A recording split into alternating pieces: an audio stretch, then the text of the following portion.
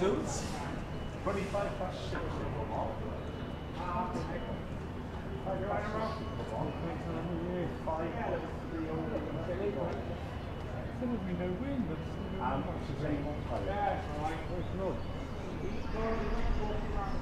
If it rains, don't think of going home early because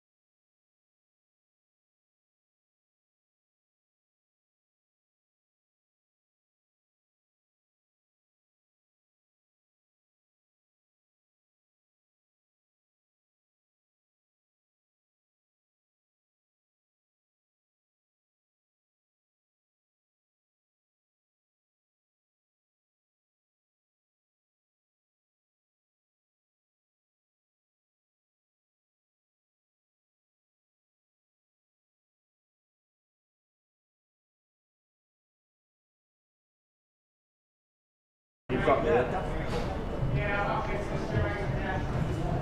good morning, very well to the Glamorgan team, led into the field by captain Kieran Carlson.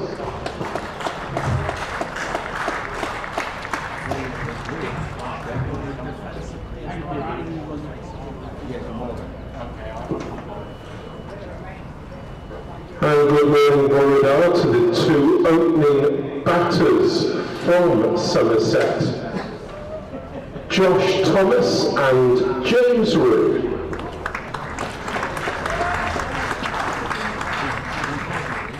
And a very good morning, Borodar, from the BBC commentary box here in Cardiff for this County Championship Division 1 game between Glamorgan and Somerset. For Glamorgan at the river end, Tim van der Goep. Glamorgan against Somerset in Cardiff in first-class cricket for the first time since 2007. I'm Nick Webb. Anthony Gibson is alongside me. Anthony, news of the Somerset side, if you would, please. Two changes from the side that lost to Yorkshire last weekend. Jack Leach returns after recovering from a neck injury. He takes the place of Thomas Rue, and Jake Ball is in for Alfie Ogborn. As Tim van der Hoogten bowls the first ball of the match, and there's a huge appeal as Thomas pushes forward slightly unconvincingly. And it is not answered by the umpire. Which umpire? I think that's... They're of similar builds. I wish they'd make umpires a little enlarged in every game. I think that's... my money's on Paul Pollard, I think, for that one. Mike Newell is the other one. But I wouldn't swear to it. They're of similar build, aren't they? As... in comes Van der Hoogten and bowls again to Thomas, who plays inside that one. Glamorgan won the toss, chose to bowl first, and it is probably the greenest pitch out of the three that we have seen so far this season. Possibly inspired by the fact that the other two have been draws. And they want to encourage positive results, which of course Glamorgan have had one positive and one negative result. Looks to be a good toss to have won. I'm sure if Somerset had won it, they'd have put Glamorgan in.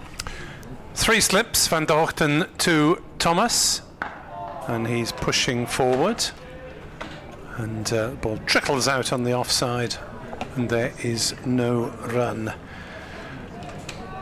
So just the one Rue in this match. Is Tom doing his exams or something? He is. No? He's in the revision period now before his A-levels, which are in June. For Alfie Ogborn. As Tim van der Hoogten, replay on the previous LBW shout, and Thomas is forward that one defending it. Well, good luck to young Tom if he's listening. Thomas. Oof, sorry. Too many other Toms around, exactly. Somerset have got 4 Toms as it is. Fair enough. For Alfie Ogborn. Glamorgan with their own bowls the first ball of the match, in the side, there's a huge appeal making his first Thomas pushes forward. Probably see him within the hour with ball in hand. As Van der Hoogten is in and bowls, and that's through outside off stump, no shot played. Quite sharp sea movement there though, and bounce as well. Looks like a well-grassed pitch. I haven't been out there. Have you been out to have a look? Yes, I had a look. It is indeed as green as it looks from this distance. It's sort of green with paler stripes running from end to end. Well, we had a hybrid pitch in the last match, which was not entirely conducive to exciting cricket. Van der Hoogten from the River Taff end. In bowls to Thomas, who's in behind that one. Defending it carefully, so a maiden over. Good demanding one to start with. Under these cool and grey skies here in Cardiff. The temperature seems to have dropped again today. It's chilly. So if you're heading down, pack an extra layer. Trees at the far end of the ground, alongside the River Taff, are in full leaf now. And towards the bowling for Glamorgan at the Cathedral Road end, Tom Norton. Tom Norton. Well, there we are. So they've given him the new cherry rather than the first change. Interesting. 18 years old, from Abergavenny. Indeed. Born and bred. So it's good to have another Welshman in the Glamorgan side, which boasts a good many more Welshmen now than it did 5 or 6 years ago. Yes, not as many would like, but still with Carlson, Kellaway and Norton in there, it's better than it was. So it's Norton in bowls, and that's James Rue, I fancy, opening the innings, and that's gone down to the boundary for 4 runs. It is James Rue. Yes. I hadn't tweaked. And that is significant because, of course, James Rue is being touted as potential England opening bat, and Somerset have been under some pressure from the ECB to put James Rue in up the top. So 4 without loss as Norton is in to Rue. Goodness me, that one went sharp. It was pitched right up and went almost sideways off the seam. Oh, welcome to the crease. Good luck. James Rue is going to need all the luck he can get. Maybe just flicked his pad as it moved sharply away from the left-hander's outside edge. Is Norton tall, strong, pitches this one right up, giving it a chance to swing, played up to mid-on by James Rue.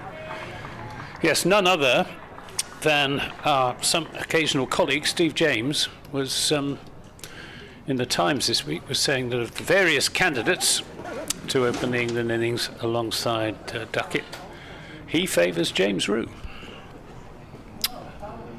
And I have great respect for Steve James's cricketing opinions.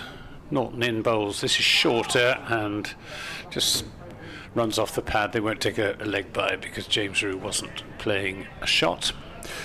Heaven forfend that England should open the batting with someone who opens the batting regularly in county cricket. Well, at least he's out there now. At least he's having a go now, yes. Even given the lack of a national selector and the fact the national coach is still on the other side of the world. Yes, quite. It's a pretty tough gig this as well on this pitch. There's Norton in and bowls, and this is helped on its way down to long leg for a leg by. 5 without loss. That's Ryan Hadley down there at long leg, the Australian, who I haven't seen before. Looking forward to seeing Asa Tribe bat in red ball cricket. Seen him in the 20 over stuff. And have been very impressed with him. So he, of course, another candidate for the England opening vacancy, assuming that Zach Crawley isn't going to be picked. Last ball of the over, it's Norton to Thomas. This is pitched right up in the block hole, turned into the onside by Josh Thomas. There's no run, 2 overs have gone, and Somerset 5 without loss, and batting looking distinctly tricky out there on this green pitch. Yeah, there was some decent deliveries from Norton in that over. Couple leg side-ish. But it looks as though he has got enough pace to be able to trouble the batters, particularly on conditions like this, under grey skies and with the ball doing a bit, and on a green wicket. So it means that Ryan Hadley is being kept for first change, as he was in Southampton as well. Zain Ul Hassan, the other seamer, Mason Crane. Putting a third man in. Oh no, they're not. It's just Sean Dixon's just... The ball has run down to third man.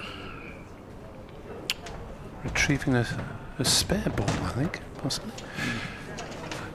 Let's see if Ben Callaway bowls in this match. Didn't in Southampton. Van der Hoogten bowls, and that's a nice drive from Rue, but straight to cover, and there is no run. So Rue numberless with a short-sleeved sweater on. You'll find that's the case when Somerset are in the field. They don't have numbers on their cable knit jumpers. Very traditional. Is Van der Hoogten on his way in again? Oh! And he's bowled him straight through the defensive prod of James Rew. And the experiment does not come off at first attempt, and Somerset are 5 for 1. Well, I haven't seen the replay, but I reckon that came back through the gate. Some late seam movement from Van der Hoogten. And, well, not sure if that was a good idea in the first place. I think that there is an argument for a more experienced player to open. James Rew was bowled by Tim van der Gooten for 4. As we've been saying, it's a tough gig on a green pitch, opening the batting on an overcast morning, and it hasn't worked out for James Rew. But he's got the second innings. Indeed so. So will Vaughan come in at 3, or will they stick to the rest of the order? I think Lammonby will come in at 3. The new man emerges from the pavilion. Looks like Tom Lammonby. Hopefully we'll get a replay of that delivery sooner rather than later. Yeah, it is Tom Lammonby. Yes, we have. The incoming batter for Somerset through the gate. is Tom Lammonby. Wearing 15. No jersey. Another left-hander. Replay for video viewers comes now. And yes, that has come back.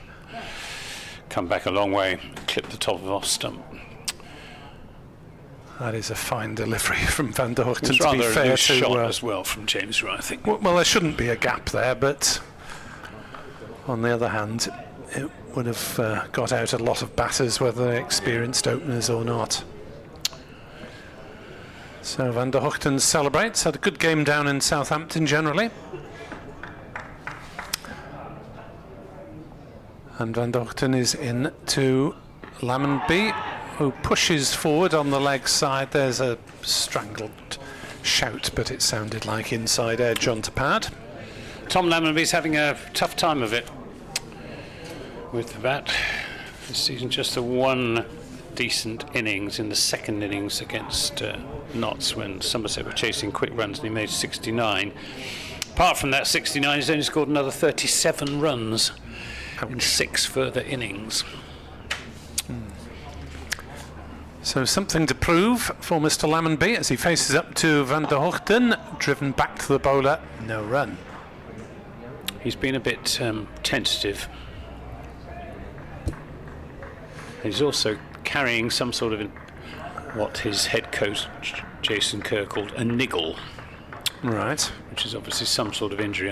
It's not an injury that's prevented him from fielding or indeed bowling. He did a bit of bowling down at the utility bowl, and still at number 3 in the batting order. Van der Hoogten in, bowls. Lammonby drives nicely on the leg side, but straight to mid-wicket, and there is no run. Yes, it's an unforgiving block of cricket, this, isn't it? 6 first-class matches in the space of 7 weeks. Still, you must be pleased with the way Glamorgan are going.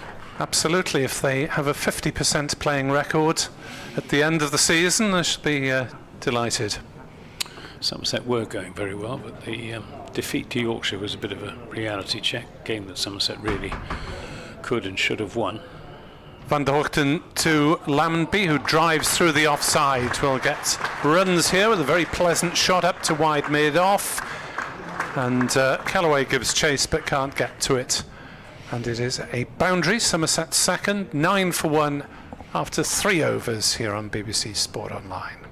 Yeah, the boundaries are a bit like they are at Taunton. Relatively short, straight boundaries, but quite big boundaries either side, which is good to see. Yeah, the geography, for those of you who are purely listening and not viewing online as well, it is slightly to our left, so slightly towards the pavilion side, but less so than the previous match that was played on that side. Oh, sorry, it was the women's game that was played on that side, wasn't it? The men's game were playing previous men's games well away to our right. Norton to bowl his second over. He's bowling to Josh Thomas. Thomas turns this into the onside, and he's off the mark with a couple of runs out to deep mid-wicket. Fresh from the 136, his maiden first-class century against Yorkshire last weekend. Batted well in the second innings as well. Mason Crane, who fielded that, fresh from winning his county cap, awarded just before the start of play, and this is third season with the county. Here's Norton to Thomas. Again turns this into the onside, and Mason Crane feels. They say there's a piece in the Cricketer about Mason Crane saying he's bowling better than ever since he joined Glamorgan. Yes, the Vichy on Cricinfo was, I think it was on Cricinfo, was pushing his claims for an England call-up. Well, there is a vacancy for a spinner. Here's Norton to... Oh, goes past the outside edge, and that one really takes off as well. Just the odd ball, really bouncing and moving off the seam. Not much swing I've noticed so far, but well, he's a strapping lad for an 18-year-old, in particular young Tom got Norton. A good pair of shoulders on him, hasn't he? He's around the 6'1" mark, but quite broad across the shoulders, as you say. He's in bowls to Thomas, who turns that into the onside. He's just not quite got his line consistently right. It's just erring a little bit on the leg side. Not seriously, but just onto sort of middle and leg, allowing Thomas to turn him comfortably into the onside. It's the one pitched on or around off stump that's causing the batsman the most trouble, as Norton is in and bowls, and Thomas goes for a pull shot, which he normally plays quite well, but doesn't get anything on that at all. Comes off his thigh pad, runs down into the leg slip area where it's picked up by Chris Cook, the Glamorgan wicketkeeper, former captain. Kieran Carlson captaining Glamorgan in the county championship this season, and doing a good job by all accounts. Norton bowls down the leg side, yeah, and no shot from Thomas. Ended that over 11 for 1, 2 runs from it, 2 to Thomas and 4 to Lammonby, and the man out is James Rue, who's clean bowled by Tim van Hoogten for 4, I think. Yes, one boundary. It was 4. If you want to email us, glamorgancricket@bbc.co.uk, and I am NickWebb2017 on both X and Blue Sky. As Van der Hoogten is into bowl to Lammonby, edges, and its through slips didn't carry, and they'll go through for a single. Tribe could only parry it. Just didn't quite carry, did it? And that's a catching chance. If you want to contact Anthony, how do they do so? On Twitter, @AntGib. Short and sweet. But listeners from Somerset or anywhere in England really are equally welcome to email glamorgancricket@bbc.co.uk. That's very generous of you. One service from the BBC for this match. Van der Hoogten in, bowls Thomas forward, defends to point, no run. Not a big crowd, is it? It's a big ground. Yes, we had a... and you've got a small crowd. They do rattle around a bit. They do, there isn't much atmosphere. Yeah, we had a good crowd on the first day in the most recent home match here when the sun was out, but it is cool and grey, and I suspect a fair few members are listening and watching at home or wherever. Van der Hoogten in, bowls to Thomas, who works that off his legs through mid-wicket. Will pick up at least one. They'll turn and go for a second as Crane scampers back towards the grandstand, and through for 2. 14 for 1, our other commentator today, you'll hear him in about 15 minutes, is Rob Phillips, who is in charge of the Welsh side of proceedings down in Southampton for the last game, when I was following it from my sofa. Edward Bevan will be with us tomorrow, and Kenneth Davis on Sunday and Monday. The evergreen Eddie Bevan. 14 for 1. Van der Hoogten to Thomas, who pushes to mid-off. No run. Bumped into Josh Thomas's parents as I was coming in the ground this morning. And obviously highly delighted with Josh's progress this season. Yes, he was on fire in the last match, wasn't he? And has a new contract, I see. He has, up to the end of 2028, I think it is. Which was always reassuring for a player, I'm sure. Van der Hoogten in, bowls to Thomas, drives. Slightly late on the shot, but plays it firmly enough to Hadley at mid-on. No run. 260 runs in 8 innings in the County Championship this season, Josh Thomas, at 37.14. And I talked to him after his 136, and he said, and I asked him if he enjoyed opening the batting. He said, well, when I was playing for the seconds, I reckoned that my only chance of getting into the first team was as an opening bat. So I started opening for the seconds and got my chance. Van der Hoogten bowls to Thomas, who plays it nicely, wide of mid-off, a nice back foot punch, and this will be another couple of runs onto the Somerset total. 16 for 1. Seems to be the way in a lot of areas of professional cricket, isn't it, that the opening batting places are the most difficult to fill. Well, obviously they're the most challenging in terms of technique, I suppose. Well, you can see it on a pitch like this against a pretty useful Glamorgan seam attack. It's not easy opening the batting. But Josh Thomas, he's a local boy, went to school at King's College, Taunton. 9 of the 11 Somerset team have come up through the Somerset pathway. The exceptions being Jake Ball and Miguel Pretorius. All of the others are locally produced. Norton in and bowls turned into the onside by Lammonby.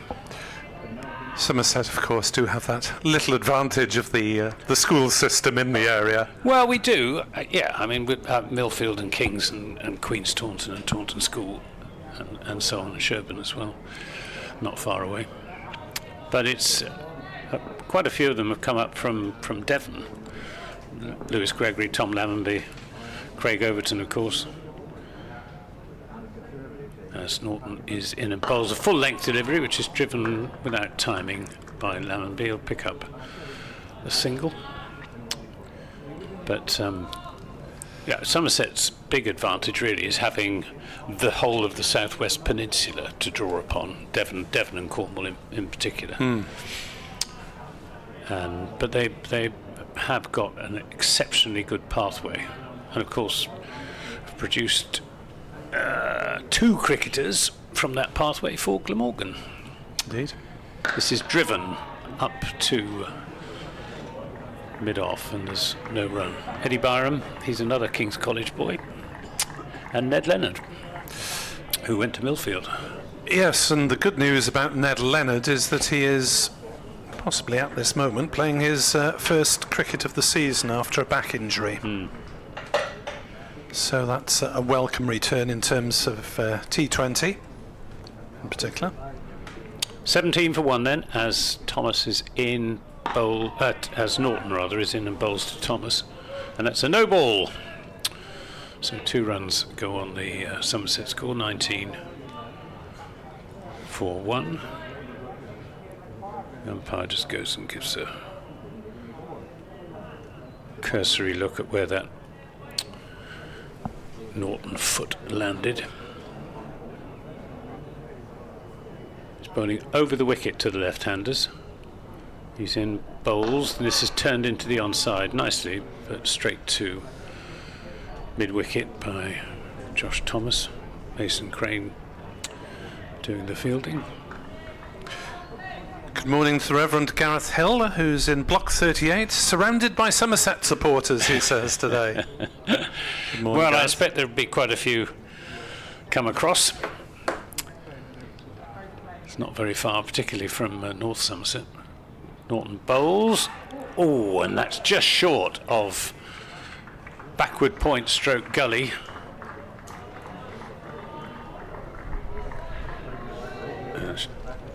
Sean Dixon there. Sean Dixon, who lives in the same town as I do. Langport in Somerset.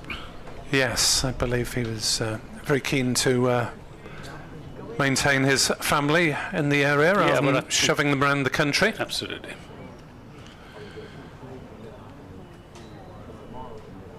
Last ball of the over, Norton in bowls to Thomas, who drives, but again without timing. It's going to be a shy at the stumps, but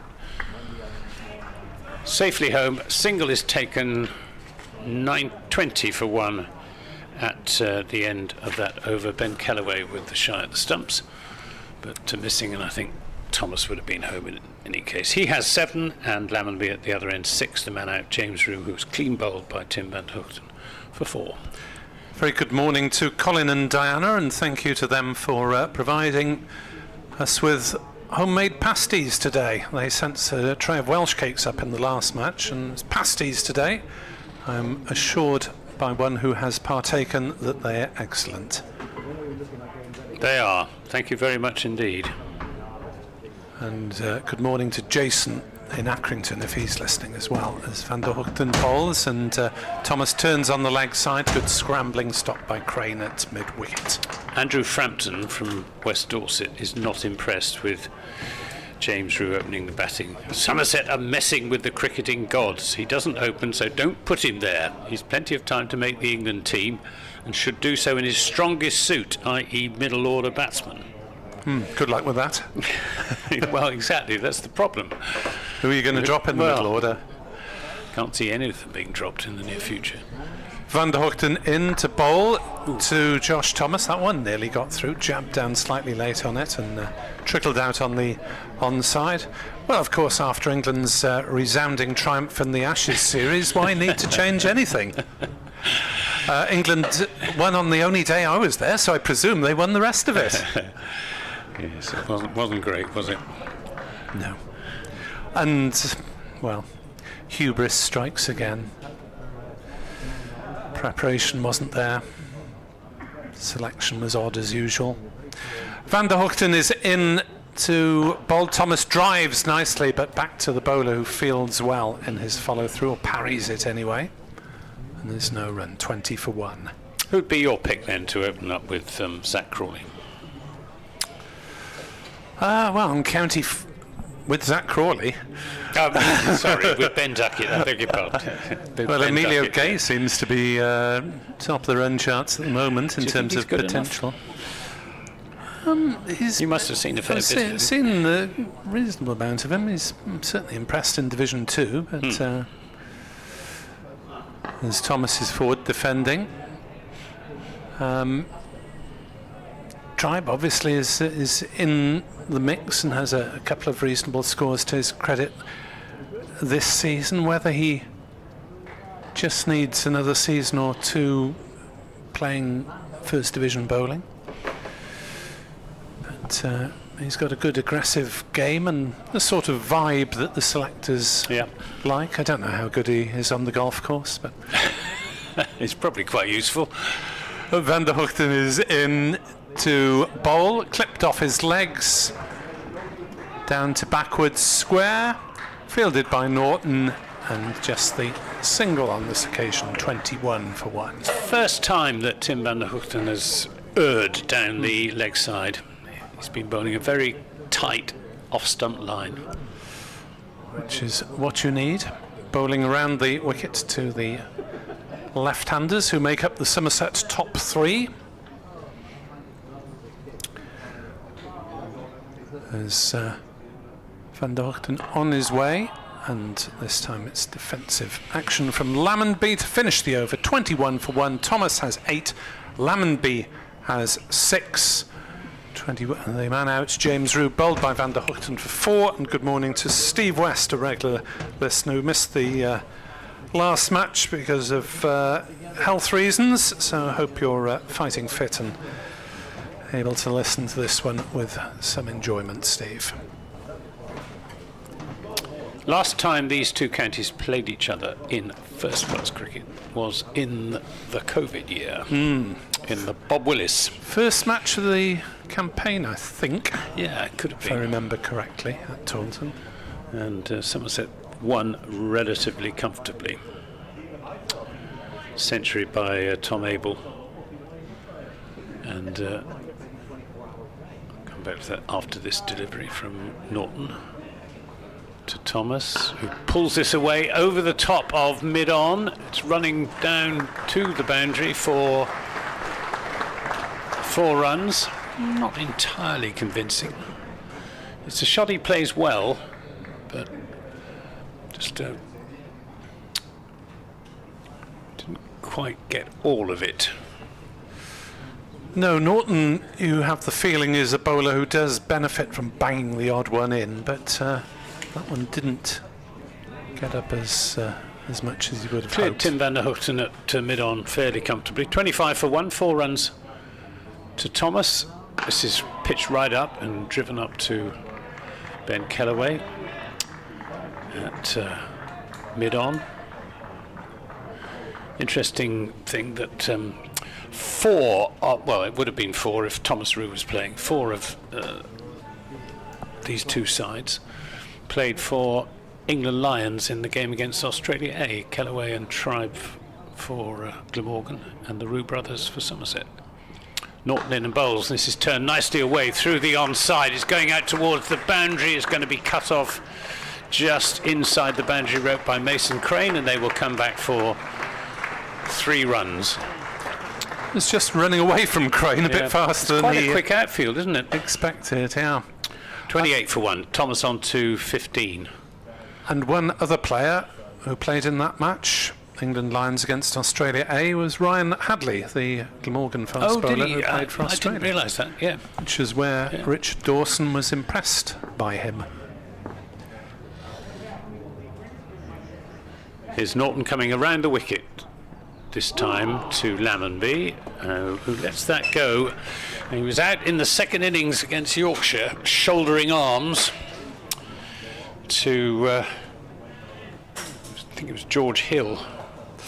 And that didn't miss the off stump by very much. And the ball from George Hill didn't miss the off stump at all. Promising start to Norton coming around the wicket. I shall give way to Rob Phillips and be back to relieve you in half an hour, Anthony. Here's Norton to Lammonby, who again lets the ball go through outside off stump. Again nipping back towards his off stump, but safe enough. 3 slips. Backward point, cover, mid-on, mid-off, mid-on, mid-wicket, and a long leg. Very conventional field. This is Somerset's field when Glamorgan go into bat. Will be similar. This is Lammonby essaying an off drive, inside edge onto the pad, up to Kellaway at mid-off. Ended that over. 28 for 1. 15 to Thomas and 6 to Lammonby. And good morning, Rob. Good morning, Anthony. How are you? I'm fine. Good. Interesting start. I was at Southampton last week and it looked a very green wicket. And afterwards, Kieran Carson said, well, I would have fielded too. And Glamorgan went on to get 530 odd declared. So It you happens never at Taunton can as well. tell. Yeah, quite often it happens at Taunton that a pitch looks as if it's going to do a lot and doesn't. So Van der Hoogten in, and that time Josh Thomas plays it out to the offside, no run. Yeah, we were talking about the openers. I thought Asa Tribe probably feels he missed out last week in that there was a very big 300 partnership for the second wicket and he'd almost got to lunch in good nick. He's looked in decent nick anyway when I've seen him. but he hasn't yet put together that 100 which everybody looks for. Van der Hoogten in from the River Taff end. This time it's played up to mid-on, no run. And Somerset having been inserted are 28 for 1. Van der Hoogten took the wicket of James Rue, bowled him for 4. That was in his second over, the game's third over. And it was Van der Hoogten's 16th wicket this season. So the Australian-born Dutch international is in good form. Runs towards us now. Lammonby gets everything behind that. Sun's coming out. Thomas gets everything behind that. Yeah, sun is coming out. Hooray. Well, when I got up this morning, it was speckling with rain, but Yeah, we had just a few drops of rain overnight in Somerset. yeah. I live up in the Gwent Valley, so sometimes there's a different weather Yep. to here. Still overcast though. You'd think decent seam conditions. As Van der Hoogten runs in from the Taff end, and Thomas gets everything behind that, and it's cut away through the offside for 4 runs. Good shot by Josh Thomas that, and the score goes up to 32 for 1. Yeah, talking about the weather, I've had a very interesting chart provided by Steve Pittard from the Rose and Crown at Hewish Episcopi, showing the percentage of days washed out at Cardiff Right. in the last 35 years. People who live here won't be surprised. Van der Hoogten bowls. This time Thomas plays onto the onside. There it is. You can see May is relatively few, only 5% of days washed out at Cardiff. You go into August and it's 20%. Wow, that is a spike in the graph, isn't it? And it's not actually that dissimilar across the other side of the Bristol Channel in Taunton. That's why we try and go away in August. The sunnier climes. But the forecast for this game is pretty good. 34 for 1 it is. Van der Hoogten bowls, and Thomas straight back to that. Collected in the covers by Zainul Hassan, who got his first his maiden 100 last week. Yeah, I haven't seen him before. I've seen Asa Tribe in white ball cricket, but not in red ball cricket. Played very well, had a life when he was out on a no ball, which happens. And then he got together with the captain Kieran Carlson. They put on over 300 for the second wicket. As Van der Hoogten bowls, and Thomas, He hit. I think he hit his Lammonby. partner then. Yeah, he did. Lammonby went sprawling on the ground. I think he's all right. Is he hit on the helmet? So we made Very a replay nasty. of 'Cause this he, now. he, Yeah, he really whacked it, did Josh I thought it Thomas. was- Oof. And Lammonby was backing up, put his right hand up to, his left hand up to shield his helmet. Umpire saying, "You all right?" Yes, I think he is. Not very nice. No, it isn't.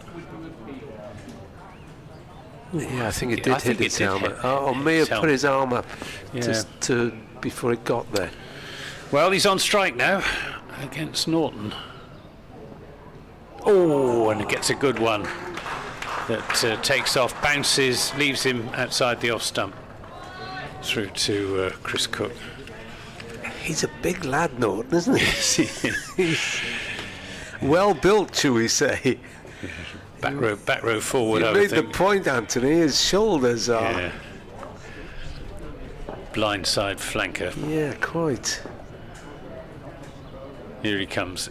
It's an economical approach. He's in bowls, and Lammonby pulls that away through the onside, down to deep square leg for 4 runs. It was short and didn't really get up, and Lammonby got on top of the bounce, and not at all phased by the blow he took from his batting partner, and latched onto that and whacked it away through the onside. He moves on to 10, score on to 38 for 1. The one being James Rue, who was put in to open the innings.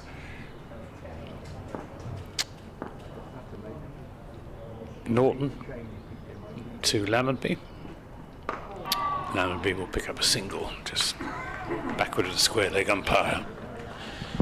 And obviously Rue opening will have had something to do with the ECB, who have been encouraging Somerset to give them a chance at opening. But also, I thought there was a good case for an experienced bat to go in alongside Josh Thomas, rather than having Archie Vaughan and Josh Thomas 20 and 21 respectively, opening the batting. Norton in and bowls, and Thomas punches this up to Kellaway at mid-on. Somerset are missing a few today as well, aren't they? Yes, Tom Banton, who has been at the IPL and got injured. Tom Kohler-Cadmore, who's got a hairline fracture in his right thumb. And Lewis Goldsworthy, who's done a hamstring. Both Kohler-Cadmore and Goldsworthy sustained their injuries during the Essex game at Chelmsford, and injury replacements were called for. And this takes Thomas amidships. I think he's okay. Just don't know actually. Painful. Just wanders away. Yeah. It's one of those where you try not to show the pain. Yeah. But we all understand. Yeah. And the two subs in that game, Will Smead, who was playing for Somerset. He was at Abergavenny, wasn't he? Abergavenny. Yes. Against Cardiff University. Yes. Here's Norton in bowls, and this is pulled away fiercely for 4 runs. He really nailed that, did Josh Thomas. He's very good with the pull shot to anything a little bit short, and he gave that 100%. Moves on to 23, 43 for 1 after 10 overs. So Somerset recovering pretty well from the early loss of James Rue. Yes, on the injury front, I forget where I was. I think it might have been the same weekend as Glamorgan in Nottinghamshire. Didn't they open with Jack Leach or something? Because they did. Smead couldn't get there in time. They did indeed, yeah. We were all pondering just why that would happen. Well, I suspect word went round the dressing room, who wants to open, and Jack Leach put his hand up. Yeah.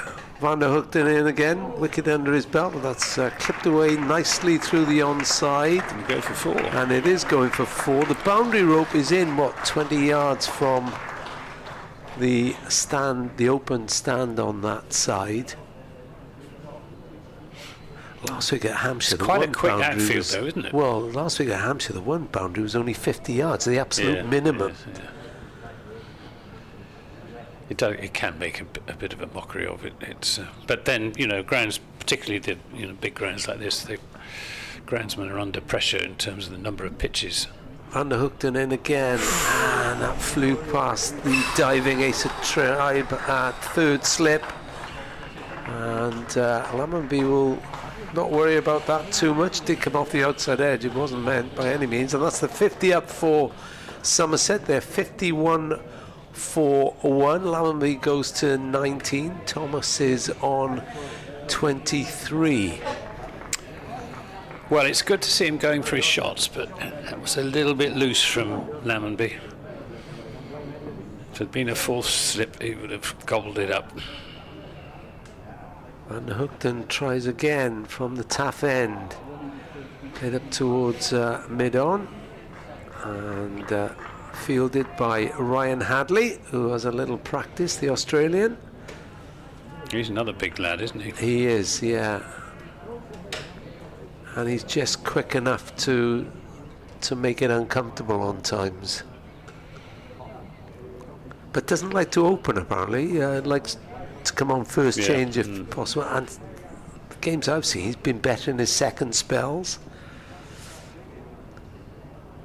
Van der Hoogten in again. Decent partnership between these two. New ball will very often do a bit more after the lacquer has come off it, after the first half dozen overs. And also some bowlers don't actually much like bowling with a brand new ball. with that very pronounced seam. It's a little bit more difficult to grip than a slightly older ball. Van der Hoogten from the far end. Left that time by Lammonby through to Chris Cook with the company of Colin Ingram, the captain, Kieran Carlson and Asa Tribe making up the slip cordon. Some experience at wicketkeeper and first slip. Both in their... well, Chris Cook is nearly 40, isn't he? Plenty of memories to chat over between those two. 39 and 40. As Van der Hoogten's in again. Lammonby punches that through the offside. It's Ben Kellaway races across from mid-off to collect just the one run, but Lammonby moves to 20 and it's 52-4-1, and having been put into bat, this is a relatively decent start by Somerset. And the skies overhead are clearing a bit. There's quite a lot of blue sky, hazy blue sky at the moment, but this may turn out to be not a bad day for batting. We will see. I fancy the ball is not quite as much now as it did first thing. To bowl for Glamorgan is Ryan Hadley. It's Ryan Hadley. Glamorgan's overseas, 27 years of age, born at Blacktown in New South Wales, and plays his cricket in Australia for New South Wales and Sydney Thunder. Yeah, he's got 14 wickets so far. He's just behind Van der Hoogten, who's on 16 with the wicket today, and of course leading the way is Mason Crane, the leg spinner, who's had a terrific start to the season. Don't know whether he'll get a ball this morning.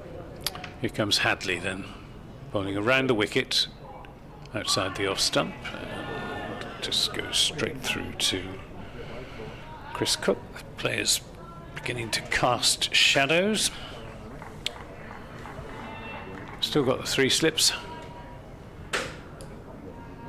Don't forget you can get in touch with us. I'm at Rob Phillips here on X, Rob Phillips here .bsky.social on Blue Sky, Rob Phillips here on Threads, at Ant Gibb as well if you want to get in touch with Anthony, and of course you can contact us on the Glamorgan Cricket, glamorgancricket@bbc.co.uk email. Hadley in and bowls short and turned down to long leg by Tom Lammonby. Just helped on his way down to long leg but kept it down. Takes the single, 53-4-1. One of the many joys of covering cricket is the interaction you get from supporters who are either listening or watching on the stream. Neil Thornycroft says, great to see the men of Gwent in the Glamorgan team and in the commentary box. Nick Webber and myself both hailing from that fine county. No wonder we're doing so well, he says. Is Hadley in a bowls to Thomas, who goes appeal for LBW. May just have clipped the pad, but I think it was going to beat the off stump. I think he was appealing for LBW, possibly for an outside edge. Eh? Or anything you've got. I mean, it's a good ball, terrific delivery. Really went sharply. I think it may just have clipped the pad on its way through. Yeah, Hadley appealing. Just enough movement though, wasn't there? Yeah, there certainly was. And it was pitched up on a good length as well. I think probably Norton's problem was he was bowling a bit short on times and got dispatched. Here he comes again. In and bowls. Ooh, and that one comes back into Josh Thomas, who plays it late but manages to keep it out. He's offering more threat from this Cathedral Road end, is Ryan Hadley, than Tom Norton did. Not that Norton bowled badly, but just didn't have a consistent enough line, just going on to leg stump. too often and taken for 2 boundaries in his last over. Hadley in to bowl to Thomas, and that, well, having said that Norton straying onto leg stump, that's exactly what Hadley did there, and Thomas was capable of given the opportunity to turn that down to deep square leg. And I think, judging by the ripple of applause, that will be the 50 partnership. 55 for 1. Yep, Yeah, it is indeed. Just looking 50 around, partnership. not bad numbers in front of us, and Well, I suspect the ranks of the local supporters would have been swollen by a good contingent up from Somerset. Or across from Somerset, I suppose we must say. This is turned up to mid-on firmly by Josh Thomas. That was a half volley and he missed out on it. Tim van der Hoogten fields at mid-on. 3 runs from the over, 55 for 1, 25 to Thomas, 21 to Lammonby, the man out. James Roux was clean bowled by van der Hoogten for 4.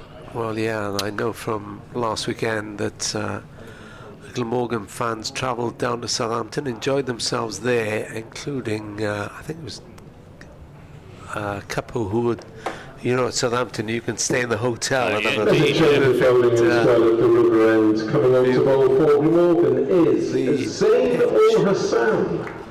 So Zain Ul Hassan took a couple of wickets against Hampshire, buoyed by his maiden century there as well. And he was making the point afterwards that yes, he's worked hard as a batsman and gets in the top order, but he was actually trialling at Glamorgan as a seam bowler. Might suit him actually. A little bit less pace. Yeah, relies more on accuracy. And he's coming in from the River Taff end. Lammonby takes a little step down the pitch and plays it to Kieran Carlson, short on the onside. The Glamorgan captain, who will, I'm sure, be his usual ebullient self on the field, tends to lead by example. Ul Hassan in again. Lammonby took more than a couple of steps down the pitch there. He went straight past his the outside edge. Yeah, more Ooh, pitch prodding. Yes. It's a long way down That though. went sharply, that did. There's still plenty in this pitch. Yeah. Interesting. Chris Cook had to move appreciably to his left to take that. Ul Hassan tries again. Just down that offside line. Pitching just outside off stump and then moving away. They're still pretty testing conditions, you have to say, when the ball is pitched up and accurate. What he's got to do, Ul Hassan, is get one to nip back. He's angling it across. Ul Hassan in again. Again, oohs and ahs. Is it good? Again, Lammonby takes a couple of steps down the pitch, trying to negate the movement, and sees it go past his bat into the hands of a grateful Cook. And Lammonby must have been fearful of that one cutting back, because Ul Hassan in once more. Straight bat from Lammonby for that. Plays it out to point. and the line of attack is just he's bowling over the wicket, slanting it across the left-hander. Hence the 2 plays and misses. But Lammonby won't have faced Zain Ul Hassan before, I suspect. Ul Hassan in again, and this time Lammonby gets everything behind that. Decent enough first over. It's a maiden from Zainul Hassan. And the Somerset score is 55 for 1. Josh Thomas on 25 and Tom Lammonby on 21. Elsewhere, Hampshire in trouble against Essex at Chelmsford, 34 for 3. Notts 30 for 2 in the big game at Trent Bridge against Surrey. And Leicestershire 45 without loss at Hove against Sussex in the second division. Warwickshire 41 for 3. In the first division, 41 for 3 against Yorkshire. As Hadley is into Thomas, who drives without timing and won't get a run. Yeah, Warwickshire 42 for 3 against Yorkshire, so losing early wickets at Edgbaston. And in the second division, Derbyshire going well against Northants, 48 for no wicket. Gloucestershire 40 for 1 against Kent. Lancashire 38 for 1 against Middlesex, and Worcestershire 39 for 2 at New Road against Durham. Hampshire look like a side in big transition. Struggling to get anywhere this season. Hadley in and bowls. Oh, it takes Thomas on the pad, but I think that was a bit high and a bit leg side as well. The appeal lacked conviction. In fact, it was sort of cut off in its prime by Hadley. Yes, both of these sides have beaten Hampshire at the Utilita Bowl. Which never goes down well with supporters when you're losing at home, does it? They've lost Albert for 6, Gubbins for 8, and Tom Press for 4. To a combination of Sam Cook and Snater. Hadley to Thomas. Oh, takes him on the pad, but outside the off stump, and he was playing a shot, and it was a bit high as well. But he's asking the right questions, Hadley, though, isn't he? Yes, he's bowling well.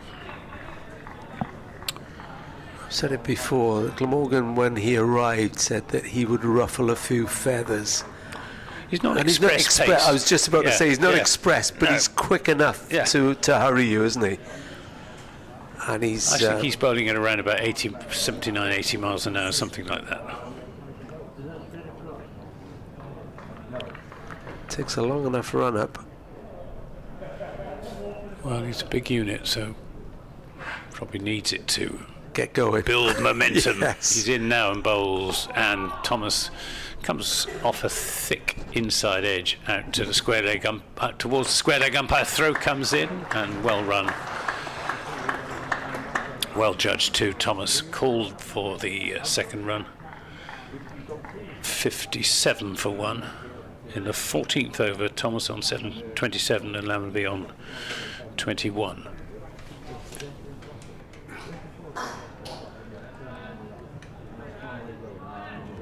Yeah, decent start this from Somerset. You never quite know what's going to happen when you put a side in, but you like 2 wickets before lunch when you do. 3 preferably. 3 preferably, yeah. Hadley in and bowls, and Thomas solidly forward, plays that back up the pitch. He's quite an aggressive opening batsman, Josh Thomas.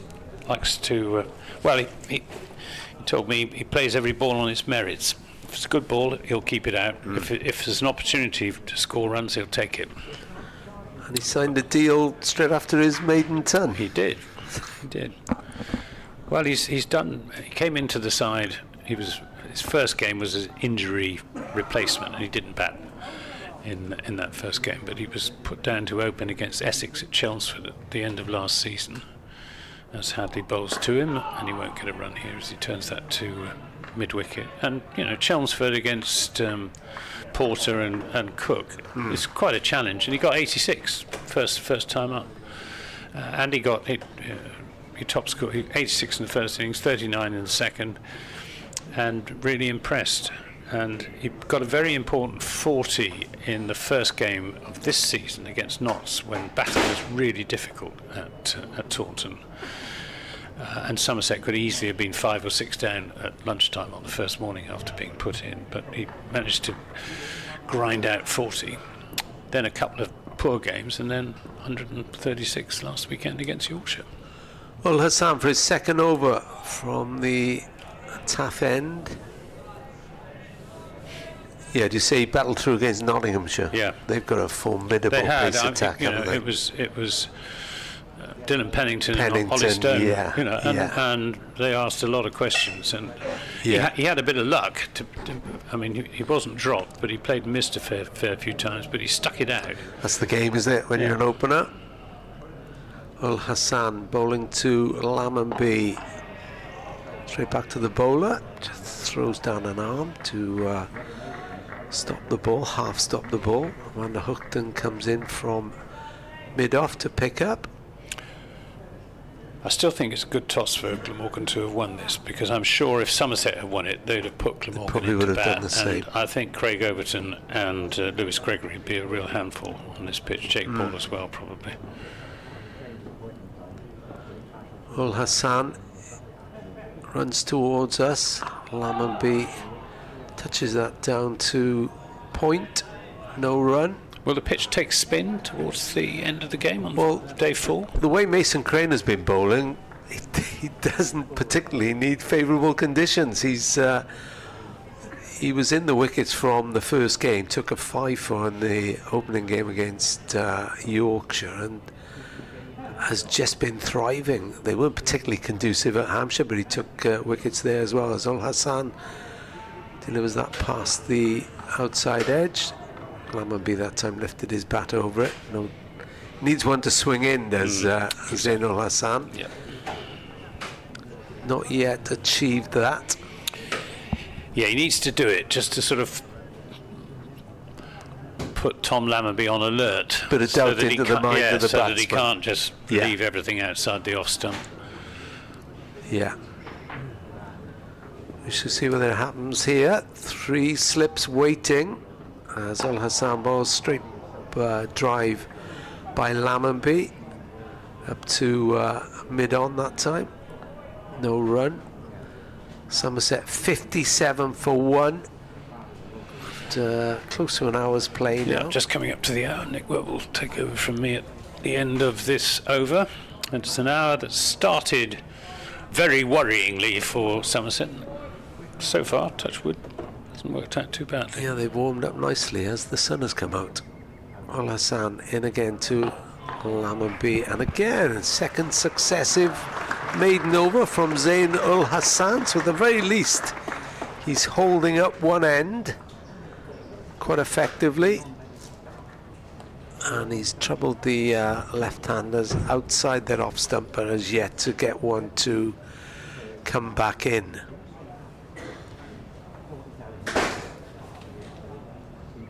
And Nick Webb is back.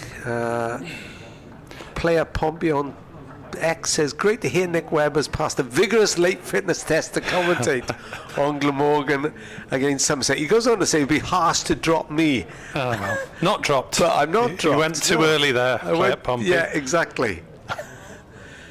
Welcome to you. Hadley bowls, and Thomas plays that one up to mid-on, no run. So, yes, Rob with us today, Edward Bevan tomorrow, and Kenneth Davis on Sunday. They say and variety Monday. is the spice of life, don't Absolutely. Anthony has a wide range of companions, as do I. If I last all 4 days, fingers crossed. So, Hadley back to the Cathedral Road end and runs in, bowls to Thomas, grunt of effort as the batter gets everything behind it and pokes it back down the pitch, rolls I think via the boot of Hadley to Van der Hoogten at mid-on. So the pitch is slightly towards the grandstand side, not unreasonably so. It's a shortish boundary on the pavilion side, which means it's good for watching from the pavilion for once. previous 2 games were away towards the grandstand side and needed binoculars to watch from the pavilion. As I said, not as short as the 50-yard boundary at the Utility Bowl last week. That's a decent delivery from Hadley that is defended by Thomas, no run.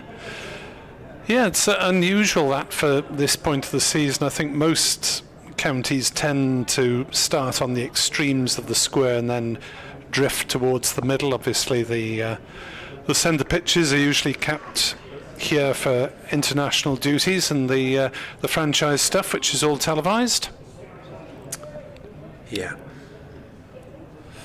I see one home match in the Blast. The television broadcasters have remembered where Cardiff is, which they don't always, for county games. Hadley in, bowls, worked on the leg side by Thomas, but can't get it past mid-wicket. So Glamorgan, second 11, are playing a T20 match or a couple of T20 matches against the Oxford students today, presumably at the Parks, yeah. And Glamorgan totalled 156 for 6 in their 20 overs. And Ned Leonard is indeed in that team for the first time this season after a back injury, but was not called upon with the bat. As Hadley, right arm round in to Thomas, works that one off his legs. They'll take a single down to fine leg, and that should be all. 58 for 1. So Glamorgan's top scorer is Eddie Byram, who hit 44 off 34 balls, having lost his place in the first team. Apart from that, Dan Douthwaite 25 off 17, Henry Hurl 18, Callum Nichols 16, Jack Hopebell 17 not out. So no huge runs, but Eddie Byram was the top scorer there. A lot of players in the Glamorgan second 11 at the moment with some first team experience. Hadley bowls and Lammonby plays it out on the offside. There is no run. The Glamorgan openers in this current second 11 game, Smale and Horton, might both be featuring in the T20 side, as may possibly Douthwaite and Leonard, you'd assume, would be, with Hurl, Nichols possible outsiders for places. Well, it's difficult to get in a red ball side who've just won by an innings, isn't it? Indeed. as well as you can. Yeah, the one change enforced by injury, with Tom Norton making his first class debut after one One-Day Cup appearance. So Zainul Hassan collects the ball again, yet to concede a run in his 2 overs. A quick word with Van der Hoogten, who knows all about miserly bowling. Well, Hassan in from the far end, and that went past the outside edge into the hands of Chris Cook. He just needs one to come in a bit. He's bowling over the wicket to both these left-handers. And again, the master, Van der Hoogten, has a quick word with Zainul Hassan as he walks back to his mark, ready to turn. Bowls again, and Josh Thomas this time gets back behind it. He had a couple of wickets at Hampshire, did Zainul Hassan. Yeah, I was struck on Monday by the vast amount of cricket that was being played while I was listening to you and taking a look at some various other scores around the grounds. There was under 18s, second 11, the women's game. Yeah. Well, Hassan in, and that's a more expansive shot from Thomas, but it's blocked at mid-off there. Who was that? Is that Ben Kellaway? There it is, Ben Kellaway, who didn't bowl last week. He played all 4 days. Didn't see him bowl right arm or left arm. Asked Richard Dawson, the Glamorgan coach, about it afterwards, and he said, "No, we're just He could have, but they really didn't want to risk him, so that hip is still obviously causing him some discomfort. Ul Hassan balls, this time turned away through the onside by Lammonby. Didn't get everything on that. Norton is there, and he's got a decent enough throw back to Cook. 2 runs they take, 61 for 1. Ul Hassan has conceded 3 runs. Although he didn't contribute with the bat, Ben Callaway, I mean, on form generally, he is good enough to play As on a either batsman. discipline, Yeah. or as a batter or as a bowler. Hopefully he'll contribute with both in this match. Ul Hassan looking for the breakthrough again. That lovely drive by Lammonby again keeps Callaway busy. Callaway shies at the stumps, doesn't hit the target, and the debutant Norton collects. And it's 62 for 1 now, Somerset, having been put in and having lost James Rue in the 3rd over of the day, bowled by Tim van der Hoogten.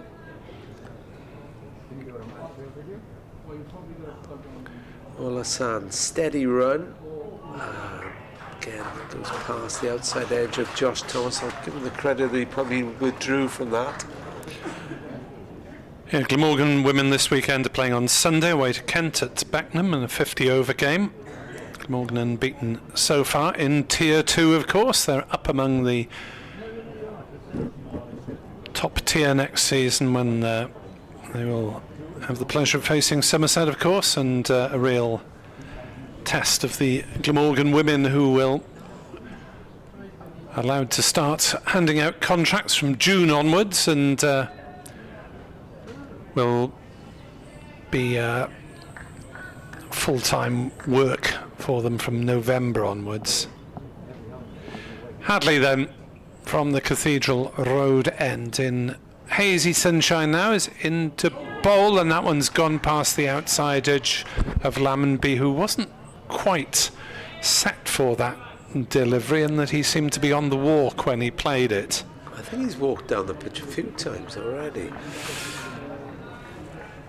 Seemed to be a little bit off balance when he faced that particular delivery. Hadley's found a good line and length here, though, this morning. Only conceded 6 runs in his 3 overs so far. Yeah, Norton was just a little bit inconsistent, wasn't he, in terms of line and length against the left-handers. Here comes Hadley round the wicket, bowls. That's outside off stump and rather too full as it goes through to Chris Cook. Glammy podcast says, why does seeing Colin Ingram field in sunglasses in these overcast conditions make me nervous? Yeah, I had a word with the former Glamorgan and Kent batter Mike Powell about this, and he said it's not just posing and showing off your shades or for sponsors or anything. It does actually make a difference across the course of a day, as Hadley bowls and Lammonby defends that, so that it can reduce the eye strain even when the sun isn't out directly and it is trying to poke through. Yeah, that was sent to me on X about half an hour or so ago. So it is a bit sunnier now anyway. There are, the players' shadows are showing on the pitch. Oh, he took a couple of lovely catches last weekend at Ingram. He doesn't drop a lot, that's for certain. It is a difficult art, though, isn't it, standing at slip all day, and you might only be called upon once or twice in the day. Hadley bowls, Lammonby drives off a thick inside edge, this out on the onside. Fielded by Norton, no run. As for Somerset women, they are in action next Wednesday against the Blaze. Notts in real world, and that is at Exmouth.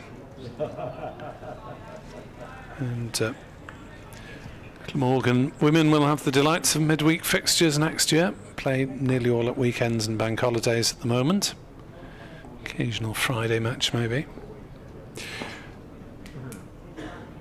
Tall figure of Ryan Hadley running away from us and bowling over pitch, driven through the offside square of the wicket. That'll race away for 4 to Tom Lammonby. And Somerset racing on now to 66 for 1. Having had a cautious start, but this a flourishing partnership between numbers 1 and 3 in the order.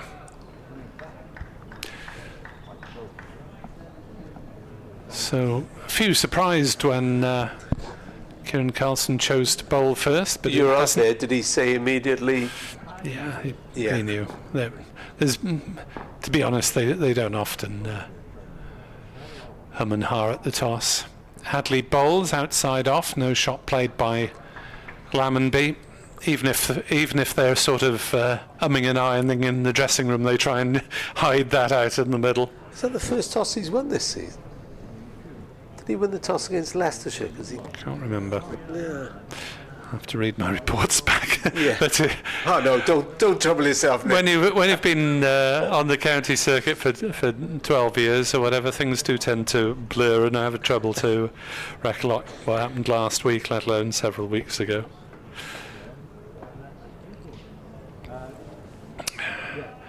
So Zain-ul-Hassan, just the 4 runs from his 3 overs so far,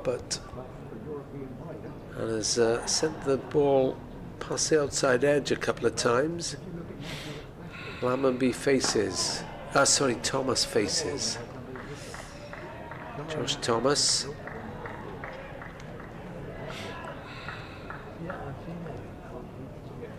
He, as we've been saying, signed a new 2-year deal after getting his maiden century against Yorkshire.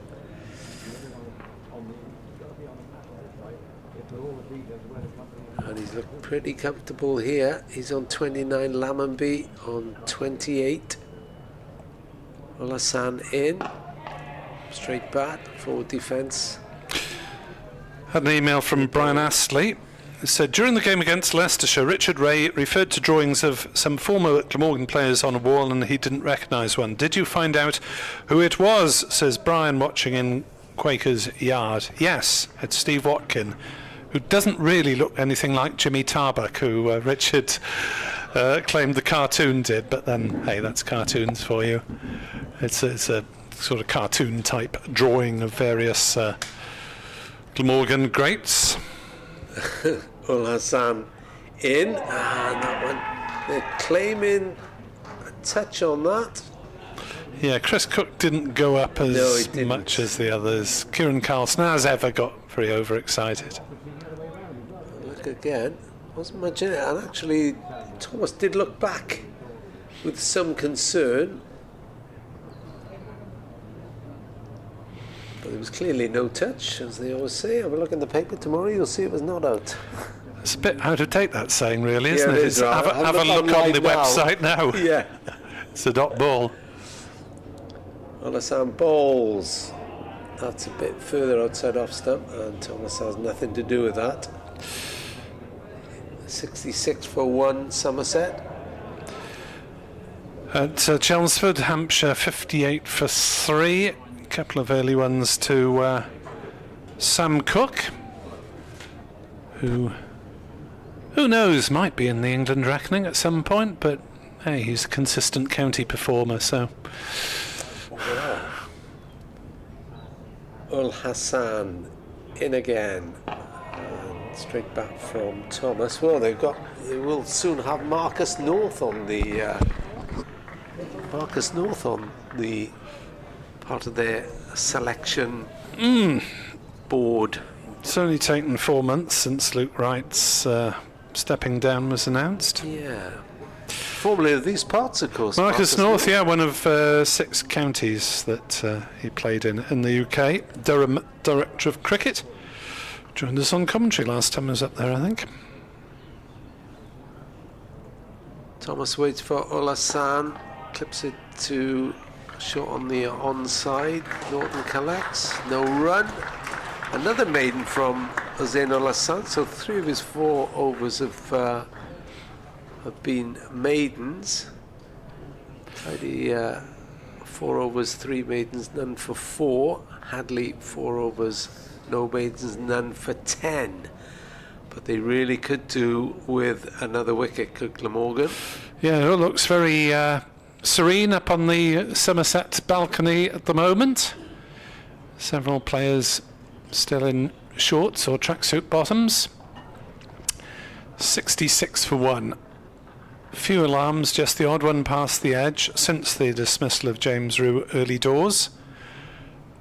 As Hadley comes racing in and bowls, and Lammonby is behind that one, defending. Hadley into his 5th over, so this could be the last one of his spell. And Callaway is winding at mid-off gently. I think he was winding anyway. So that could mean that he is into the attack to bowl. Having not done so, he might have been just keeping himself limber. But we shall see. As Callaway was injured early in the game against Nottinghamshire. Didn't bat or bowl there. As Hadley bowls, that's quite close to off stump. That's a great leave. Yeah, there's only 2 sorts of leaves, and that was a good one from Tom Lammonby, albeit the off stump might be a coat of varnish thinner for that. Well, that one came back in as well, and you have to say Lammonby judged that to perfection. That's what he would tell you, Nick. Well, he's still there, so he's got every right to claim that.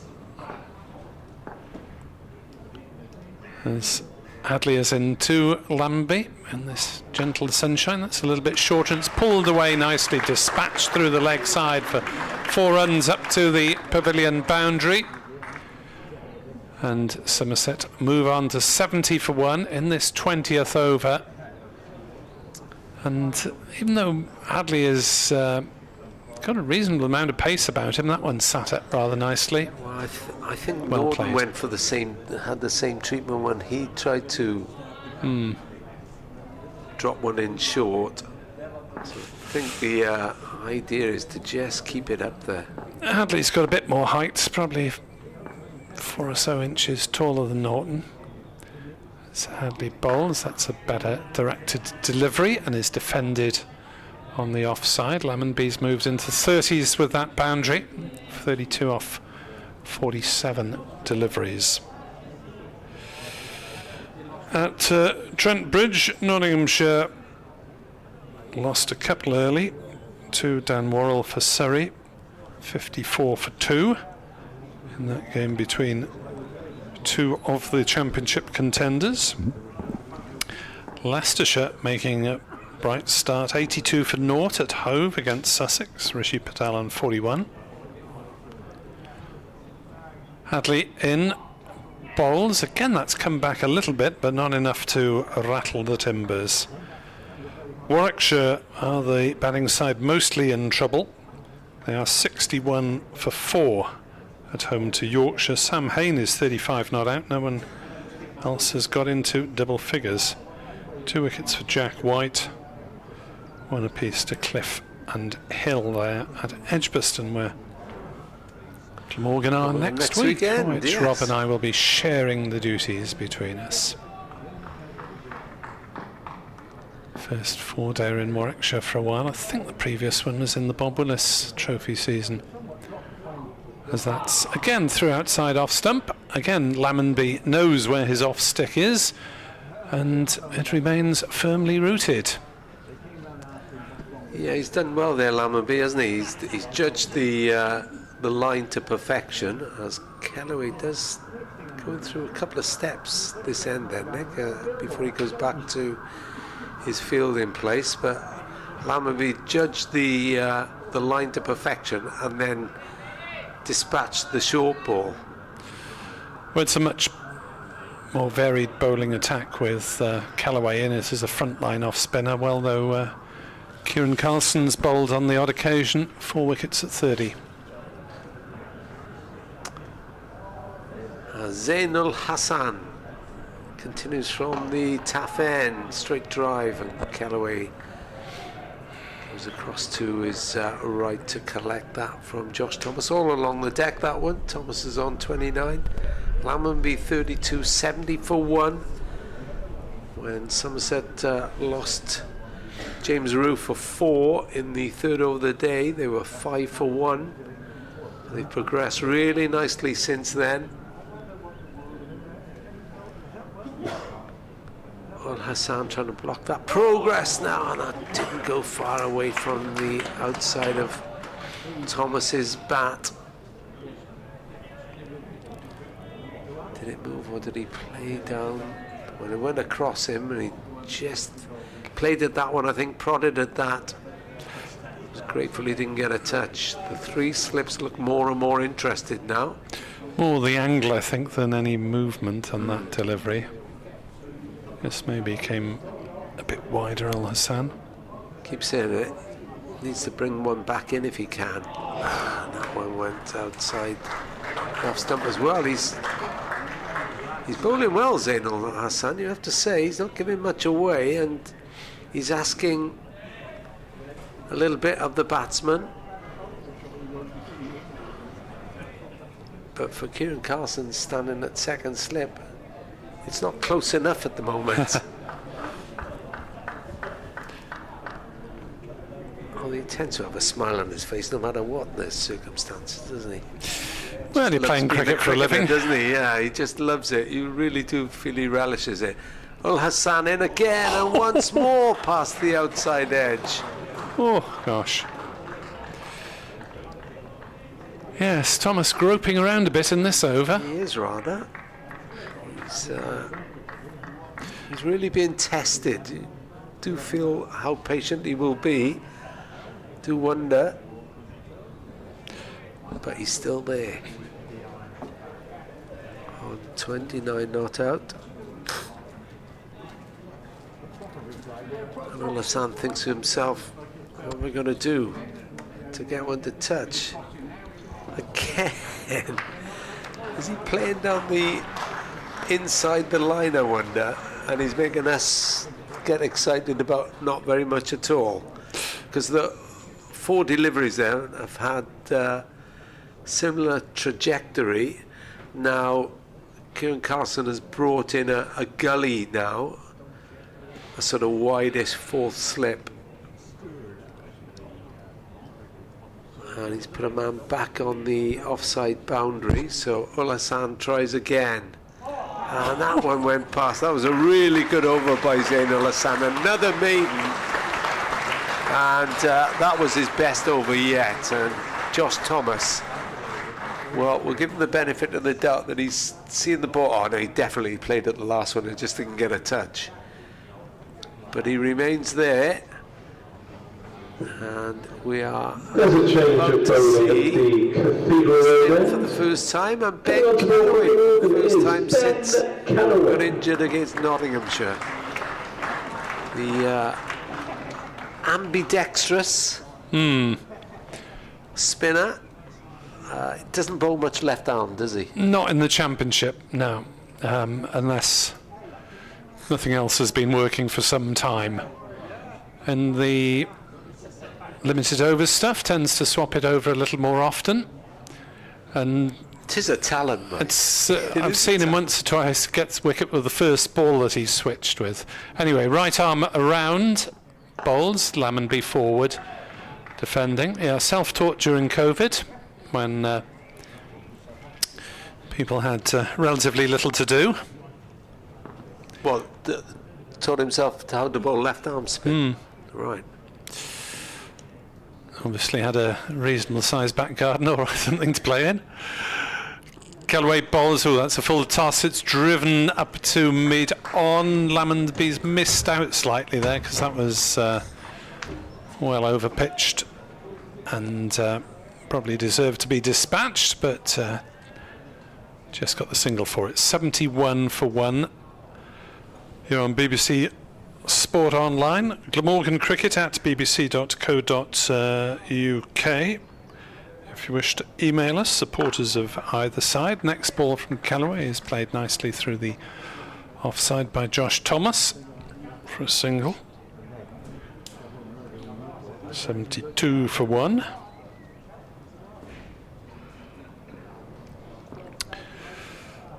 As Callaway in, bowls turned away on the leg side, another single to Lammonby this time, 73 for 1. As a reminder that the TMS team will be here, is that next weekend? Yes, it is. When England women face New Zealand, there'll be coverage of that on the BBC Sport website and app. Knocked away by Thomas on the leg side, just drifting down slightly, and Ben Callaway looking Hasn't quite got the radar yet, a has he? fraction rusty, having not bowled for several weeks. He had a hip flexor injury, didn't he? I don't know what a flexor does, but it clearly affects your bowling. As that is a better delivery. Lammonby treats it with due respect. He has 34, Thomas has 31, and it's 74 for 1. Somerset doing very nicely indeed. So, reminder that ODI, if you fancy coming along, it's next Saturday between England women and New Zealand women. It'll be nice to see England women playing in Cardiff for the first time, and if you can't get here and want to follow it, it's on the BBC Sport website and app, as of course will be Nottinghamshire against Glamorgan and the Somerset fixture next week. Warwickshire, yeah. So Earl Hassan resuming battle with Josh Thomas, who is 31 not out, had a few lives in the last over. Squirts off his bat into cover point, and it's stopped there, and there's no run. And the way he played that shot, he's obviously keen to get away from Zain Al Hassan's bowling, because he was troubled in the last over. It was a maiden, and 4 or 5, probably too many for his liking, went past the outside edge. Yeah, next week, Glamorgan up at Warwickshire and Somerset entertaining Sussex. Al Hassan rubbing the ball vigorously on his right leg. Now he moves in from the far end. Straight ball. All that Thomas can do is play it up to mid-on. There's no run. 3 slips.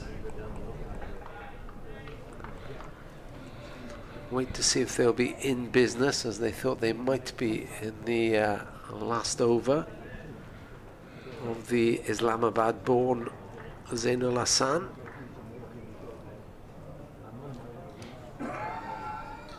Takes 12-15 steps before he gets to the wicket, builds up a bit of speed. Another delivery that all Thomas can do is parry it back down the pitch, or this time up to Callaway at mid-off. No run. Yeah, came out to the UK at a young age, Zain Al Hassan. Slight Midlands accent still. Had some early promise with the Worcestershire Academy, but then trialled around half a dozen counties before... as a bowler. Mainly as a bowler, yeah. Batsman, yeah. He's in again, and this time Thomas cuts that. And there's no stopping now. That's 4 runs. Out to the offside boundary. Crane didn't even move for that one. Punched through the offside. Thomas will feel a lot better now with that score. He's on to 35. And in a sense, he released the shackles.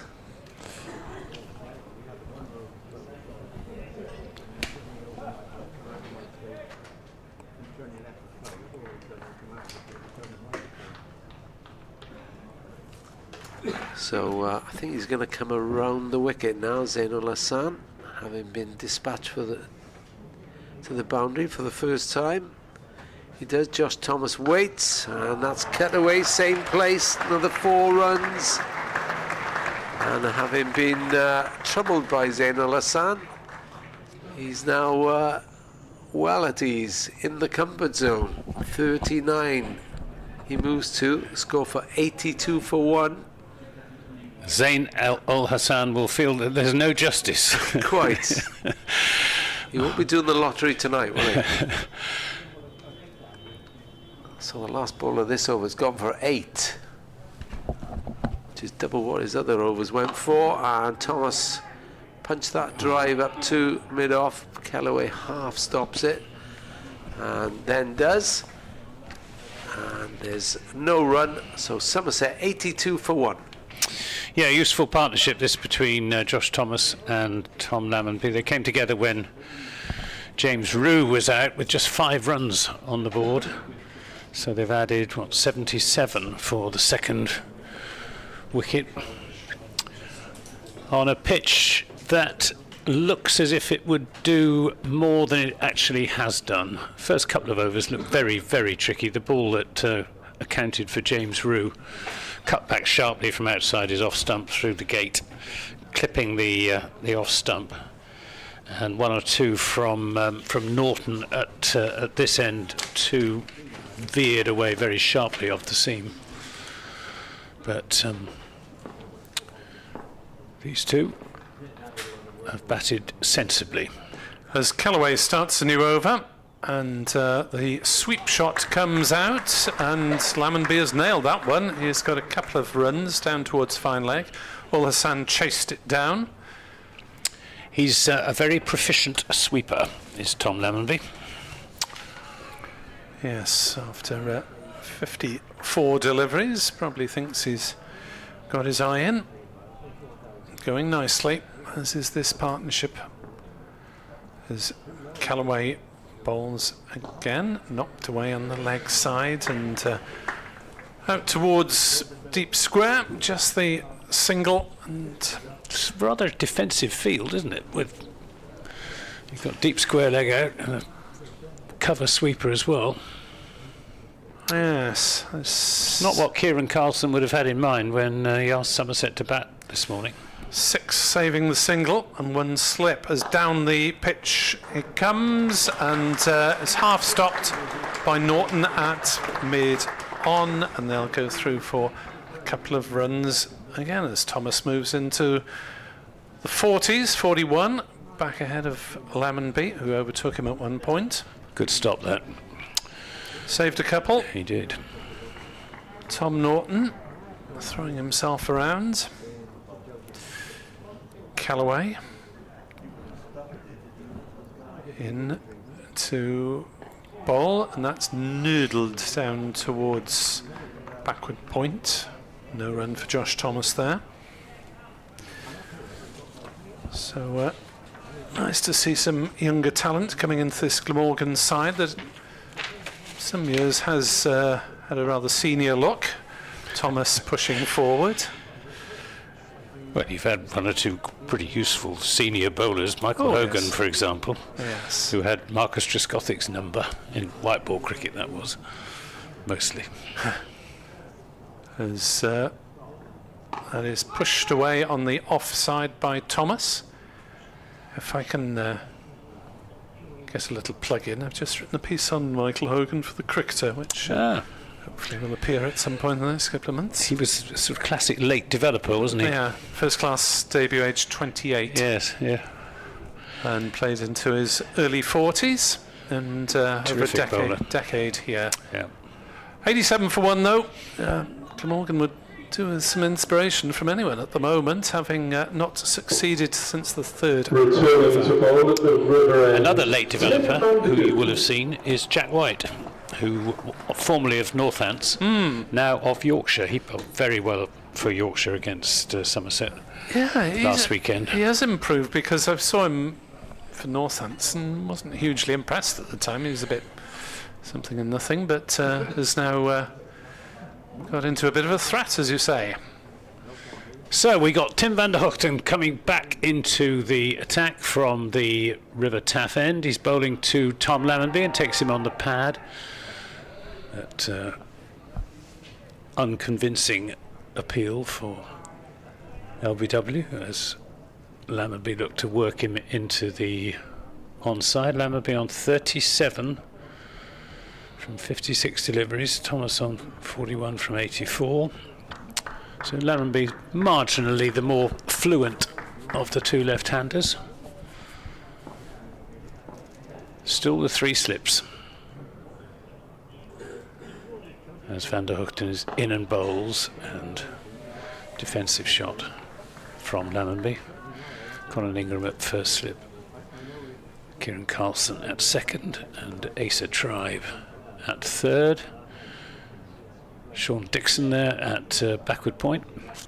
Extra cover mid-off, mid-on, mid-wicket, and I assume there's a long leg. There is indeed.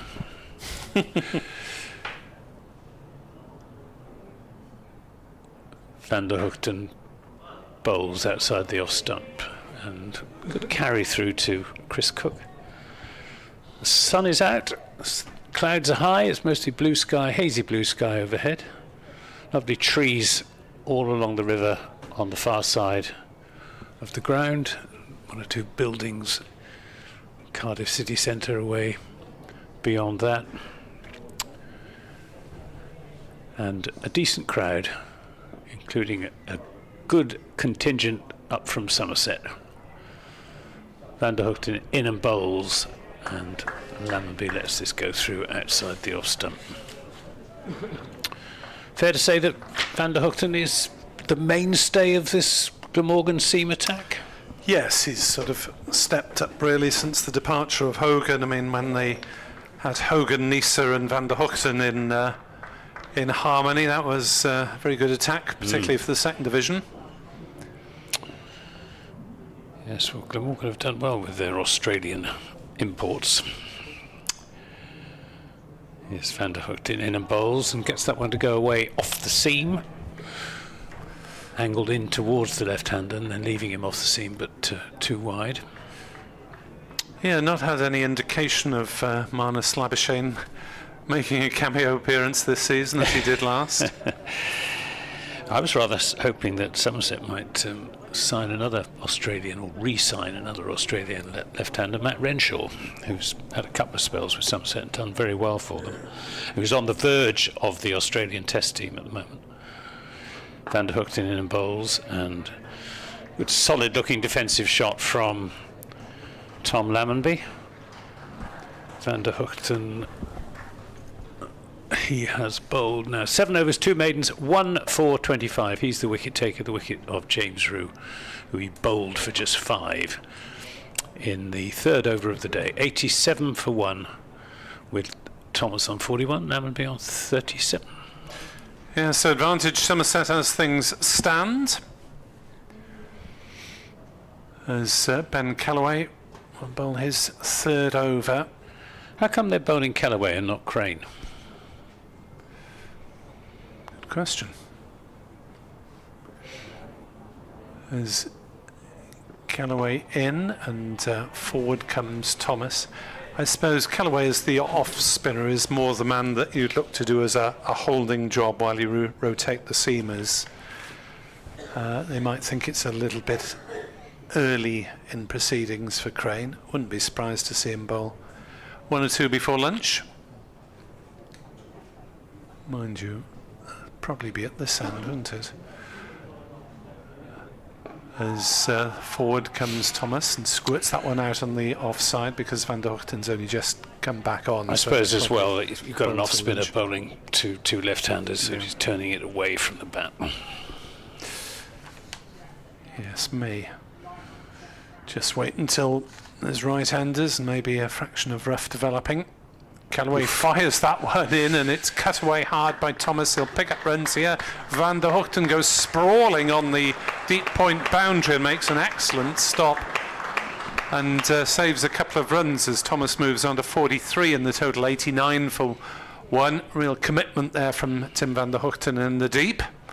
It's wonderful how athletic big fast bowlers are these days, isn't it? It's just the influence of all the one-day cricket. Yeah, very good. Very good stop. Callaway in bowls. Thomas pushing forward.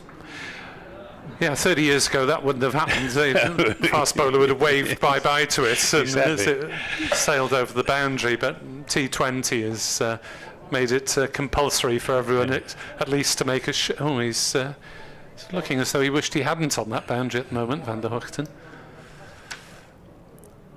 Callaway in, bowls. Thomas works on the leg side, fielded at mid-wicket, no run. That one might have jarred something, I think suspect. perhaps he got his knee on the rope, it might have been. Wasn't in contact with the ball, I hasten to say. Callaway bowls. Thomas works on the leg side, calls for a quick single and gets it. Good call there. Tribe in smartly, but couldn't prevent the single. 90 for 1. Better over from Ben Callaway, including 4 dots, but still 3 runs off it. 90 for 1. And we have 18 minutes or thereabouts until the lunch interval. I'm glad to detect some Somerset influence amongst the Glamorgan sponsors. Certain well-known cider company who sponsor any number of county cricket clubs, it seems to me. They certainly, obviously Somerset, Gloucestershire, Well done here to at Glamorgan, and Essex, which I wouldn't have thought was sort of prime cider drinking country, but perhaps that's the intention to make them so. Here's Van der Hoogten in and bowls to Thomas, who comes across his stumps and plays that back defensively to the bowler. It's very pleasant early afternoon here in Cardiff. In Chelmsford, I imagine there's a lucrative alcohol market on a Friday night in the T20. Yes. Yes, it's a terrific atmosphere at Chelmsford for 20 over cricket. For home fans. Yeah. Oh, a swing and a miss from Thomas. Oh, that was a lapse of concentration. I think that was almost premeditated. It was outside the off stump from Van der Hoogten. Thomas, without really moving his feet, just flung his bat at that. And fortunately for him, didn't get an edge, because there are 3 slips plus the wicketkeeper waiting for it. Mustn't give it away. 44 he has from 92 deliveries, as Van der Hoogten is in and bowls, and there's no run. Yes, of course, neither of our counties will be going to Chelmsford in 20 over cricket, which is a great shame, isn't it? Yes, I'm heartbroken. Given the generous applause that the Essex crowd always affords to the visiting side for T20s. They are quite amazingly one-eyed, aren't they? Yeah, an opposition boundary is hit, silence, pin drop. Yeah. Right, Van der Hoogten going over the wicket this time to Thomas, who plays at that. I don't think he drew his bat inside the line of that one. It is something that he does, but just I think the change of angle there, just accounting for that. Oh, I don't know, actually. Perhaps he did play inside the line. Something we've had to get used to is Eddie Byram, who's got a very imperceptible leave sometimes. Yeah. Well, they both learnt it from Marcus Trescothick. Okay. Yeah, who perfected it. Thomas turns this into the onside. It's very well fielded at mid-wicket by Hadley. Good accurate stuff this from Van der Hoogten. No runs off this over so far, making the batsman work for every run, which it is as it should be on the first morning, with us having put the opposition in.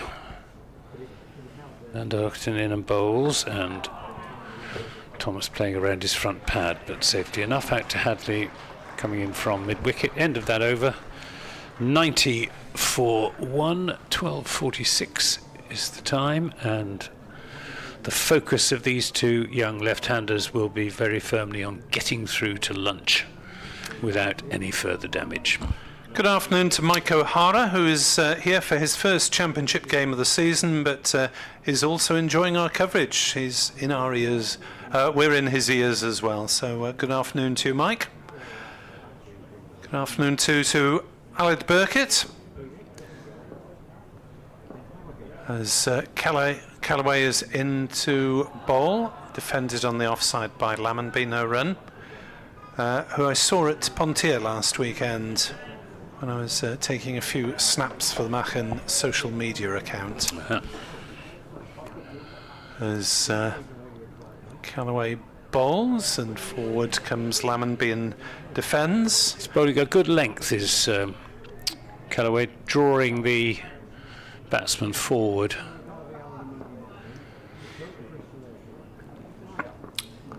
In comes Callaway, bowls, and forward comes Lammonby and defends. Yes, at Pontier, well, like many games in South Wales last weekend, it was rained off at halfway. Yes, we lost all of the afternoon of the Saturday against Yorkshire.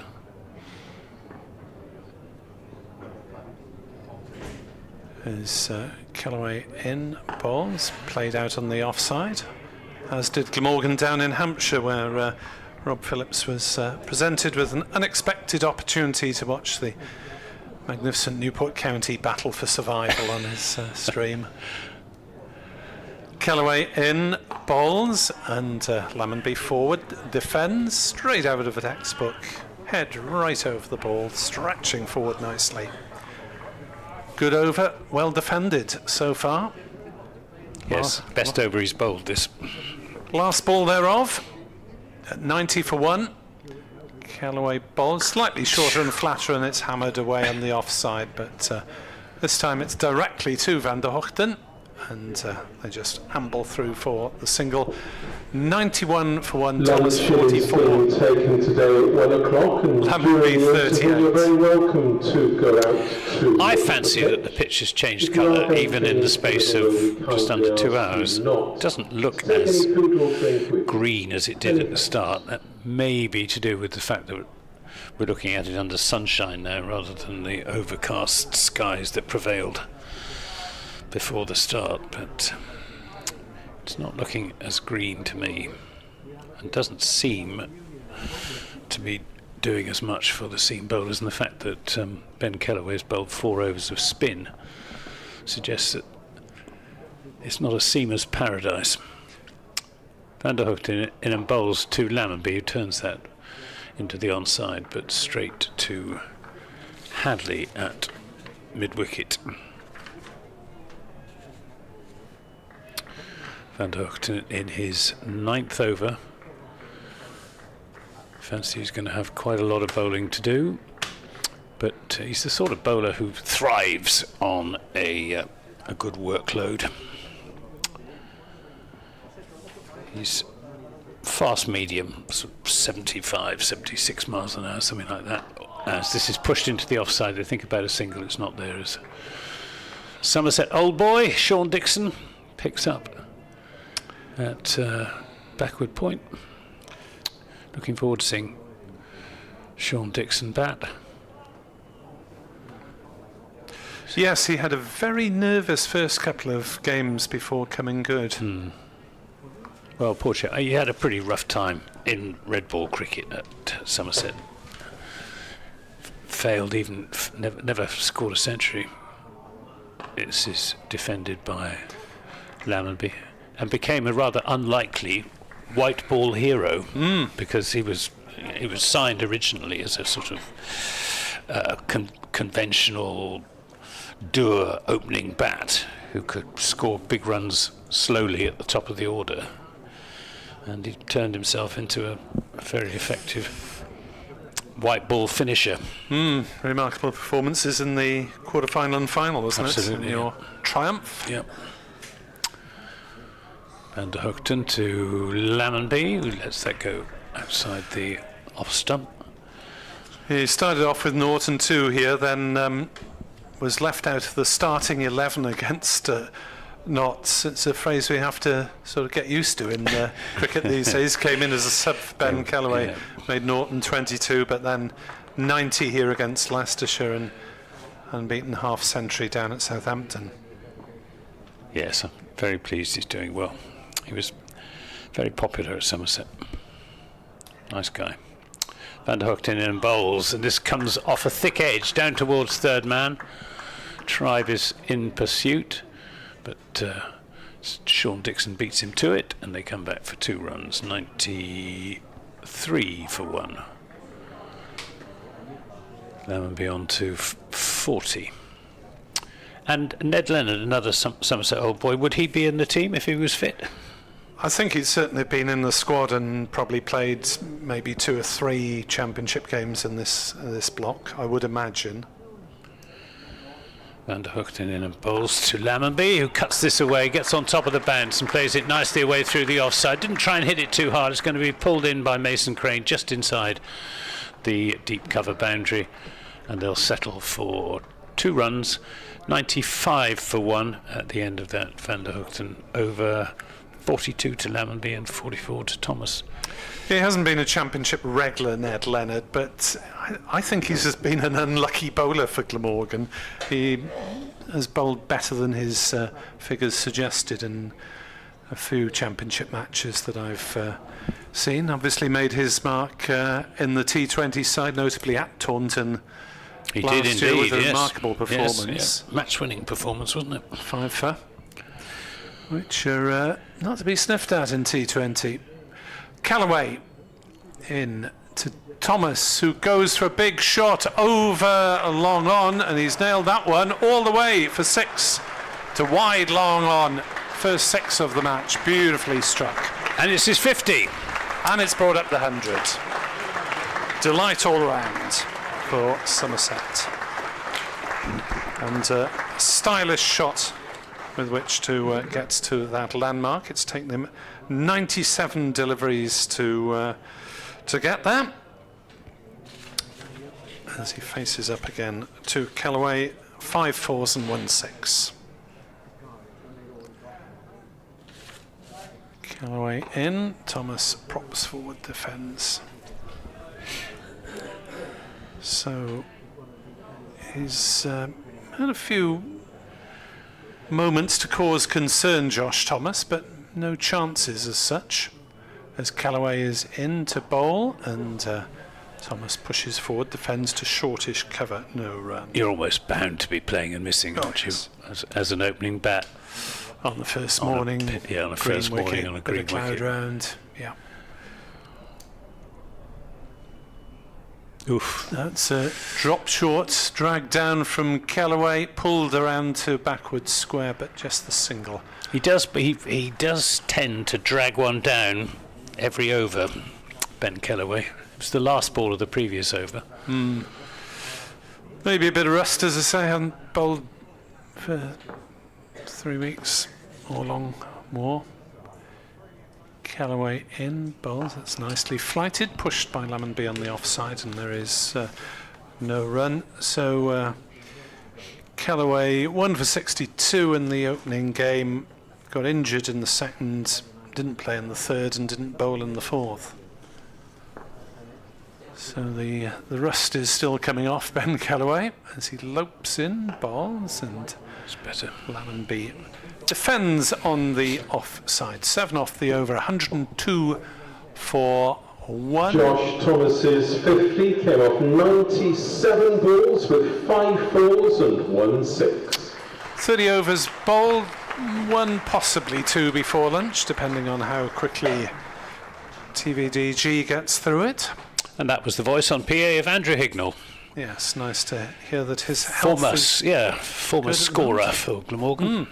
Former scorer for the BBC. well, current scorer for Glamorgan. Is he? Oh, he's doing the PA and scoring. Yes, Gracious me. yes, does both for Championship. They have someone else to PA for T20. Here comes Van der Hoogten from the River Taff end. He's bowling to Josh Thomas, who turns this into the onside. I first worked with Andrew at St Helens. In, I should think, I was, it must have been,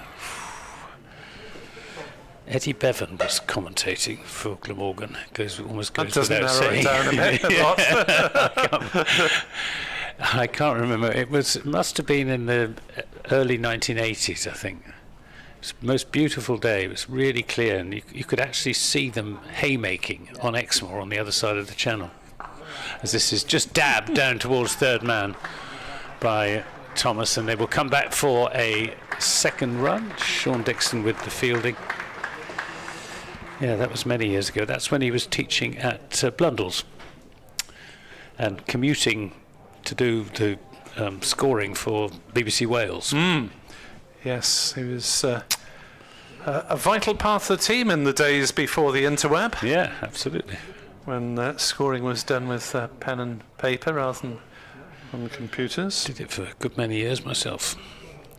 Van der Hoogten in bowls and stunned into the pitch by Josh Thomas, who has 53 to his name. Yes, the iPads are spreading down the leagues in South East Wales. I'm absolutely terrified to score on an iPad for fear of pressing one wrong button and deleting the whole match to date. I'm more a pen and paper man. Yes. Well, as a commentator, I miss scorers, I must say. They were a very important part of the team. Van der Hoogten into Thomas, who turns this wristily up to mid-on, but can't get it past Ul Hassan. Not only providing us with up-to-date information, but also allowing the commentators a bit of a break at the tea interval while Andrew Hicknell went through various other elements of the day's entertainment. Yeah. Notably, what we had in those days, a write-in competition to win a Glamorgan tie. Gracious me. Not sure what the ladies who wrote in got. Van der Hoogten bowls, and I thought that had taken the edge. It went so sharply off the seam, and well, Josh Thomas heaving either a real, or if not a real, then at least a metaphorical sigh of relief. It didn't pass the outside edge by very much. Bowled it from wide of the crease, did Van der Hoogten, angled in towards the left-hander and then holding its own off the pitch. A terrific delivery. Last ball of the over. He's in, bowls to Thomas, who gets in behind that one, plays it back to the bowler. It's 104 for 1. We've had 31 overs. The clock is still saying 12:59. And I think we're going to get our full ration of 32 overs in on the first morning. Well done, Glamorgan. We had a comedy moment in the last match where virtually no one wanted an extra over in the first session for some reason, and umpire Blackwell was virtually doing a moonwalk to try to avoid it, but couldn't avoid getting to the stumps as 12:59. Here's Callaway in, bowls turned on the leg side by Lammonby, no run. Yes, I'm not quite sure why they were so keen to avoid bowling the extra over, but it was bowled. Callaway will rattle through this one probably. In he comes to Lammonby, who punches to Carlson at cover, no run. There's a leg slip now as well as a slip. Left-handed. Seen only left-handed batters, all three of them for Somerset. Callaway to Lammonby, who's back, playing that off the back foot defensively. Might have been better coming forward. He's bowling, as I said just now, he's bowling a very good length though, Ben Callaway, a teasing length. 104 for 1. Callaway bowls, Lammonby defends it very gently, it barely rolls back to the bowler in his follow through. So it seems everyone's happy to get to lunch with this sort of score on the boards. Glamorgan not huge, well, two attacking fielders. Callaway bowls, Lammonby defends. He's happy to have the asterisk next to his name at lunch. On 42 not out, Josh Thomas is on 53 not out. Maybe an update for BBC Radio Wales in the next couple of minutes, otherwise commentary will resume at 1:40. Callaway bowls, Lammonby ignores it, leaves it go through outside off stump. Bat raised high. Somerset session therefore it has been Josh Thomas on 53, Tom Lammonby on 42, the only man out. James Roux bowled by Tim van der Hoogten for 4. Yep, it's been a much better session for Somerset than I feared it would be when James Roux was out for just 4 in the third over of the morning. It looked then as if it was a very good toss for Glamorgan to have won, and that life would be very difficult for the Somerset batsmen. It's not been easy, but Josh Thomas and Tom Lammonby have stuck it out. They've taken the scoring opportunities when they've been there, and they've defended pretty well. They've had a certain amount of luck outside the off stump, playing and missing, particularly to Zain ul Hassan. But another half century for Josh Thomas. Good to see Tom Lammonby back in the runs, and as Nick has just said, it's very much Somerset's morning.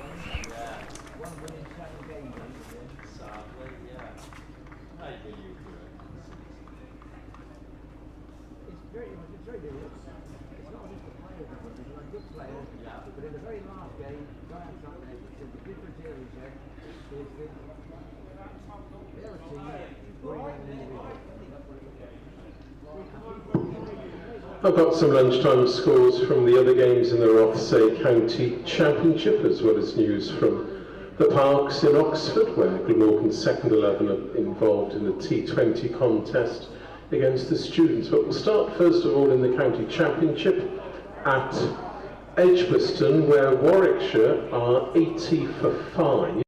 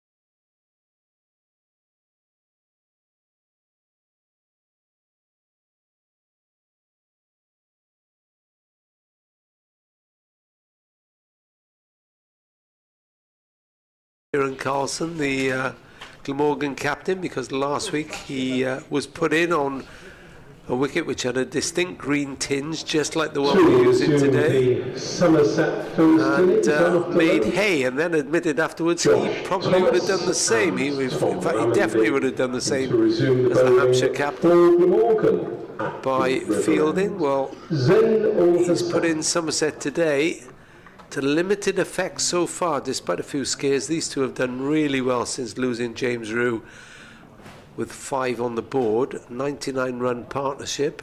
Alongside me, Anthony Gibson. Somerset will have had the tastier lunch, I suspect, Anthony. Well, it's a minor miracle, I think, that they've got through to lunch with only 1 wicket down. I went out during the lunch interval, and it's really good, I must say, to see the authorities here at Sophia Gardens allowing spectators out onto the outfield during the intervals. I had a good look at the pitch, and you could take a decent crop of silage off it. It's Yeah. There's plenty of grass out there, the green grass of Sophia Gardens. Well, Zainul Hassan is coming in for his 7th over, hoping to make hay, don't mind the pun.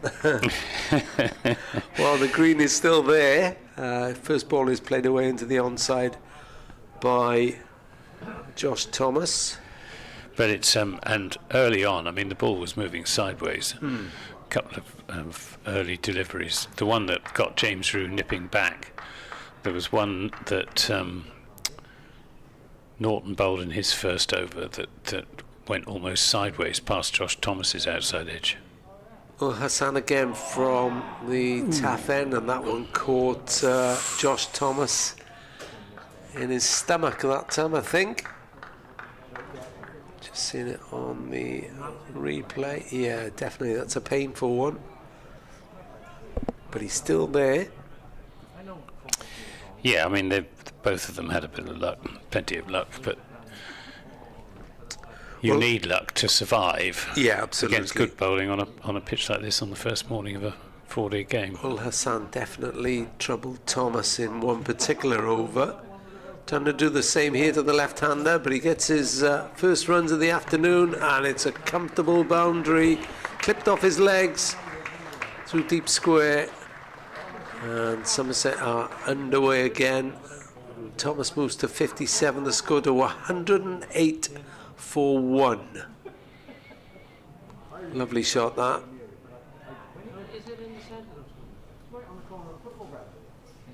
So Hassan will try again. I suppose I'm with you, Anthony. You mentioned to Nick Webb before lunch you were surprised Mason Crane didn't bowl. Here's Hassan again. This time Thomas plays it square on the offside, no run, 108 for 1. Crane has been in such good form with the ball, the leg spinner. I'm surprised Ben Kellaway got the nod ahead of him to just have a few overs before lunch. I think it was probably dictated by the fact that these two are both left-handers, and I expect Kieran Carlson thought, well, Kellaway will turn the ball away from them. It's likely to be more effective than Mason Crane bowling his leg breaks into them. Hassan in again, and this is down the leg side, and it's flicked down to fine leg for 1. 109 for 1. And Tom Lammonby will face his first delivery after lunch. Partnership now worth 104. And worth much gold, one would have thought. Yeah, certainly worth every run of that. So Hassan in from the far end. Lammonby waits. Plays it into the onside. Picked up by Tom Norton, who takes his cap off with some intent. So I think the youngster making his debut today is going to get another go from this Cathedral end. Cathedral Road end. Tom Norton. Yeah, he bowled up pretty well first up. Certainly got plenty of seam movement. Wasn't quite as remorselessly accurate as Tim van der Hoogten from the other end. Just straying down the leg side a bit too often, but Very promising. He's built like a fast bowler. He is. You couldn't argue with him on a dark night, would you? No. He's going to be bowling to Josh Thomas, who's on 58. He's in and bowls and Thomas drives. It's a no ball. So the score moves on to 111 for 1. Nelson. We've had a few emails in on Glamorgan cricket at bbc.co.uk.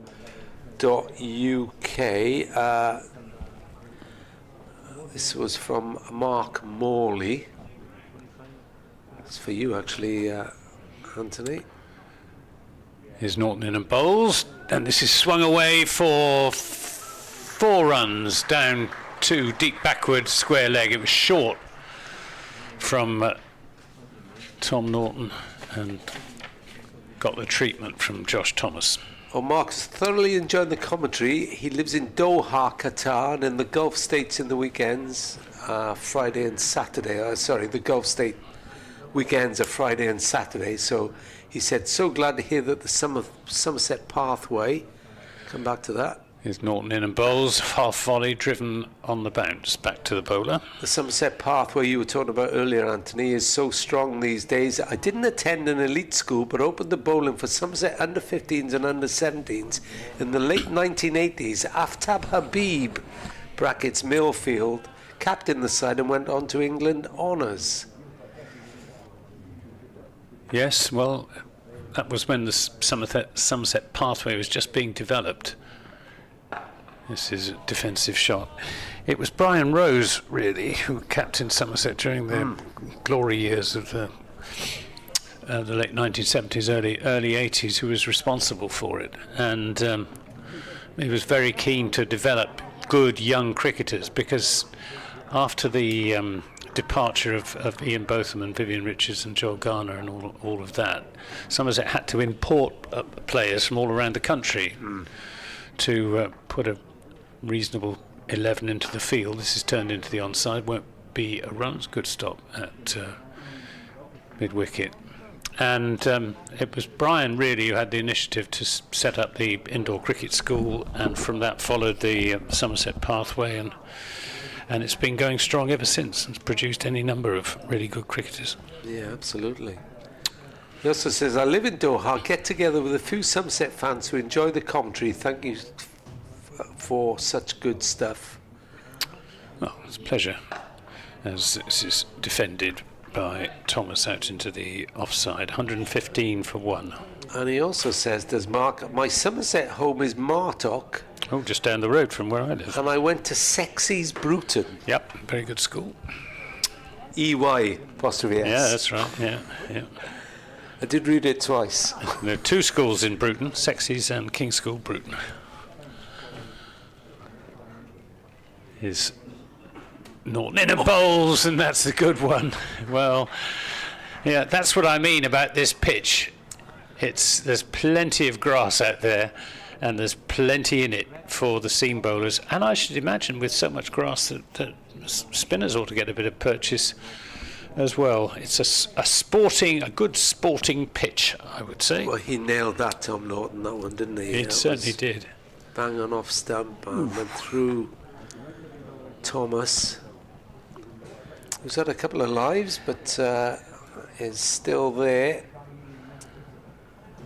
On Twitter, Simon Hancock says, who would have predicted 12 months ago that JT, Josh Thomas, looks like our best opener? He's done so well since coming into the team.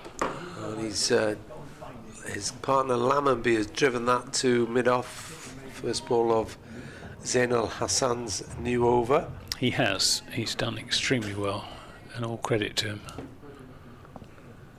Was he 21 only still, Josh Thomas? Yep. Balls a bit as well, does he? Yeah, slow left arm. Yeah. It's not bad. He's useful. Well, Hassan in from the far end. Lammonby leaves. It's a good ball to Tom Lammonby, that. He does like to play a flowing, very elegant off drive, but he can sometimes get it wrong. Good afternoon to Emlyn. Glued to the sofa, enjoying the coverage. Ideal preparation for a full weekend of cricket with Aberystwyth Cricket Club playing a Saturday and Sunday double header for the first time in 20 years. Wow. Ul Hassan in, clipped away behind square on the leg side down to fine leg where Callaway fields. Lammonby heads off for one. The score to 116 for one, playing Saturday and Sunday doubleheader for the first time in 20 years. Give us a shout on Monday, Emlyn. Tell us how you feel. Yeah. I suspect he may fancy a bit of rain on Sunday afternoon. Well, Hassan, 2 slips. Ingram and try. Bowls. And Thomas had a swish at that. Didn't bounce as much, that one, fancy. No, Ingram was just... He was about to shout then and then realised there was no touch, but mind you, he was mightily close to that.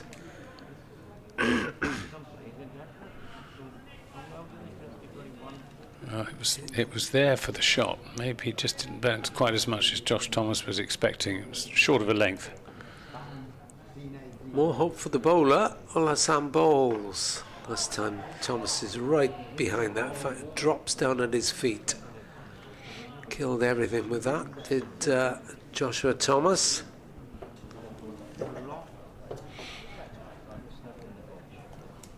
And I think there's been another one for you as well on Glamorgan Cricket at bbc.co.uk. Remember, you can get in touch with us at Ant Gibb or Rob Phillips here on X. As Ul Hassan comes in, Thomas scooted off his bat that time into the point region. No run. That's the end of the over. 116 for one. You have many listeners from abroad, Anthony. This is from Aidan Hamilton. Greetings from Marseille. Bonjour. Bonsoir, whatever it is. Bon après-midi, sorry, isn't it? Yeah. I'm a Somerset associate member watching the live stream and enjoying the commentary. Question for Anthony. I hope I don't catch you with this one. What are the details of the Harold Gimlet event at Bicknoller Church later this month? Many thanks, Aidan. It is on the 14th. As this takes Lammonby on the pad from Tom Norton at Bicknoller Church. We're dedicating the doors that have been crafted, I suppose is the word, to remember Harold Gimlet, who was Bicknoller, which is a village in the Quantocks at Somerset. Harold Gimlet, Right. Somerset's leading run scorer. This is another no ball, so 118 for one. And the Somerset Cricket Museum, of which I'm a trustee, has paid for these doors to remember Harold Gimlet. And they are being officially launched, I don't know, dedicated, by Marcus Trescothick at 3 o'clock on the 14th of May. This is whipped away down off. I think he was trying to hit that a bit squarer, Tom Lammonby. It's gone down to fine leg. Brings him a single, 119 for one. And the slightly ironic thing about that is that Harold Gimlet, whose parents farmed at Bicknoller, when he was a boy, he used to borrow his father's shotgun and practice his shooting by taking pot shots at the weather vane on top of the church, and was told off for it. Here's Norton in and bowls, and this takes, I think, the pad of Josh Thomas. It will be a run, and it will indeed be a leg by, so 120 for one. So Marcus Trescothick doing the honours, and anybody who's interested in Harold Gimlet or Somerset cricket, delighted to see you. 3 o'clock on Thursday the 14th. And where is Bicknoller? Bicknoller is the top end of the Quantocks, on the western, just off the sort of western side of the Quantocks. It's Norton in bowls, and Lammonby defends. Not actually all that far from where we are now, as the crow flies. As the crow flies, no. So, yes, that should be a very enjoyable occasion. A very smart set of doors for the church. And he is still, Harold Gimlet, Somerset's leading run scorer in first-class cricket. Marcus Trescothick got close, but couldn't quite get past. Norton in, bowls outside the off-stump, and Lammonby resists the temptation to have a drive at that very wide. And hoping James Hildreth's going to be there as well. And various Somerset cricket dignitaries. Well, maybe standing room only, you never know. Well, it's nice to have something in the village to remember. There's nothing else. There isn't a statue of him or anything like that outside the off stump. And no shot from Lammonby. Ended that over 120 for 1. So, Mark, I hope that's, Aidan in Marseille. I don't know if you're coming home for that, but while you're on missionary work in France. But now you know the details. Reverend Gareth Hill is here.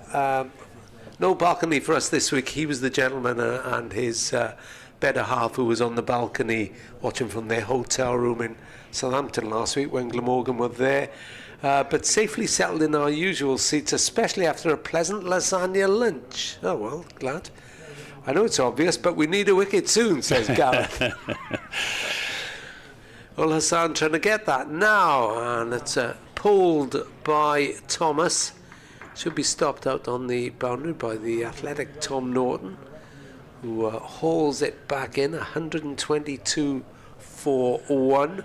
Thomas goes to 64, Lammonby on 44. Gareth continues, we've also got pasties from Colin and Diana. I think she's aiming to feed the whole ground. Well, good on her, because we enjoyed our couple of pasties. We did, just the ticket after an early start this morning. Ul Hassan in, Thomas flicks it away on the leg side. He's straight down that leg side a couple of times now, and that's picked up by Norton. Yeah, he's not quite so accurate as he was in his first spell, Ul Hassan, when he was ball after ball after ball, pitching off stump, forcing the batsman to play and then going past the outside edge.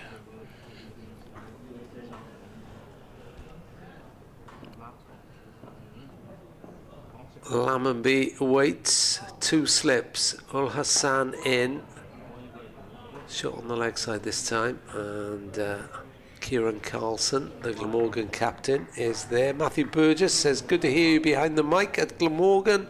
Encouraging start to the season, and I think it has been an encouraging start for Glamorgan. They're up to 50 points already. I was looking last week at what you need to avoid going down. Somerset need to worry about that. Well, no, I mean... That's very pessimistic. Yeah, but I watch Newport County a lot. As Ul Hassan bowls. Lammonby plays that into Carlson again. You should be looking at the points you need to win the thing. Last week was only their 4th ever win in Division 1, Anthony, Glamorgan. So, no, I'm not being a pessimist, but not too many people expected Glamorgan to be promoted last season. No, it's quite true. And with the loss of James Harris just before the season started, as Ul Hassan comes in again, and he puts that past the off stump once more. Lammonby left that this time comfortably. There were some doom merchants already around, particularly when Harris retired just before the season started. But they've settled in nicely. What are they, 5th in the table going into today's game? Yep. A few points behind Somerset, who started really well. Notts and Surrey occupy the top 2 places. Ul Hassan in, Lammonby again strays slightly down the leg side.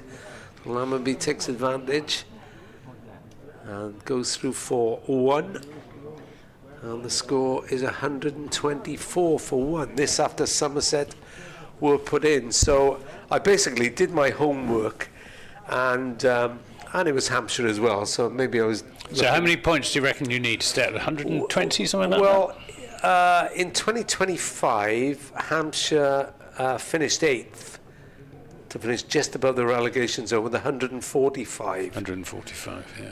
Durham were relegated on 144, Worcestershire were miles away on 103. In 2024, Lancashire went down on 134, Notts survived on 155, how things have changed for them. Is Tom Norton to bowl another over? He's bowling to Tom Lammonby outside the off stump and no shot. 2023, Middlesex went down on 104, Kent survived on 111, and in 2022, Yorkshire were relegated on 138. Lancashire survived on 144, but as someone pointed out to me, some of the scoring points changed during that time. But that's a rough guide. The batting bonus points became harder to come by. Yeah. Norton bowls down the leg side, and a good tumbling take by Chris Cook down the leg side. Yeah, the last time these two sides met here at Sophia Gardens in the County Championship was in 2007, which was Somerset's last season in Division 2. Right. They've been in Division 1 from 2008 up to the present, the longest standing county in Division 1. Which says something for them, doesn't it? This is good ball from Norton, which is defended by Tom Lammonby. Yes, I mean, they've come agonisingly close to winning the thing on several occasions since then, 2010 and 2016 in particular, and 2019. Those would be the 3 years when they had the best chance, falling just short on those occasions. But it's a very strong setup. Somerset County Cricket Club now. This is half volley down the leg side, and it has gone for 4 byes. Just got his line and length wrong there, did Tom Norton, giving Chris Cook absolutely no chance behind the stumps. And any bat on that, and it would have brought Lammonby 4 runs down to the fine leg boundary. They all count, 128 for 1.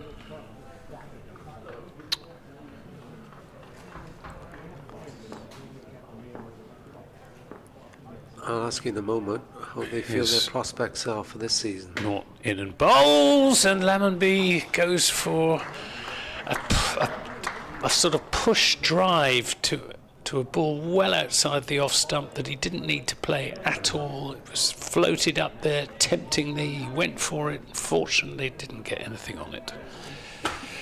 What are their chances? I think it's pretty open this year, the First Division. I don't think Surrey are quite such hot favourites as in recent seasons. Norton in bowls, down the leg side again, and Lammonby misses out. Not a particularly good over that. It was actually a maiden over from Tom Norton, who has figures of 8 overs, 1 maiden now, no wicket for 35, but too much down the leg side and conceding those 4 byes. 128 for 1. Yeah, I think Nottinghamshire will be confident. Maybe. As Ryan Hadley is about to come on from the far end, the river end, tough end. I think Sussex are not to be sniffed at. I think, Just think Nottinghamshire's pace attack. Though you don't know how. Yeah, I mean, if they stay they're fit, lose Duckett and Josh Tongue maybe. Yeah, if they, I mean, they've got strength in depth with their seam attack.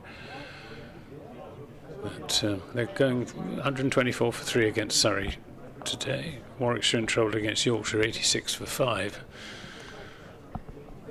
As Ryan Hadley, the Australian, comes running in from the far end. Thomas faces, flicks this down to fine leg, where Ben Kellaway fields. I've got a chair that squeaks every time I move. 120, 130 for 1 now. Good running that. Turning 1 into 2. Good. Which is so important with top-end batsmen. can't always deal in boundaries. And it just does put pressure on.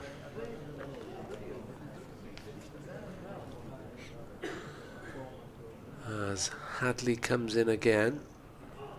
Thomas flicks this down. It's finer this time, and that's gone for 4 runs again, and it is off his pads this time, so 4 leg buys. Yeah, they're rattling along after lunch. 134 for 1, which leads Simon Brachy, or Brachy, I think it's Brachy, to contact us on glamorgancricket@bbc.co.uk. Good afternoon to the team. Not sure it was such a good toss to win after all. Well, I think it was. Doesn't appear to be much help to the Glamorgan bowling attack. Hadley in. Thomas the left-hander. Nice nudge out towards the mid-wicket boundary. Actually, really good shot, and he's got 4 runs. He's getting good value for these shots. Yes, over-pitched that from Hadley. I don't think Glamorgan would have fancied facing Craig Overton and Lewis Gregory and Jake Ball this morning. No. I think Overton would have been an absolute handful on this pitch. I'm still slightly surprised why we haven't seen Mason Crane yet. Well, it'd be worth definitely just a seam seeing if he pitch. can get anything out of it. Hadley tries again to Thomas. This time it's flipped into backward point, and could stop that. Good anticipation there from Sean Dixon. He was moving to his right as he saw Thomas shape up to play that back cut. Good intelligent cricket from. Probably seen it plenty of times before. Well, yeah, and he is a very intelligent cricketer, is Sean Dixon. Well, as Nick was saying, he took time to settle in, but he's really come to fruition the last couple of games as Sean Dixon. Looks very much the part now. As Ryan Hadley motors in from the far end. Thomas has bowled him straight through. Thomas looked back, and the bails had come off, and Glamorgan finally break this pair. It's 138 for 2, and Josh Thomas makes the long walk back for 71 well-made runs. Well, he was shaping to play that cut shot of his, and the ball nipped back sharply. Probably wasn't the right shot to play to that delivery. It wasn't short enough for the cut shot. Was bowled by Ryan Hadley for 71. Just defeated by maybe a bottom edge onto the stumps as well. 71 off 129 balls for Josh Thomas. Played really well, I thought. Very important innings for his side. Very good innings from Josh Thomas. Following on from his efforts last weekend, 136 against Yorkshire in the first innings and runs in the second innings as well. He's having a very, very good season, especially given that he's opening the innings. That takes his run tally 71. He got 331 runs in 9 innings so far, opening the batting, which is good going. The incoming batter for Somerset is Archie Vaughan. Archie Vaughan coming in rather than Tom Abel. Archie Vaughan makes his way to the wicket. I suppose, no, he's coming in place. James Rue would normally bat 4. So Archie Vaughan is taking James Rue's place, and Tom Abel will come in at 5, and Will Smead presumably at 6.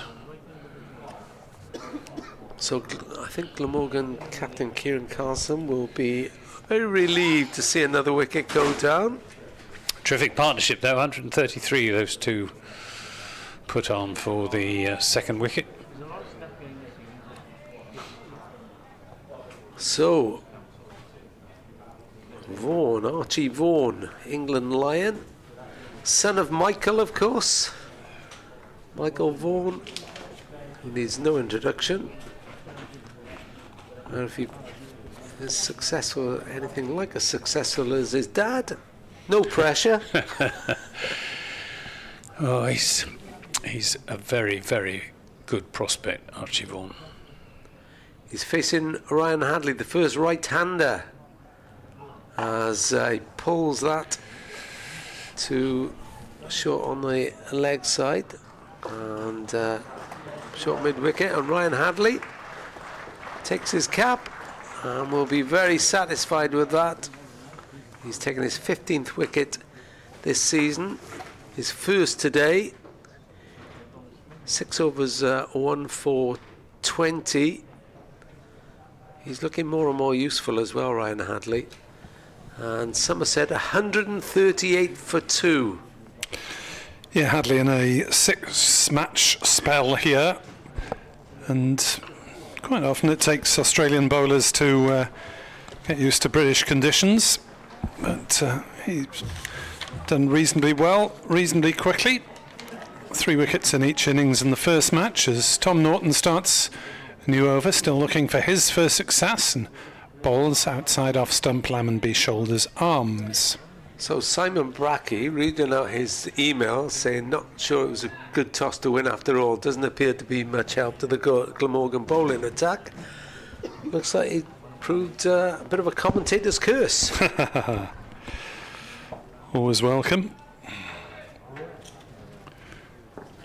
As Norton is in to bowl, and that's defended by Lammonby, no run. Who done this one from Emlyn in Aberystwyth? Yes. A Saturday and Sunday double header for the first time in 20 years. I told him to contact you on Monday, as I won't be here, Nick. Yeah, let us how it goes. I need to know how he is. If you're still in one piece. Yeah. As Norton is in round the wicket, bowls to Lammonby, plays no shot, and he's given out.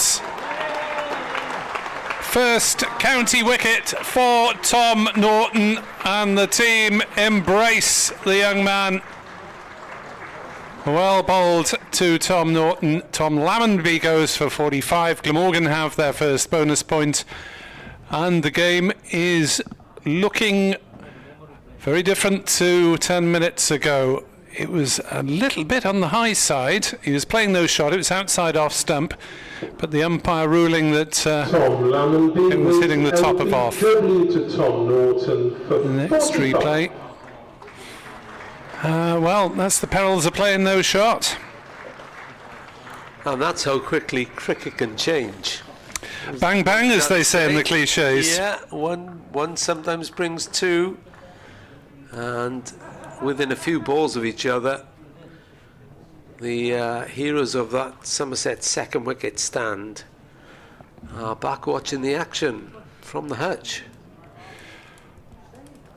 So we presume this will be Tom Abel. They've still got Will Smead to come and some capable lower order, middle lower order stuff in Craig Overton and Lewis Gregory. For Somerset is Tom Abel. It is Abel, who is captained on this ground, the home side Welsh Fire, for the franchise stuff. So do you mean he's among friends, Nick?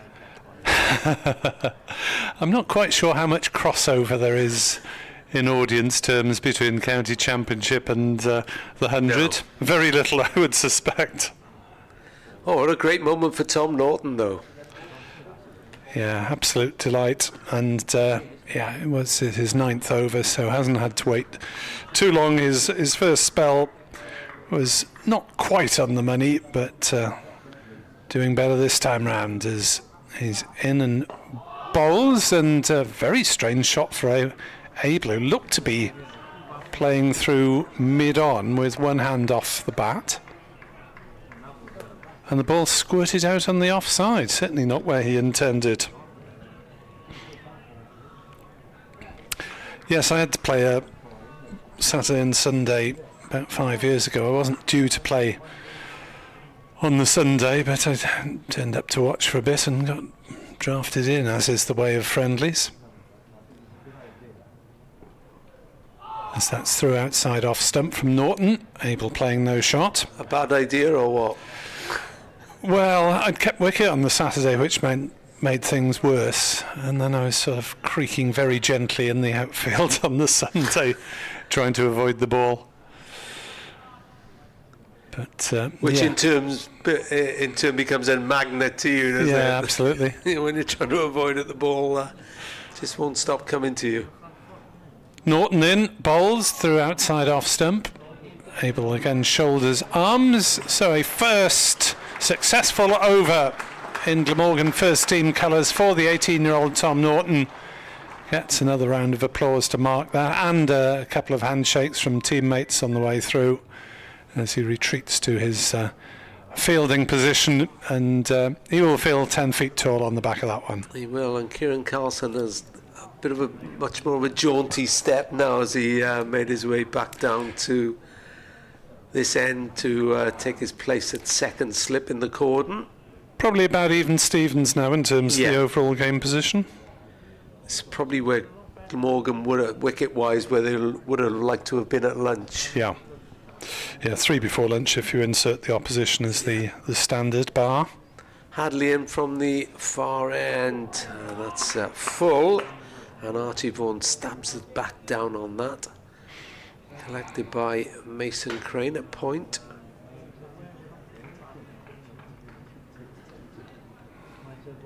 And as we were saying, you just never know in this game.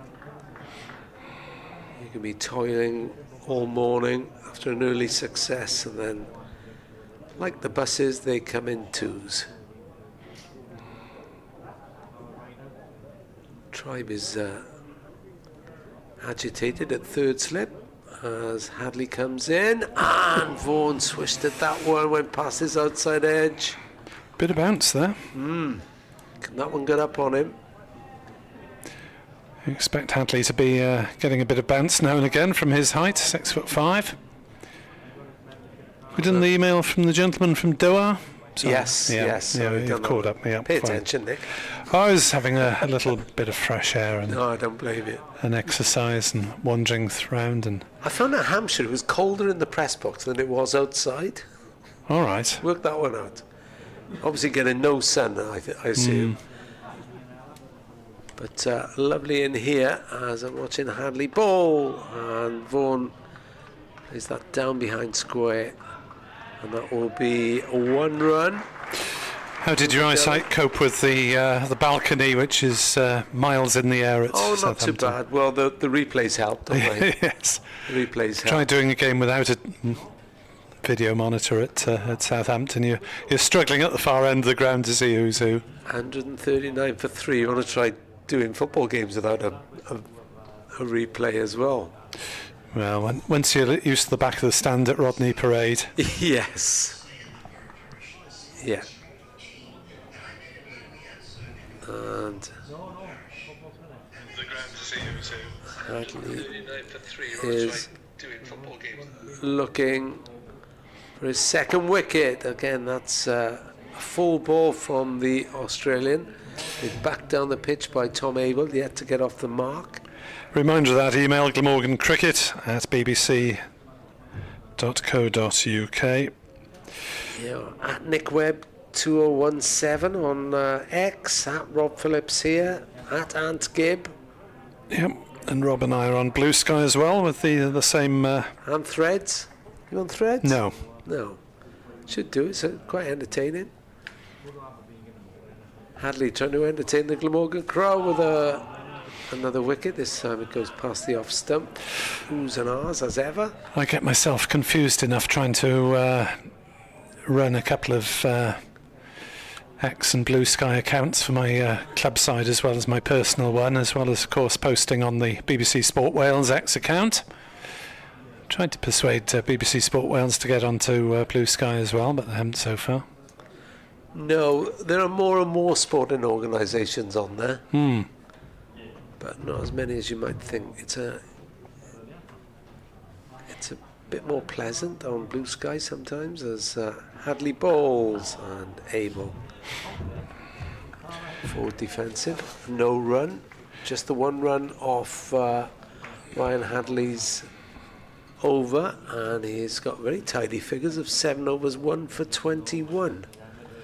Norton a bit more expensive with 1 for 35, but he does have this first wicket in first class cricket, that of Tom Lammonby, LBW, to the Abergavenny product for 45. Reminder that James Rew went this morning early to Tim van der Hoogten for 4. That was in the third over of the day, and it was 5 for 1. Then a good stand of 133 between Josh Thomas and Tom Lammonby before Thomas was bowled by Hadley as Norton is played away. No run. And then next over, Lammonby went LBW from the bowler walking back towards the Cathedral end, Tom Norton.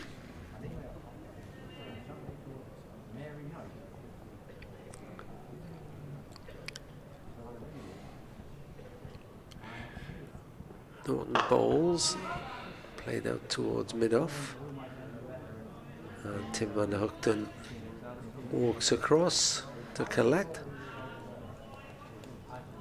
Only one in the stand to my right, as far as I can see, a lone gentleman.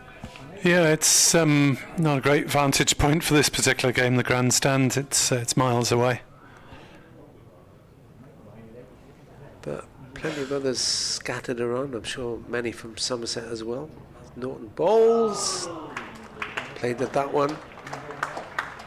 Did Vaughan. Yeah, it feels busy on the pavilion side of the ground. There's more than usual on that side. Tell Glamorgan to all the seats, will you, Nick?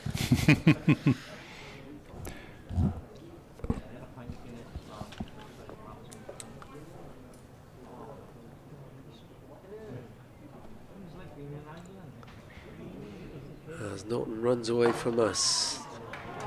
Lovely punch drive by Vaughan, and that will be 4 runs to him.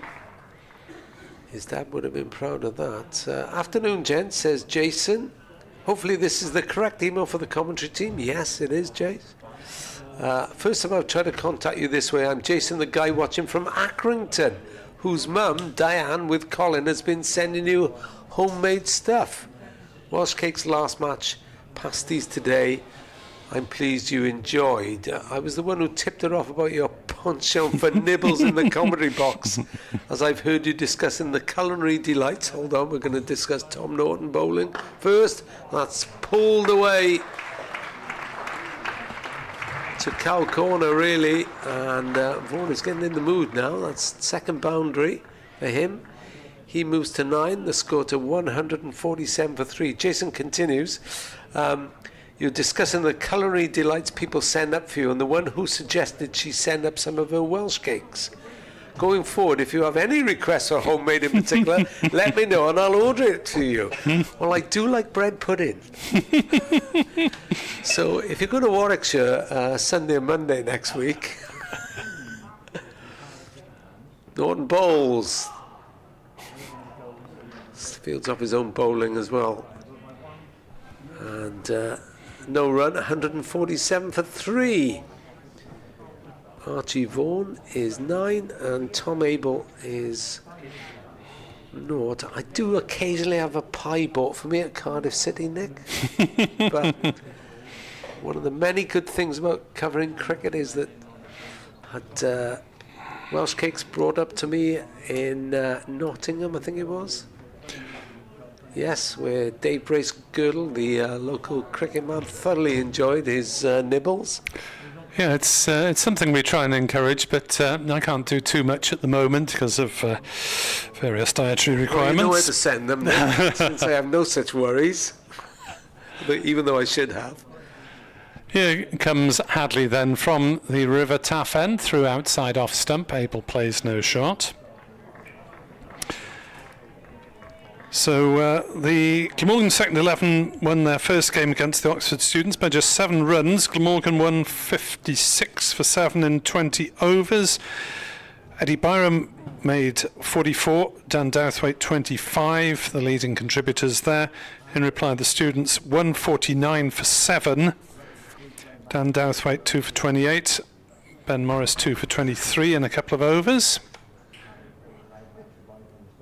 As Hadley is into bowl up in the block hole. Good Yorker, well played by Tom Abel as he squirts it away down to third man. Hitting it down into the pitch and just jogging through very easily for a couple of runs to get off the mark. So several of that Glamorgan second 11 are likely to be in the first 11 T20 side. Rather strangely, Ned Leonard played there but didn't bowl or bat. So I'm not sure whether he is doing so in the... Yes, he is bowling in the second T20 game, which has just started. So and Oxford have made a flying start, 32 for naught in the fourth over there. Hadley towards us from the River Taff end, and that's a stylish drive that's got through mid-off. And the scramble of Norton, and it's run away for four. Beautifully weighted shot there from Tom Abel. Just caressing the ball away through the covers with timing rather than brute strength. 153 for 3. So Somerset starting to accumulate again of that double blow. Well, it seems to be the sort of wicket where you'll get value for your shots. Yeah, the outfield's quite fast, isn't it? Especially for this time of year. Hadley races in, bowls, and Abel is forward defending, back to the bowler. No run.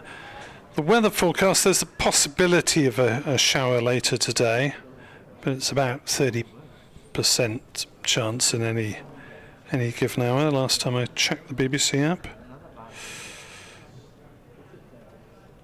Light showers, so may just lose a few minutes here and there. Tomorrow's forecast has improved, looks as though it's likely to be dry all day, to the relief of club cricketers everywhere, I'm sure in Wales and the West Country. Hadley in, bowls, Abel forward defending, no run. And, well, if we get through tonight, we might get through the whole match without interruptions here in Cardiff, which is always good news. Well, my trusty phone weather app is showing a 0 chance of precipitation today, Nick. You'll be glad. All right. Whereas yesterday, there was a forecast of a little bit of rain around 6 o'clock, but... all is well at the moment. Hadley is on his way in gentle sunshine. That's on leg stump, flicked away through square leg, 4 runs. So a profitable over for Tom Abel, who took 10 off it. And Hadley is now 1 for 31 after 8. As again, it's nicely timed up towards the pavilion side of the ground. Well, they've punished anything leg side, haven't they? And making the most of what poor deliveries come down, or slightly off the mark deliveries come down. Yeah, Met Office is no more than 20% chance in any given hour, so after the forecast looked a bit dodgy a few days out, we might get through the match without interruptions. Nice at the moment, you have to say. Over the city and the other way too, up towards the valleys. And that came off the edge of Vaughan. Did it carry to Don't slip? think No, so. I don't think it did. No, nobody. There was no muffled shout. He's done well, really, to keep that one down. Yes, I don't think he was in Tried control diving too much. across just in case he could get to it from second slip to first. So they check their positioning. Encouragement for Tom Norton, a teenager making his debut today. Big day for him. Bowls again, and acrobatic take by Ingram. behind the stumps. He went flying up towards the leg side. Yeah, called wide that one by the umpire. It's a bouncer, short down leg side, and Cook did really well to get his right paw to it, leaping high. He's still really athletic, isn't he, Chris Cook? Norton bowls again. This time on the money. All that Vaughan can do is play it straight. Well, it's a difficult discipline, isn't it, when you're pushing 40, keeping wicket at first class level, and plenty of candidates queuing up in the seconds to take over the gloves at some point, but he hasn't relinquished his championship place. No. And Norton false start. I was saying that up in Nottingham, him and Veronea, the Nottinghamshire keeper, gave exemplary displays of keeping up to the stumps to seamers. As Norton bowls past the outside edge of James Vaughan. Archie Vaughan, sorry. No run. Welcome to listeners to 5 Sports Extra, with the news that Yorkshire are 158 for 3. Big stand of 133 between Josh Thomas and Tom Lammonby, both sent back in successive overs by Ryan Hadley and Tom Norton with a maiden wicket. Norton's looking for his second wicket. And that came back, went past the bat of Vaughan again. Rob Phillips and Nick Webb with you at the moment. Somerset listeners, do not despair. Anthony Gibson will be back in around 10 or so. 10 minutes, that is, not 10 overs. And Sapphire Gardens, a bit of a picture today. Nice weather. Trees is in front of us. Norton bowls outside of the off stump this time, a little bit wide. Not much danger to Vaughan, who could just watch that go by. And in case you were wondering why is Vaughan batting in the lower down than his frequent opening spot, well, James Roux opened but didn't last long, bowled by Tim van der Hoogten, and we presume that that was at the request of England, who wanted to have a look at Roux at the top of the order. Norton again runs away from us. Vaughan down through third man, just the one. So the score goes to 159 for 3, Vaughan up to 10. And you might say this could be a battle within a battle here, Nick, with Asa Tribe among those being mentioned as a possible England opener. I think I'm with you, a bit early maybe. And he hasn't yet got the big score that would really make him stand out this season, but he's accumulating and he looks in decent touch as far as I can see. And a few he would have felt he missed out last week when he got out just before lunch, but his game looks in decent order. He's still the Glamorgan top scorer with 254 runs so far, highest of 85. As Ryan Hadley bowls to Vaughan, who pokes it away on the offside. No run. Archie Vaughan with a score of 41, unbeaten, average of 28 in the 3 matches that he's played, but batting 4, with Roux promoted to open.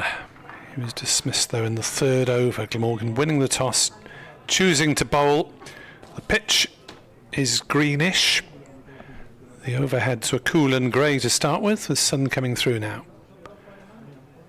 As Hadley in bowls, and that one nearly got through. Vaughan seemed to inside edge it, maybe onto his pad. The ball just trickles out on the offside. Dixon wins the chase to field it. Threatens mockingly to throw down the stumps since Vaughan had gone for a wander, but I think they both agreed the ball was dead. So no Mason Crane yet, which Edward Bevan is querying. Maybe just wait until there's a little bit more wear in the wickets, and of course the three left-handers up top probably didn't call for the immediate introduction of Crane. Hadley in. Bowles, shout for a catch, not given. I think they all went up after Hadley went up, didn't they? There were initial shouts of catch before it went through to Cook, but presumably off the pad, down the leg side. We see a replay that showed, yes, it was. Well, it could be one of those shouts that dual purpose, catch or LBW. This might be a... It's off the pad, probably just going... it wasn't that far away from being LBW, to be honest. It was probably struck somewhere between middle and leg stump, but just going down with the angle. Hadley in, bowls. Vaughan plays that one comfortably enough to mid-on, and there's no run.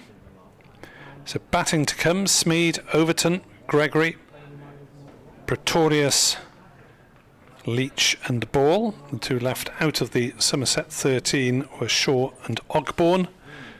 And Glamorgan, with McIlroy injured, give a debut to Tom Norton, the 18-year-old all-rounder. And they leave Gorvin and Root out of their 13 for the starting 11, as we can now say in cricket. Yeah, you never know. As Vaughan pushes it away on the leg side and will take at least a single. It's fielded with due care and attention by Callaway, coming in from fine leg. And so there isn't a second run there.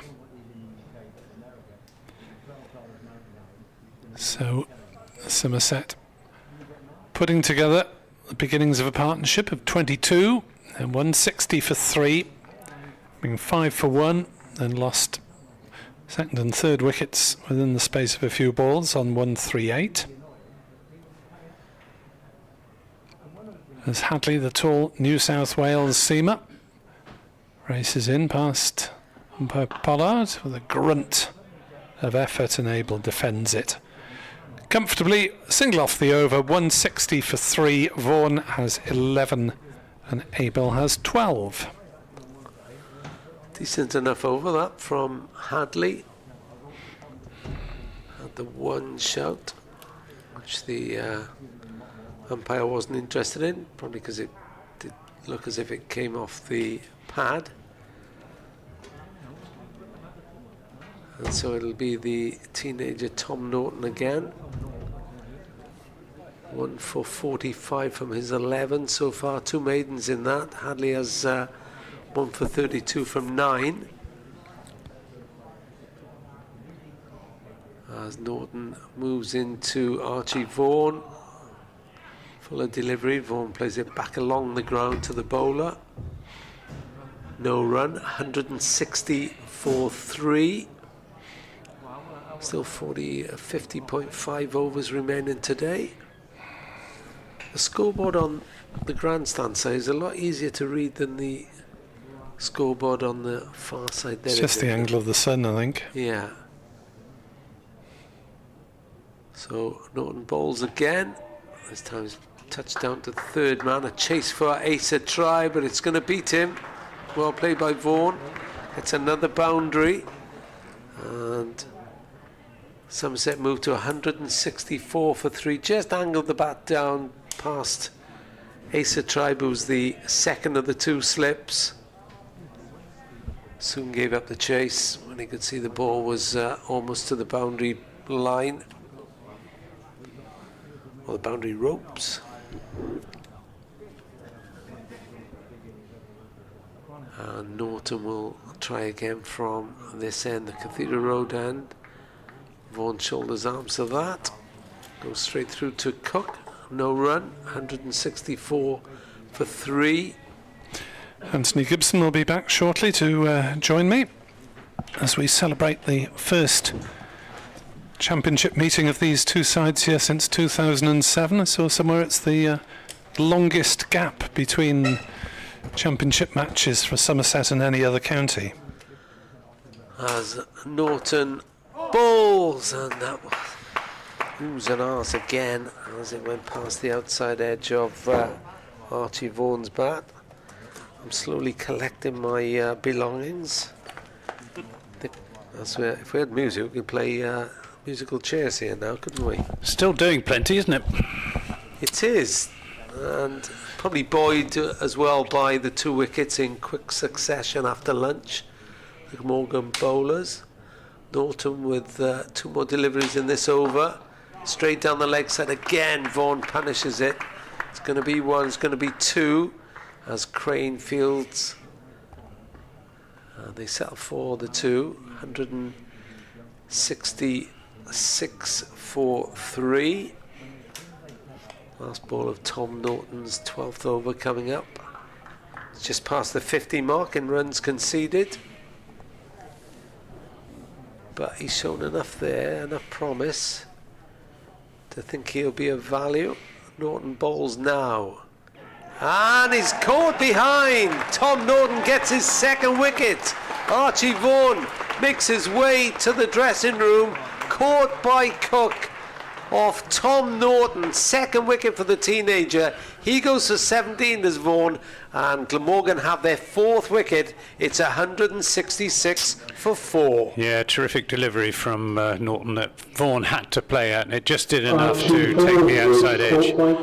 Can't blame the batsman there, that's just really good bowling. It was bounce and movement. As I've just said, there's still plenty in this pitch.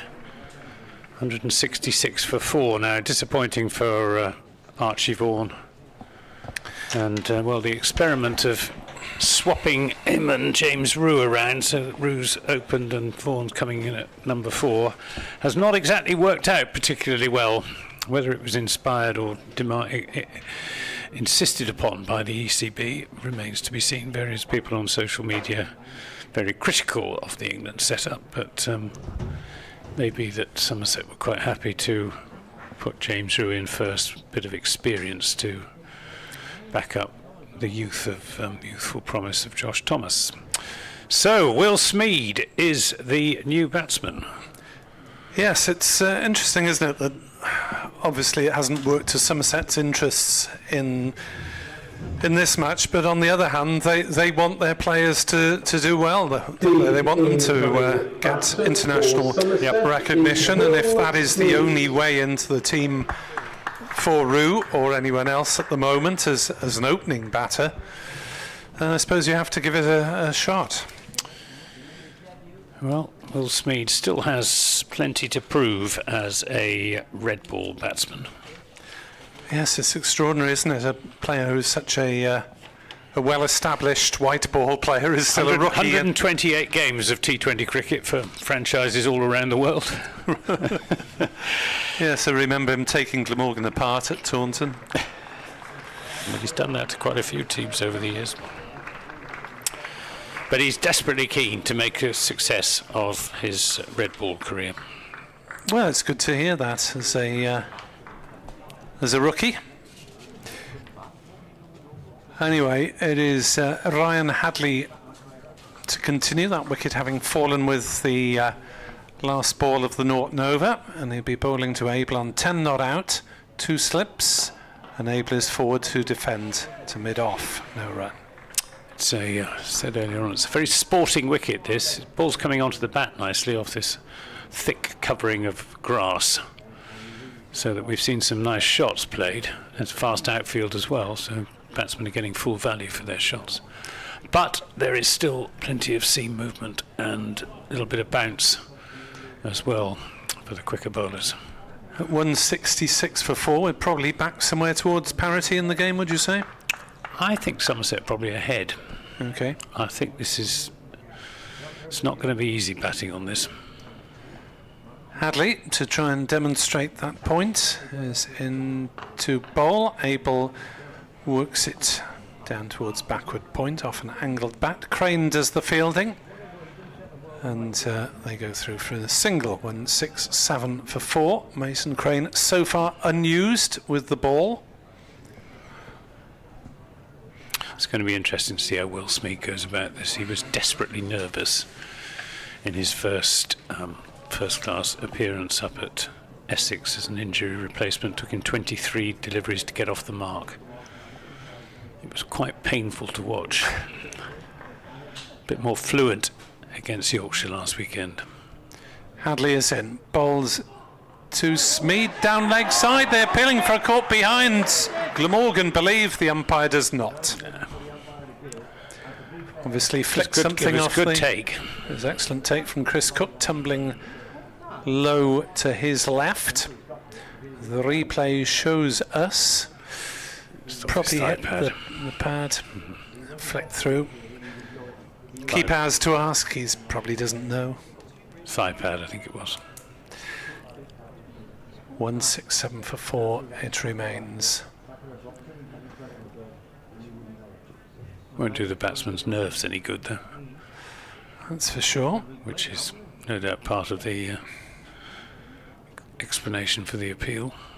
Hadley bowls and Smeed pokes it down to backward point. Two minds there as to whether to play a shot or not, I think, and eventually decided he better have a go. But distinctly tentative. 127 runs for 4 times out, which is not terrible. It's averaging 30.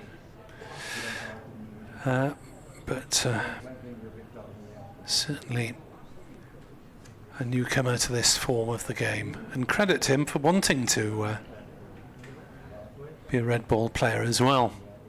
Hadley bowls, Smeed guides this one up to mid-on, and there's no run. Yeah, because there are lots of easier ways of earning a living as a cricketer, more lucrative. I mean, there's franchise cricket going on just about 12 months of the year now all around the world. Well, if you can get regular franchise gigs abroad, you don't really need to do the hard yards in county championship cricket. I mean, you could do a James Vince, I mean, who still plays 20-over cricket for Hampshire, but that's all he does play. Slightly because of family reasons. Yes. He had some unpleasant experiences, didn't he? Or his family did. He did. Hadley in to bowl to Smeed, who gets one on the glove. It runs down into the slips, fielded by Tribe. Smeed wrings his hands, testing first few deliveries from Hadley to Smeed. And Somerset are 167 for 4, 1 run off the over. Yeah, again, quite sharp bounce. Smeed's hands were quite low there. And he's taken it, it's on his right hand, so his bottom hand. But, it's not easy out there, despite that stand of 133 between Lammonby and Thomas. It was quite an achievement on their part to get through to lunch. Wouldn't have surprised me at all if Somerset had been 4 or 5 down at lunch after the way things started this morning. In the meantime, here's Tom Norton in and bowls to Tom Abel.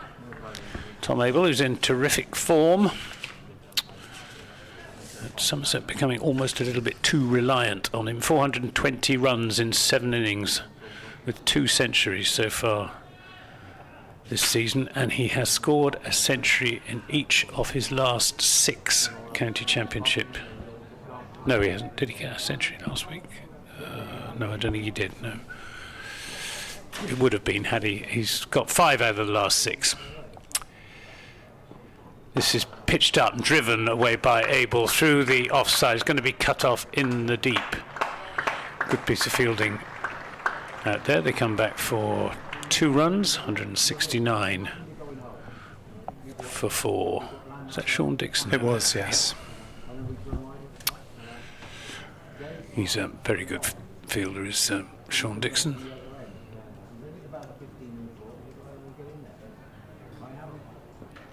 Tom Norton. Very straight approach.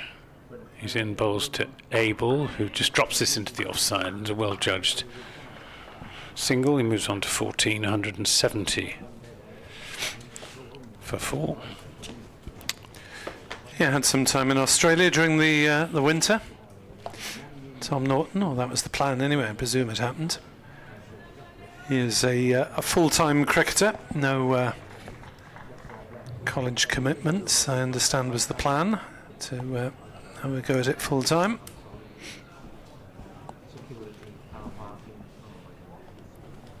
Here's Norton into Smeed, who plays and misses. All outside his off stump, rather groping for that.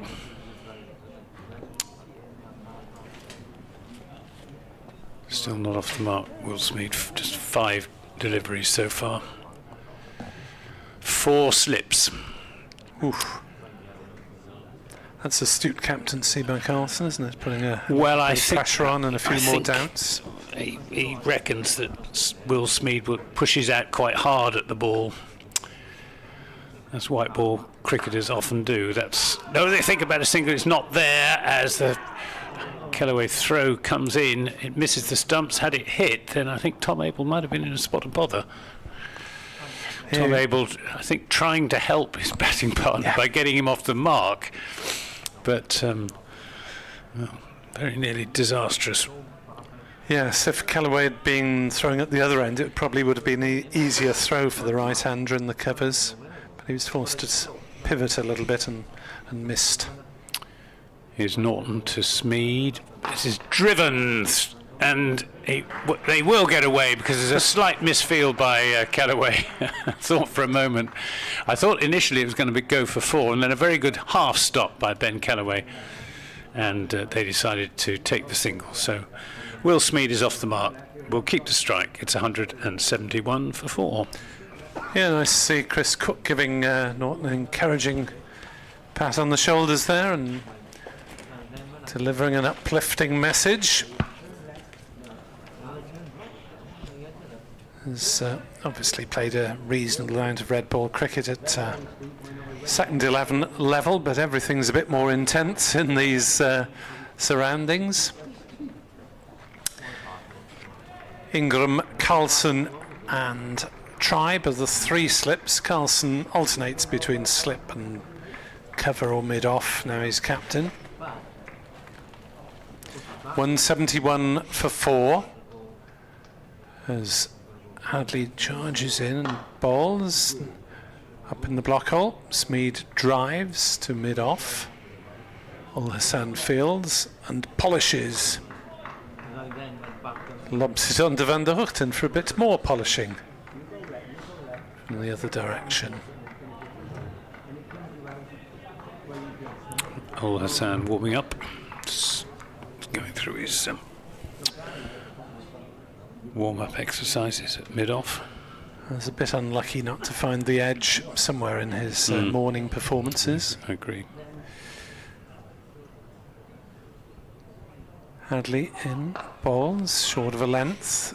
Smeed rides it well, plays to point and there's no run. Overall, I think Glamorgan have bowled a little bit better since lunch. There were 1 or 2 stray deliveries that Somerset could take advantage of to keep the run rate ticking over nicely in the first couple of hours when Glamorgan, to their credit, got through 32 overs with only the 1 wicket falling. It's always nice to see. No ball changes either. Thankfully. Which makes a pleasant change.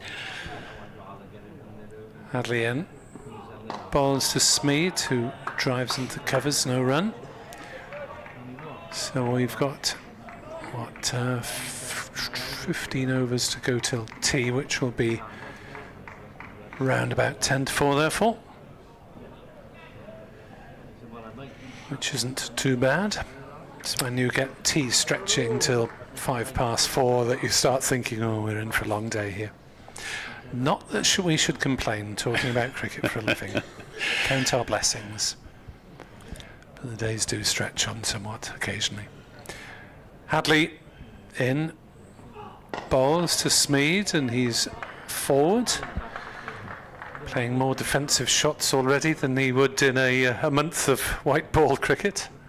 I've just noticed the Somerset flag on its flagpole is not properly attached. I don't think it's Tut-tut.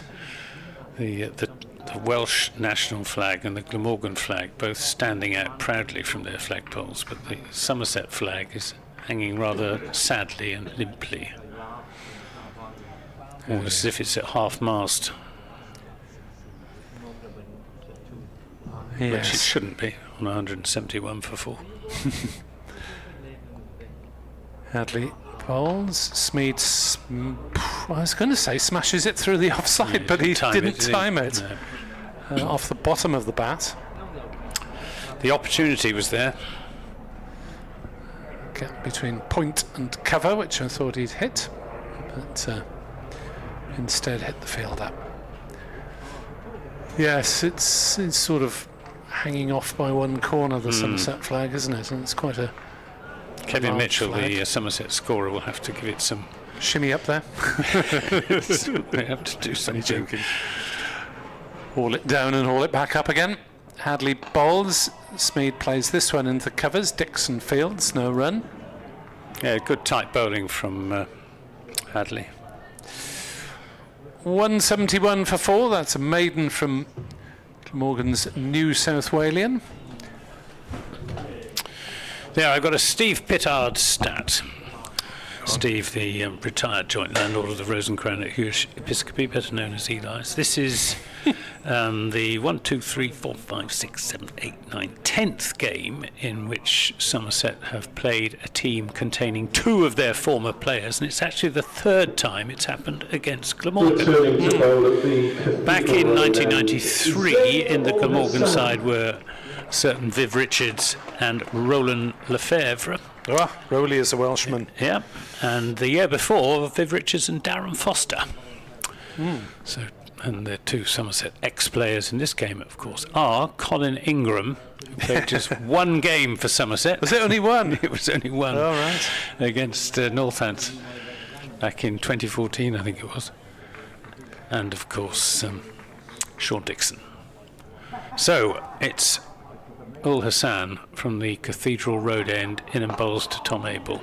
First time he's bowled from this end of the ground. With Byram and Lenners in the 2s today. Yeah. Yeah. Well, Somerset have supplied several. Craig Meshter as well, who was at Taunton at the county ground last Friday for the former Players' Day. Oh, so good to see him back. Here's Ul Hassan in and bowls, and of course, perhaps most famously, Tom Cartwright. Indeed.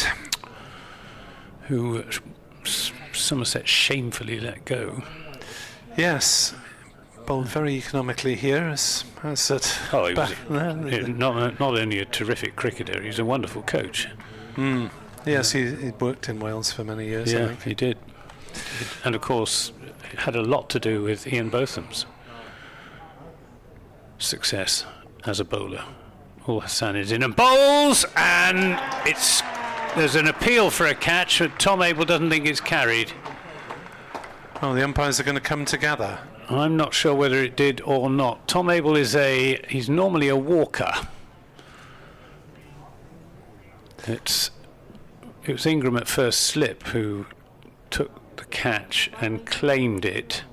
2 umpires are conferring, no, it didn't carry. Given not out. And that doesn't surprise me because, as I say, he's a very honest cricketer, is Tom Abel. He was in the perfect position to see whether that had carried or not. And umpires giving the batsman the benefit of the doubt. Yes, it has to be thus, I suppose, but we're seeing a replay that is slowed No, it's down. definitely on the half volley. Well, Ingram thought he'd taken it. Well, it bounced up into his hands.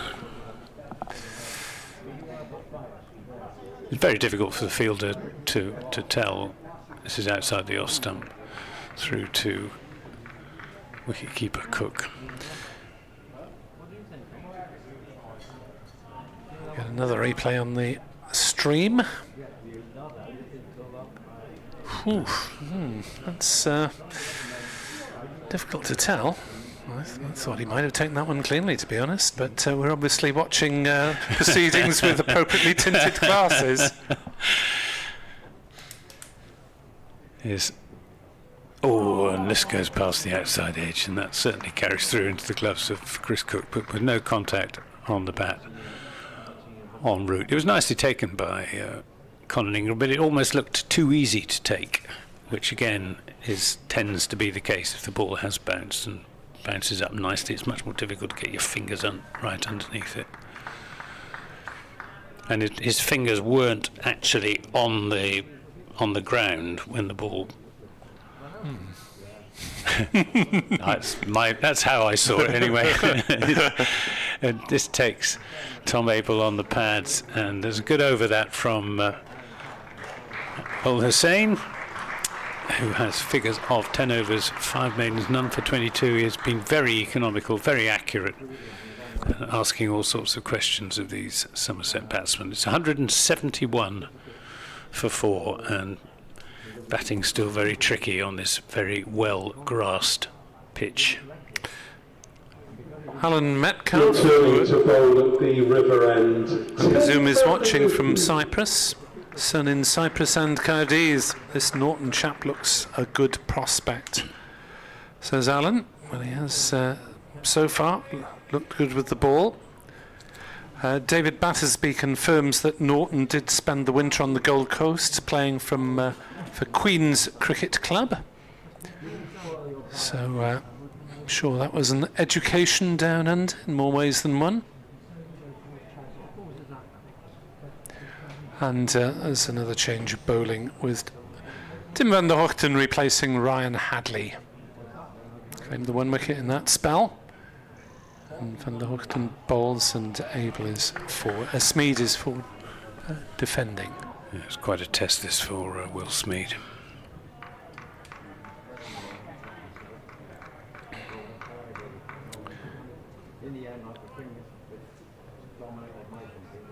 I don't think I've seen a pitch with quite so much grass on it for a long time. Apparently Ben Morris spent the winter in Perth as well, the second 11 bowler.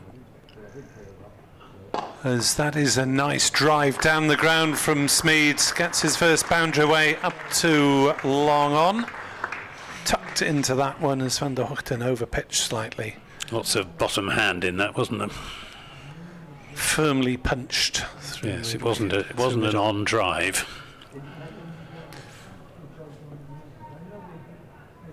So apparently Ben Morris stayed with Murray Goodwin, the former Glamorgan and Sussex batter. In that part of the world, Tom Lammonby was out in Perth as well, which is where his father comes from. Okay. 175 for 4. Van der Hoogten to Smeed.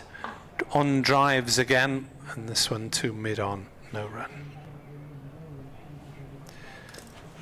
Let's say a tempting prospect, doesn't it, at that age?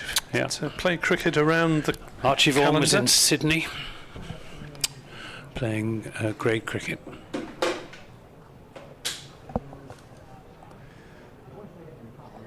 As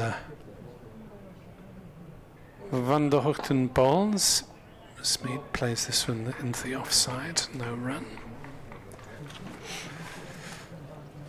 Yes, grade cricket tends to be of a pretty strong standard in Australia, doesn't it? By all accounts. And certainly a valuable part of the growing up process for younger players, to some of whom living away from home for the first time. Van der Hoogten to Smeed. Oh, a misfield by Dixon at cover somehow. Must have hit a bobble on a rough wicket or something. And they're through for 2 runs that probably shouldn't have been there. Smeed moves on to 7. Total on to 170. Oh, it's a no ball as well. 179 for 4. That's a bit of a rarity. Van der Hoogten, no ball. Yeah, Tom Norton's bowled a couple from this end.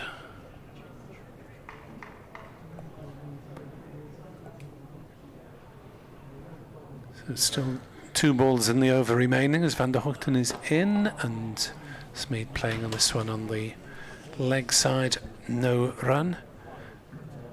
Mason Crane, by the way, is one of the few British county players to have played Sheffield Shield cricket at winter with New South Wales. So they don't usually bother having foreigners in Sheffield Shield. No. Vic Marks played in the Sheffield Shield for Western Australia back in the 1980s. As that's through outside off stump, no shot played to end the over. 179 for 4. Smead 7, Abel 14, 2 wickets to Norton, 1 apiece to Hadley and Van der Hoogten. Thomas 71 and Lammonby 45, the main scorers so far. Yeah, very important partnership that between Lammonby and Thomas. 133 when conditions were even more testing than they are now. But there are runs in this pitch. Ball coming onto the bat nicely. Ul Hassan is going to bowl another over from the Cathedral Road end, bowling to Tom Abel. Comes solidly forward. Zain Ul Hassan, 25, born in Islamabad. Prior to this game, he had taken 25 first-class wickets at 59.84. With the best bowling performance of just 2 for 18, so he hasn't got much of a bowling track record, but he's belied that in the way he's bowled today. He's bowled really well, been unlucky. As Abel turns this away through mid-wicket, it's going to be cut off just inside the boundary by Mason Crane. They come back for 2 runs, 181 for 4, just straying onto leg stump there. That was the curse of the commentators who praise his economical bowling. He serves up a half volley on leg stump. He has bowled exceptionally well, I must say. Yes, he's nearly always economical, but as those figures suggest, doesn't always get the reward in wickets. He's bowling now to Abel outside the off stump, 2 wide this time. And it was a strange performance last season because he stayed in the team even though he was only averaging in the 20s because he was opening the batting. But hopefully, as he said, the monkey off the back last week of the bat, getting that big century down at Hampshire, his best score by some way. I think he more than doubled his previous best. 2 slips go down as he's in, bowls to Abel. Plays that late with a defensive bat picked up by the familiar figure, to me at any rate, of Sean Dixon at backward point. Got a very straight back, Sean Dixon. It's one of the few players where you read on social media from Somerset supporters, I wish we hadn't let him go. Well, he was signed as a red ball Didn't happen batsman. for him. It didn't happen. Outside the off stump, no shot from Tom Abel. I suppose with this largely youthful batting lineup, you've got to give the youngsters a chance at some point. I mean that's exactly. There's loads of talent coming up through the Somerset pathway, and if they don't get their chances, then they'll move on. As has happened with Ben Green, for example, who's gone to Leicestershire. Yeah, I played against Glamorgan the other week. And just takes Abel on the pad, going down, we presume, and they're coming back for a second leg by. I haven't seen this. Have a look at the replay on that. I think no, he's outside off stump. He's outside off stump and playing a shot. Yeah. May well have hit middle and leg, but as you say, he was so far across, got himself out of trouble. Yeah, Casey Aldridge is the other one who... Where's he? He's Durham now. Again, very promising young fast bowler. And Ned Leonard as well. It was the right move for Ned to come to Glamorgan with a chance of regular first team cricket. And Sonny Baker going to Hampshire. So it's... Can't keep them all happy. No, you can't. Van der Hoogten from the River Taff end, bowls. I thought that had taken the edge. Yes, that moved considerably off the scene. I was about to say bowled and caught by Cook. Good Lord. Remarkable movement. That one's gone sideways from Van der Hoogten. Yeah. Played a couple of inches inside it. I'll tell you what, I still think 183 for 4 is a pretty decent score on this. Wait till it deadens out over the weekend. Grass will still be there. Here's Van der Hoogten, and there's Smeed defending again. Up to mid-off. They have to keep it the same height, don't they? That it started with. It's measured. Ditto with the outfield. A heavy roller might have to. I suppose yes, the heavy roller would try and squash some of the life out of it.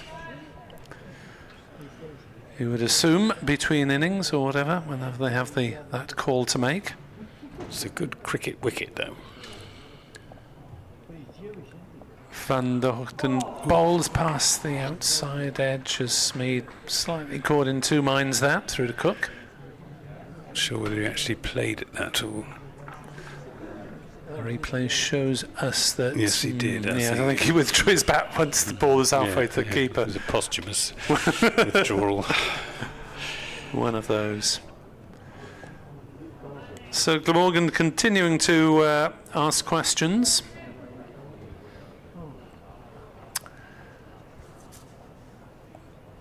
As Van der Hoogten bowls, Smeed defends to cover, no run. Played that well. So far the wickets to go. Those of Rue for 4, James Rue that is. Thomas Rue is studying. I was going to say bent over his books, but probably more likely over an iPad or laptop these days. Followed by Josh Thomas for 71 and Tom Lammonby for 45, both with the score on 138. Then Archie Vaughan for 17. Van der Hoogten bowls and Smeed jabs another one into the offside, and again there is no run. I think Thomas Rue is one of his A-levels is economics. Okay. Which, given the amount of money he's like to earn as a cricketer, in franchise cricket, will probably serve him in good stead.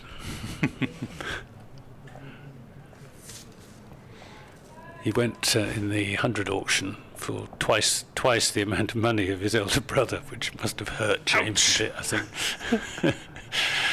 Van der Hoogten bowls, driven through the offside nicely by Smeed, and it will run away for 4 runs. Yeah, I feel a bit better with that.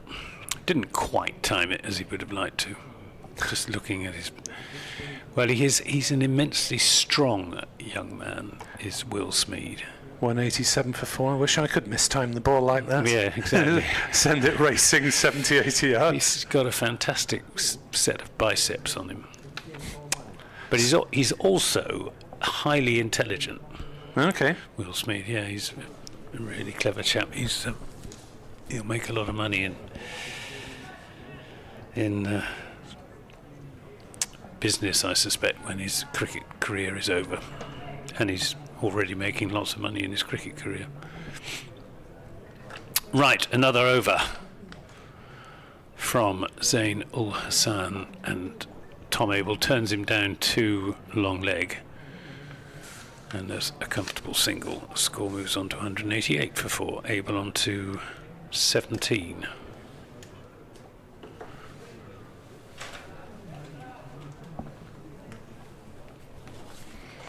Tom Abel in the last match against Yorkshire, he got 50 in the first innings and was at 41 in the second. Somerset hopes of chasing down the 261 that they needed, very much rested, 260 that they needed, very much rested on Abel's shoulders. It's Ul Hassan to Smeed, who's looking for a single into the offside, but it's not there as Norton picks up. It's good to see, isn't it, that cricket continues to encourage, with a lot of work done by the PCA, players to cultivate other talents alongside that of playing cricket, so that they don't reach 32, 35, or the dreaded moment where you're told the contract's not being renewed and come to a dead stop. Yeah. Is Hassan in and bowls, and this is steered down through backward point. They won't come back for 2 runs. It's a good piece of fielding by whoever that was. It's Sean Dixon again, I think. He was very quickly onto it and got his throw away quickly. It wasn't particularly accurate, but it got it in the air. Just somewhere heading in the general direction is often enough to put batters off. Sufficient of a deterrent. So it's just a single. Smeed on to 12. 189 for 4. Wicketkeeper coming up to the stumps. Again, good move. Keep the batsman honest. Abel plays this defensively into the onside. It just increases the pressure on the batsman as well. You've got the wicketkeeper literally breathing down your throat. Or breathing down the back of your neck would be a more appropriate way of putting it.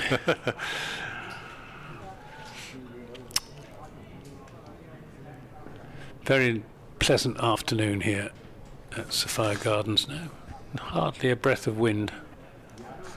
Just a breeze. Outside the off stump, nicely taken by Cook. Stylishly taken. Yes, it's nice to see Dixon as another top of the range fielder in that area, because see Ben Callaway, who'd normally be at point, is sort of keeping out of the firing line a Kieran little Carlson's bit. a terrific fielder as well, isn't he? Yes, but he's not sure where to field these days. He's at short mid-wicket as this is turned away past him down to deep backward square leg, where it will be cut off. And they'll come back for 2 runs, and Ul Hassan annoyed with himself for letting that one drift down the leg side. And the score moves to 191 for 4, 12 to Smeed and 19 to Tom Abel. I think I've been on for an hour, so I'll just get through this over. In fact, I might not need to, because there's a bit of a hold up for drinks and new gloves and things. So time for another word from Anthony, and then Rob will join him. And we can have a look at what the situation is elsewhere. Hampshire 193 for 5. That's recovery after they lost 3 early wickets against Hampshire at Chelmsford. Notts going well, 198 for 3 against Surrey, with Joe Clark on 70 and Jack Haynes on 59. Leicestershire 162 for 4 against Sussex, and Warwickshire struggling against Yorkshire, 129 for 9. Wickets there, well, Jack White 3 wickets, Ben Cliff 2, George Hill 2, and Logan Van Beek 2 as well. Over to you, Rob. Hi, Anthony. Van der Hookten in from the far end and punched into the offside by Will Smeed, who was a little bit like a cat on a hot tin roof when he first got in, but seems to have settled down now for his 12 from 30 odd deliveries. He just needs to find that right sort of accommodation between the way he plays white ball cricket and playing red ball cricket. And like a lot of others, I mean, I'm thinking particularly Joss Butler would be the classic example, who he had a more than decent test average in the 30s, but he felt he never really did himself justice in red ball cricket, because it was almost as if he was conflicted. His instinct was telling him one thing, and his desire to play proper red ball cricket was telling him another thing, and he got caught in 2 minds too often. Van der Hookten into Smeed again, and did he take an edge that time? He's Yes. not moving him, but he is now. Yeah, didn't caught wait for behind. the decision. Yeah. I think went to Colin Ingram at first slip. Definitely deviated. It did take a while to go, Smeed. He wasn't keen on leaving, but the umpire gave him the dreaded signal. He didn't. No, he didn't. He didn't signal. Oh, right, he just went. He just went. 191 for 5. We'll see it again. Well, it was an obvious edge. It was whether Ingram got down a Will little bit Smead like was caught by Colin Ingram from the bowling of Tim van der Gooten for 12. like previous, but I think Ingram was right underneath that. He know was, you and Nick had differing views on the previous one when Abel had a life, you might say. You would say... Tom Abel is as honest a cricketer as you will ever find, and if he thought he was out, he would have walked. I'm not taking sides on this one, honestly. And Smead there, I mean, he saw Ingram take the catch, and he didn't wait for the umpire's decision. So 191 for Fife, 4 wickets since lunch for Glamorgan, which will make Kieran Carlson feel a whole lot better about putting Somerset in, but as you keep saying, Anthony, it does look like a good bowling wicket. It is. I think this is a decent score for Somerset. Does mean they're not going to take very many batting bonus points. Even one would be a bit of a bonus, literally a bonus.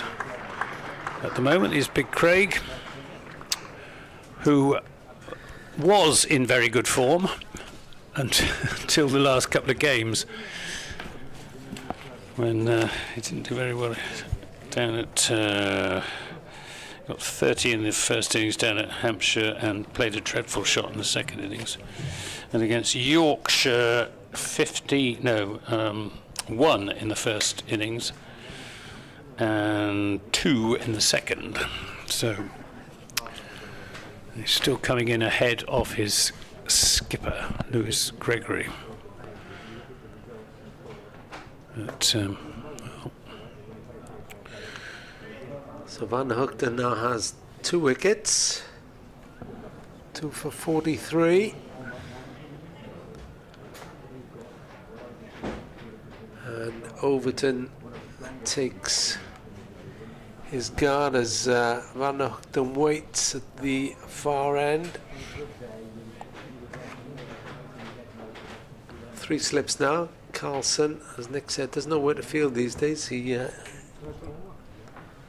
He's moved back into the slips, and Overton plays it out to point, where Mason Crane, who still hasn't bowled. I'm sure we'll see him before the end of the day. Well, I think the surprise was that we saw any spin at all this morning, really. Well, you do see captains try a spinner if nothing's happening. But how many? What did he bowl? 5 overs or? Ben Kellaway. Van der Hoogten in action again. Overton played at that and then went past it. That bat was a long way from his body then. It was. Just fished at it. He bowled 6 overs, Ben Kellaway, 6 overs for 20. Never looked like taking a wicket. No, I'm surprised. Crane is the leading wicket taker, spinning wicket taker in the County Championship Division 1 this season. As Van der Hoogten bowls again, Overton right behind that. And in fact, I was just looking while I was sat behind at what Kieran Carlson said to him when he was presented his cap today by James Harris. And he said, "You've really driven up the standards. You've become an unbelievable cricketer for us on and off the pitch. And may this be the start for you again," because obviously he's had England honours in the past. Yeah.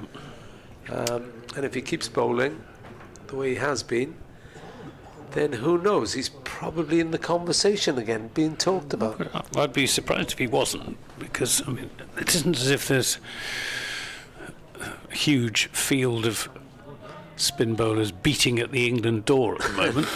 To say the least. Is Ul Hassan in a bowls to Tom Abel, who gets a top edge to that, flies over the top of first slip. It's being pursued down to the third man boundary by Asa Tribe. They'll come back for a third run as he flicks it back infield, sends in the return. Well, that could have gone almost anywhere. It's just a little bit short, really took the shoulder of the bat and flew over the top of the slips. Well, as I was saying, there is still plenty in this pitch. And for a medium pacer like Ul Hassan to get one to And I think bounce like that. Cook has decided discretion is the better part of valor. He's going back now. We've got, the 3 slips for Craig Overton. Interesting to see how the big man will respond to this. Ul Hassan is in and bowls, and he gets an edge wide of 3rd slip and down to the boundary. He's to try diving in vain at 3rd slip. They all count.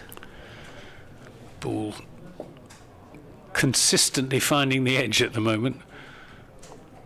And 198 for 5. Overton's off the mark. He'll be feeling a little bit happier at that. But it's tough out there for the batsman. It is. There's something on offer for the bowlers every ball, isn't there? Ul Hassan in bowls, and Overton, I think, draws his bat away from that at the last minute. He was tempted by it. His instinct is always to try and play a shot, is always to try and score runs, Craig Overton. He's naturally an attacking cricketer. But just needs to temper that with a bit of discretion, I think, under these circumstances. I think the ability to leave the ball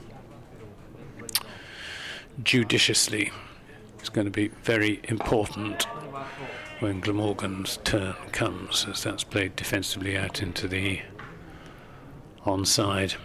I'm with you, Anthony. I think it's a really good wicket, really good cricket pitch. There's value in the shots with the speed of the outfield. Yeah. We've seen some lovely drives which have gone for the full 4. We've had 1 6 as well, haven't we? Yeah, Josh Thomas hit a 6. But there's something definitely in it for the bowlers too. Ul Hassan in bowls, and just bowling 2 straight on that occasion, middle and leg. Sean Dixon is sent back to the cover boundary to provide a bit of cover, which suggests that Ul Hassan's going to bowl more of an off-stump line and invite Craig Overton to play the cut shot, in the hope that he nicks it to one of those 3 slips. This is outside the off stump, but driven by Overton, not timed. Comes off the bottom of the bat, up to Tim van der Hoogten at mid-off. It's the end of that over. 198 for 5, 5 to Overton. 22 to Tom Abel. These The one thing Overton does is give it a full flow of the bat, doesn't he, when he plays a shot? There's a bit of a flourish there as well. These two have, between them, Tom Abel's played 109 games for Somerset, and Craig Overton, similar sort of number, I think 139 games, so 248 games between them for Somerset. Absolute stalwarts. A lot of experience there. Just the 2 slips for Abel, who's on 22 as Van der Hoogten. Runs in from the far end, the river end. Drive up to mid-off. Excellent effort by Carlson, who went flying through the air. A la a goalkeeper. Probably a bit short for a goalkeeper. But he is athletic. 23 for Abel now, 199 for 5. What's happened to Billy Root? Does he not get in the championship side, or is he injured? In the seconds. He was in the squad at Hampshire last week, but didn't play. As Van der Hoogten bowls to Overton, right behind that. Because he's another terrific fielder, isn't he? And he's 12th man today. Oh, is he? Right. See, Kellaway is doing his stretches at mid-off again. Well, I think these two batsmen would be only too happy to see Ben Kellaway come in at the attack. Yeah, well, it may just have been him stretching his muscles a little bit. As Van der Hoogten bowls to the tall Overton. Not quite behind that. Walked across a couple of paces. Played up to the aforementioned Kellaway at mid-off.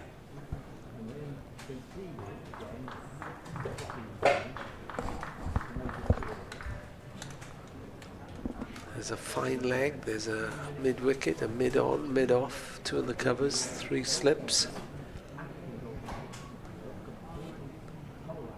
As Van der Hoogten bowls up to the stumps, and straight through Overton and straight past the off stump.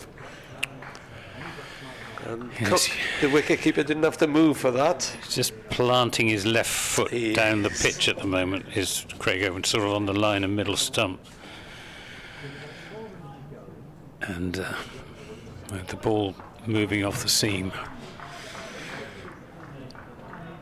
It's a high-risk way of playing. Van der Hoogten past the umpire, played out to short cover. No run, short mid wicket, sorry, from the right-handed Overton. 4 wickets have gone down this afternoon after James Rew went very early in the 3rd over. Josh Thomas went on 138 for 2, bowled Hadley. A couple of balls later, Lammonby, Tom Lammonby, went wicket 138 for 3 as Van der Hoogten comes in. Lovely drive by Overton. Textbook that one. And that goes for 4 runs. No need for Kellaway to sprint towards that. 200 on the board. 203 for 5. Should be a bonus point. I think it's ridiculous not getting a bonus point until 250. Although why we bother with bonus points is another bone of contention. Well, Not sure there's entirely some what debate purpose they as to serve. whether you should have so many for a draw, isn't there? I think it's 8. Oh, well, that's ridiculous. They should have the same ratios you have in football, 3 to 1.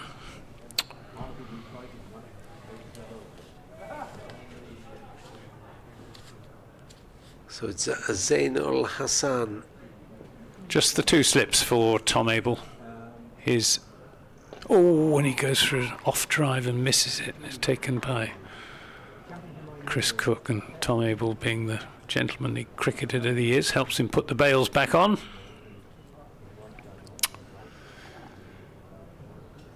Yeah, Cook goes back up to the stumps now. He went back for a ball, didn't he? After the one which shot over the stumps off the shoulder of Abel's bat. Yes, Ul Hassan into Abel outside the off stump. No need for Abel to play at that. And if Tom Abel can stay there and marshal the lower order batting, it could make a big difference to Somerset's chances. On the other hand, if Glamorgan can remove Tom Abel, then it could be that the innings will come to a fairly rapid conclusion. Lewis Gregory to come in next is a more than useful batsman, but not in great form. Hassan in and bowls, and Abel plays this defensively. Miguel Pretorius has got a good eye, but can play recklessly, I think probably the word. And then you've got Jack Leach, who is no mug with the bat, works very hard at his batting. And Jake Ball, who really has no batting pretensions. Is a number 11. He is proper number 11. Here's Ul Hassan in and bowls, and Abel again turns this to Kieran Carlson at short mid-wicket, and there's no run. It's probably the nicest weather we've had. It's lovely, isn't it? Yeah, very nice warm afternoon. Now. 1 or 2 in shorts on the far side.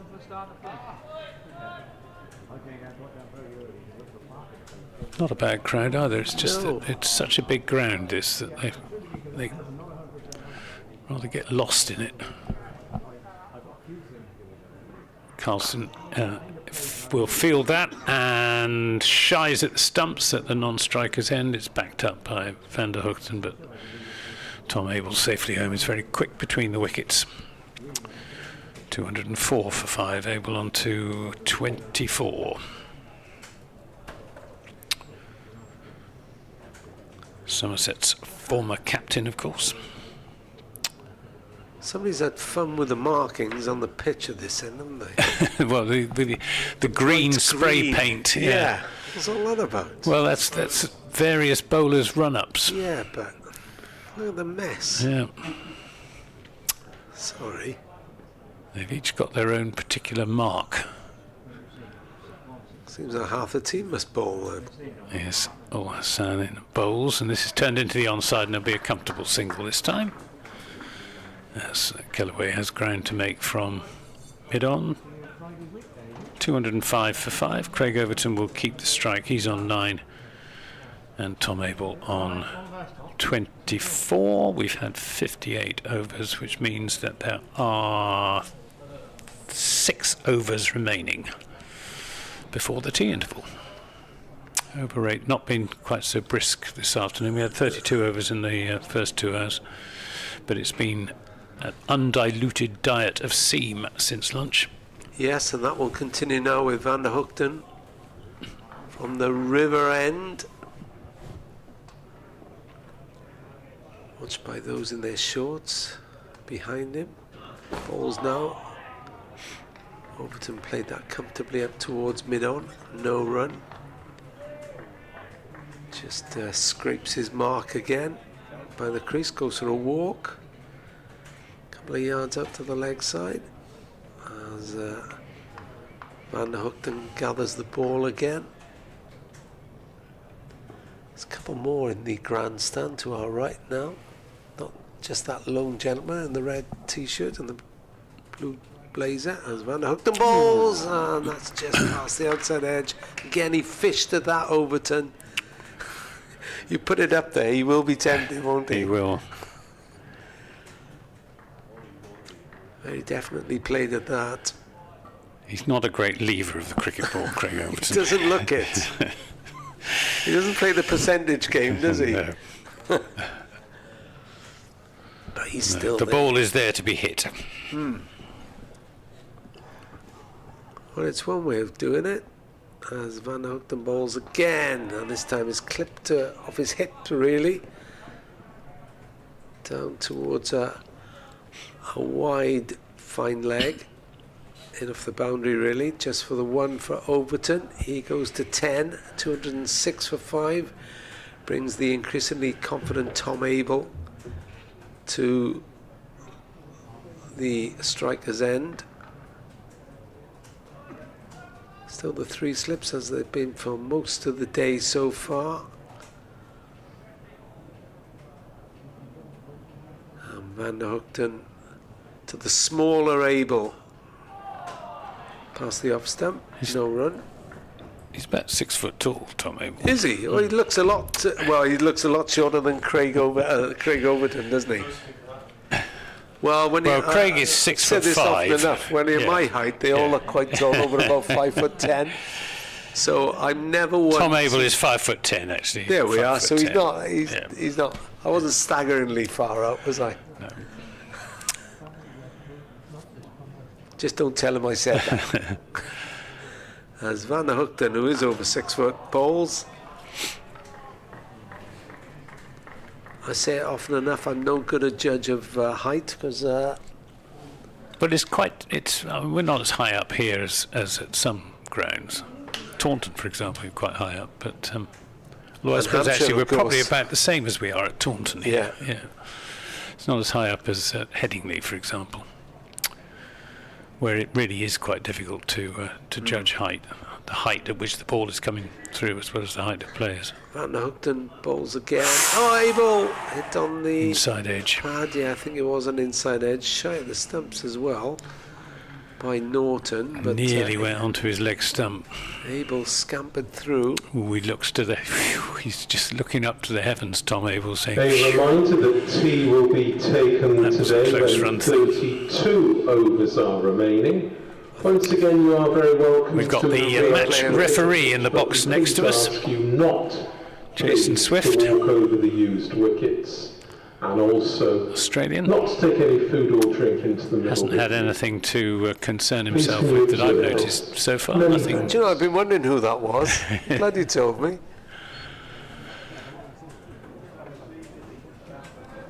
Another over coming up from Ul Hassan. Not for 37 in 14 overs. He's bowling to Tom Abel. Abel gets a full-length delivery on middle stump. Plays it up to Callaway at mid-on. The uninitiated, Anthony, what else do they do? Well, they are the ones who, if anything untoward, they will sort of report on the umpires, any bad behaviour by the players. I think they probably adjudicate on over rates. Hassan in the bowls. This is punched away down to backward point, but there's a fielder out there patrolling the boundary, so it's just a single. 208 for 5. Do they listen to our stream? I don't know. No, there's no. Did look into the room just now, but no acknowledgement there. Craig Overton on strike, 10 from 17. Cooker's gone back again. 3 slips go down. Hassan in and bowls, and Overton plays that defensively. And Mason Crane is warming up. He is indeed.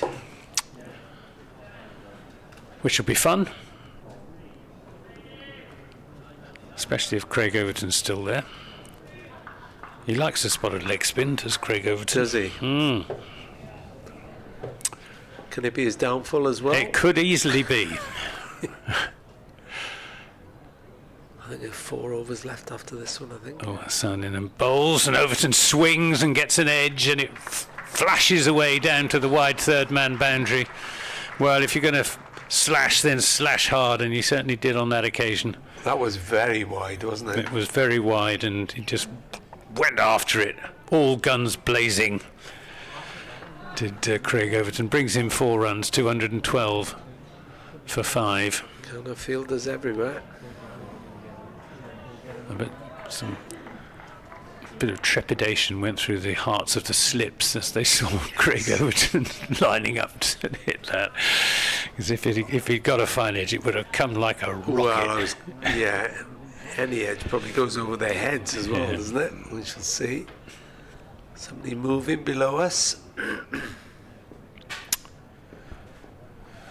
All is set. Ul Hassan in bowls. Overton drives handsomely. Lovely shot. Over pitch from Ul Hassan. And he just eased his weight into that, Craig Overton.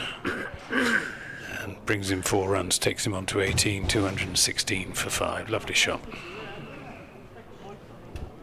Classical. Was beauty. When he connects, it stays connected. Yeah.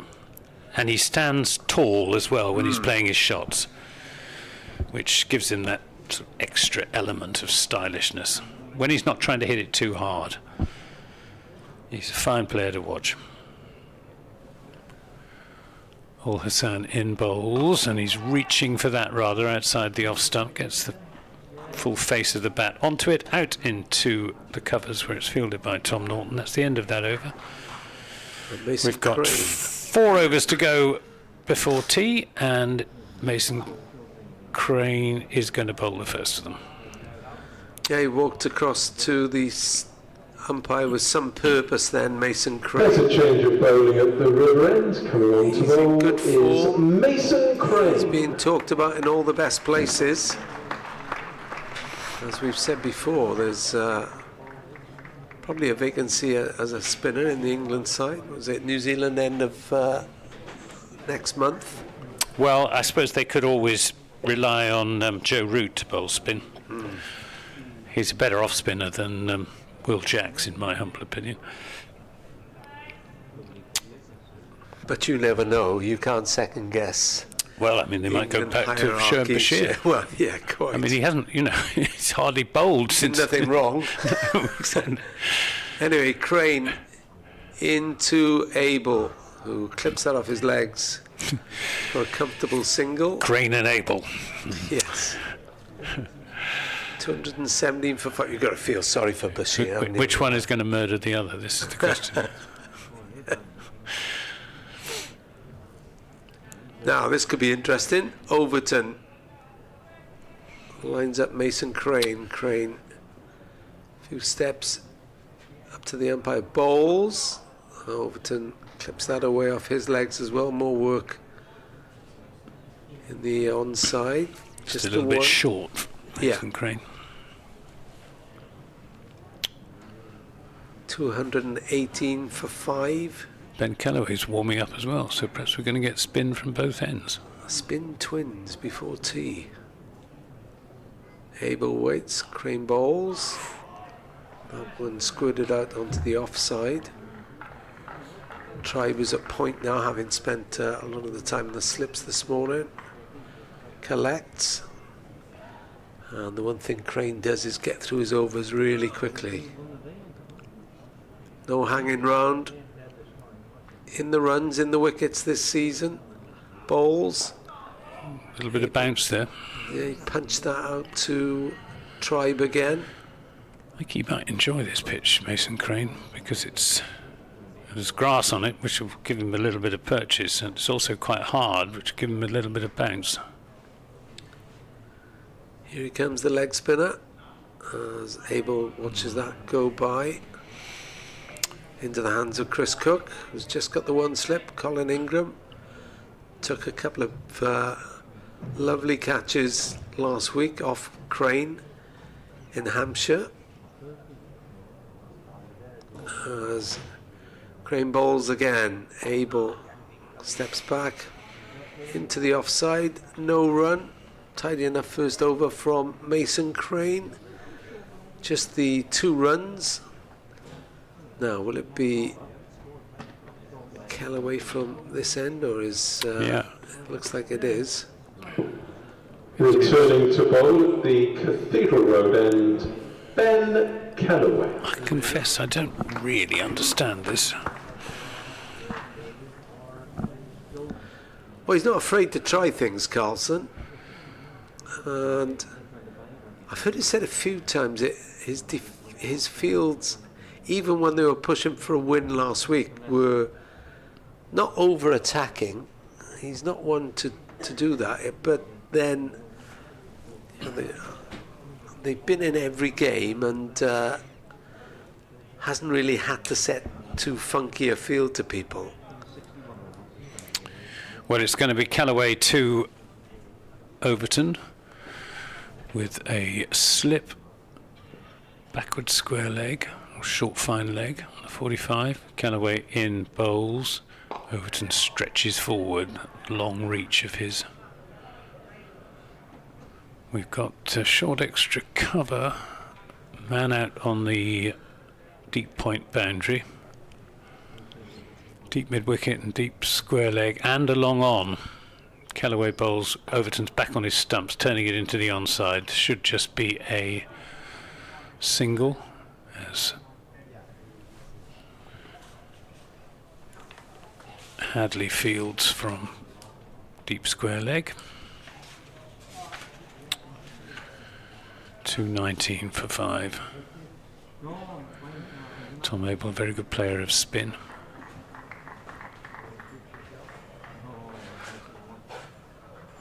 Carlson just motioning his deep mid-wicket fielder 15 or so yards inside the boundary rope. This is driven by Abel, and that is being pursued by Ul Hassan, but the ball is going to win. He flings himself to try and make the stop, but the ball was always favourite. That's 4 runs to Tom Abel. Moves on to 31, 223 for 5, just over pitch there from Callaway.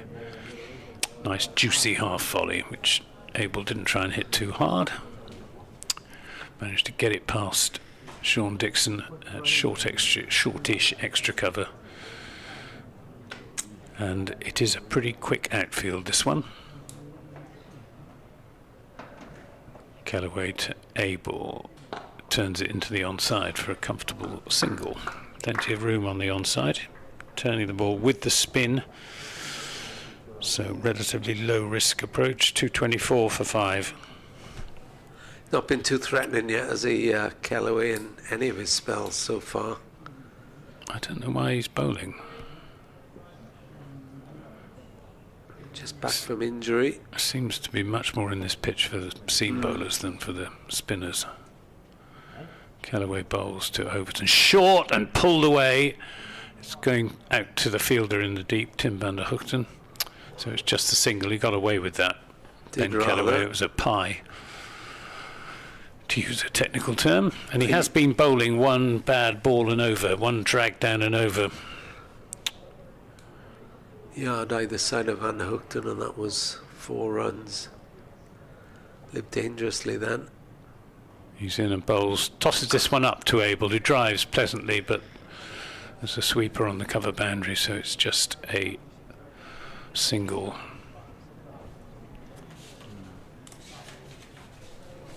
Runs coming easily in that over. Callaway 7 overs, 1 maiden, none for 28. 226 for 5. 2 more overs to go before the tea interval. And it will be Mason Crane for his 2nd over. Throws the ball to his captain, gets it back, and Tom Abel waiting for him. 226 for 5, the 1 slip. As Crane, the leg spinner, bowls. Shot. Lovely drive past mid-on. And through extra for 4 runs. He does play that shot well, Tom Abel. 230 for 5, effortless, isn't it?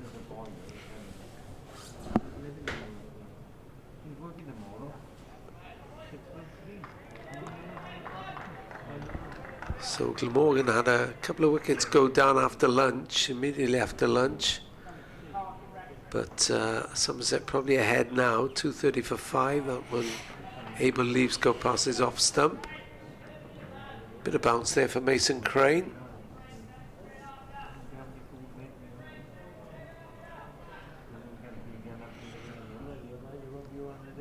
As he tries again. Bowls, a little quicker that time. Down the leg side, flicked for 1. Have to, pardon the noise on the chair, but I have to move to see where it goes because there's a screen in my way for the replays. 231 for 5. There's nothing like sound effects in the cricket box. Crane bowls.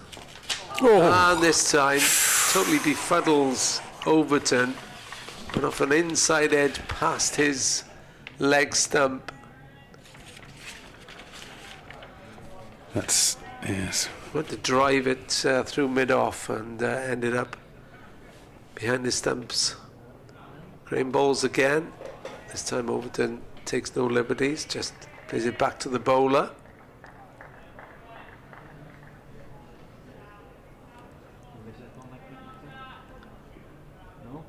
Some volleyball fan outside, shouting his instructions. As Crane bowls, slightly overpitched. Overton drove up to mid-off where he wanted to put the ball 2 deliveries ago. And that's the end of the over. Crane 2 overs, none for 7. And it's 231 for 5. I think that's the last over before tea, isn't it? It will be. There you go. Just looking at the spectators in the seats below us, lots of maroon caps in evidence. Suggests it's a good, strong contingent of Somerset followers. Can't see Tractor Driver at the moment. It's not Tractor who's responsible for the noise you've been hearing. I'm not quite sure where that's coming from. Treated you well. They did.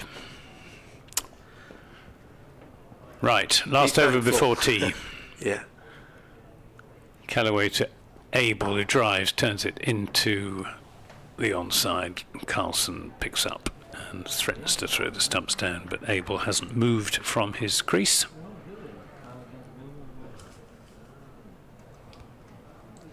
Callaway to Abel, shorter, and might have been a single there, but he picked out the fielder. Ace a try by the square leg umpire.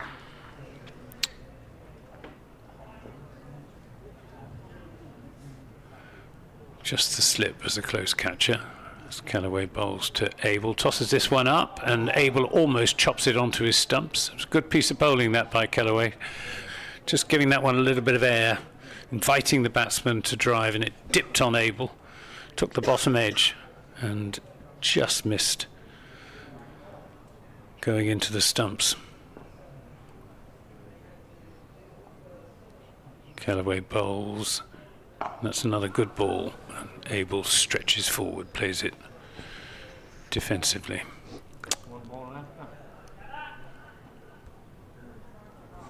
Two balls to go to the tea interval.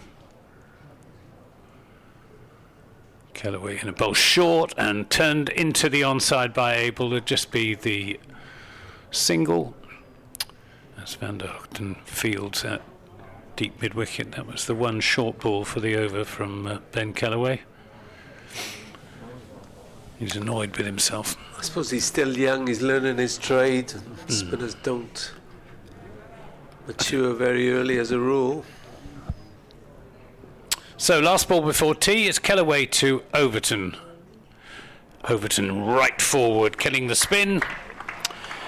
Plays it down into the pitch. That concludes proceedings for the afternoon session, in which Somerset have moved on from 104 for 1 at lunch to 232 for 5, so 128 for 4.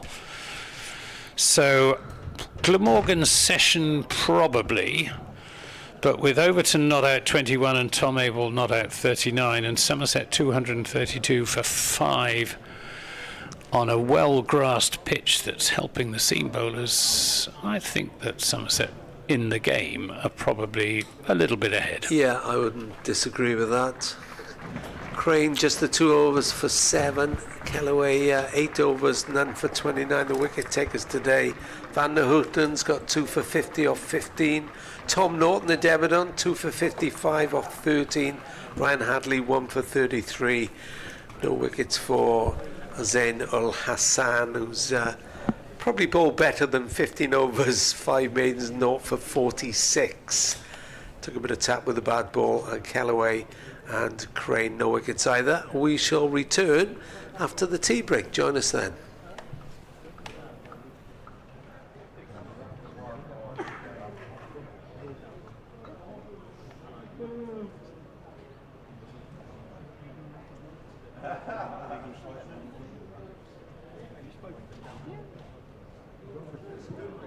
I've got some tea time scores from the other games taking place elsewhere. We'll start at the Parks this time, the second of the back-to-back T20 games between Glamorgan second 11 and Oxford UCCE. You may remember Glamorgan won the first game by 7 runs.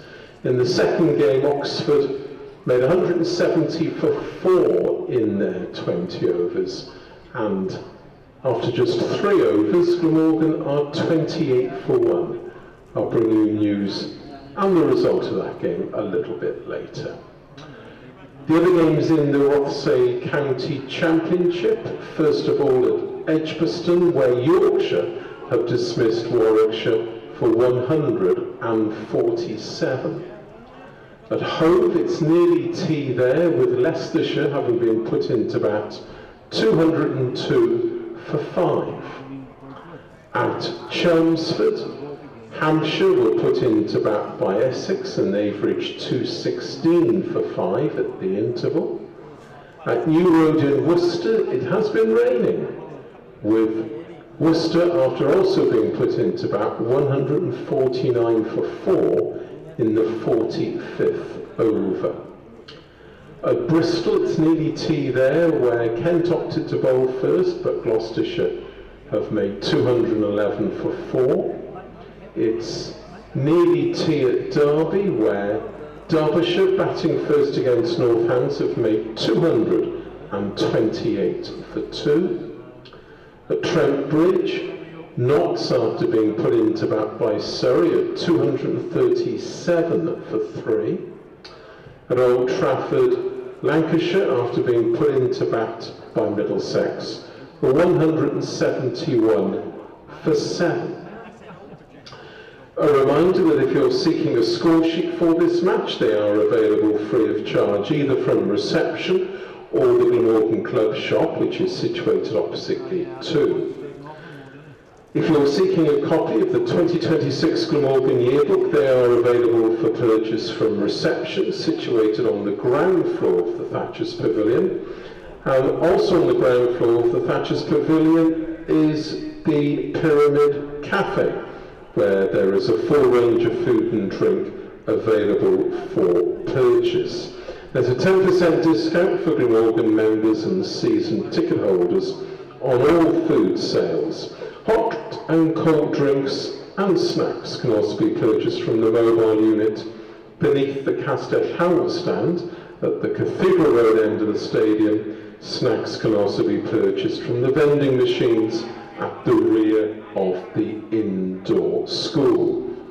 With glorious sunshine again today, don't forget there are the free of charge water refill points at various locations around the stadium.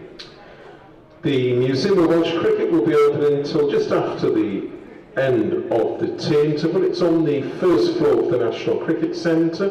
If you haven't been there already, there are a number of brand new displays and interactive terminals to use.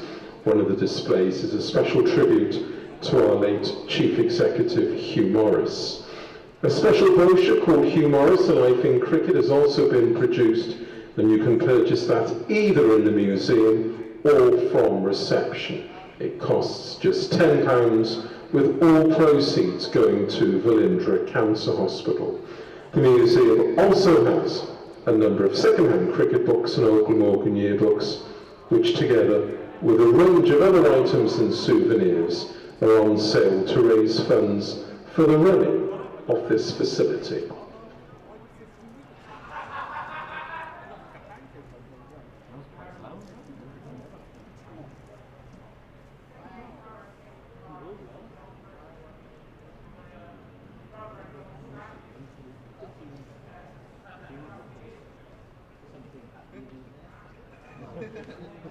Nice to see you down again.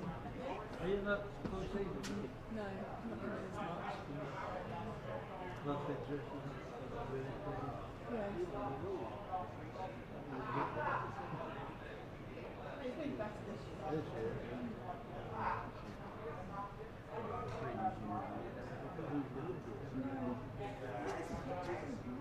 Just get the same draws all the time. Boring draws at that as well.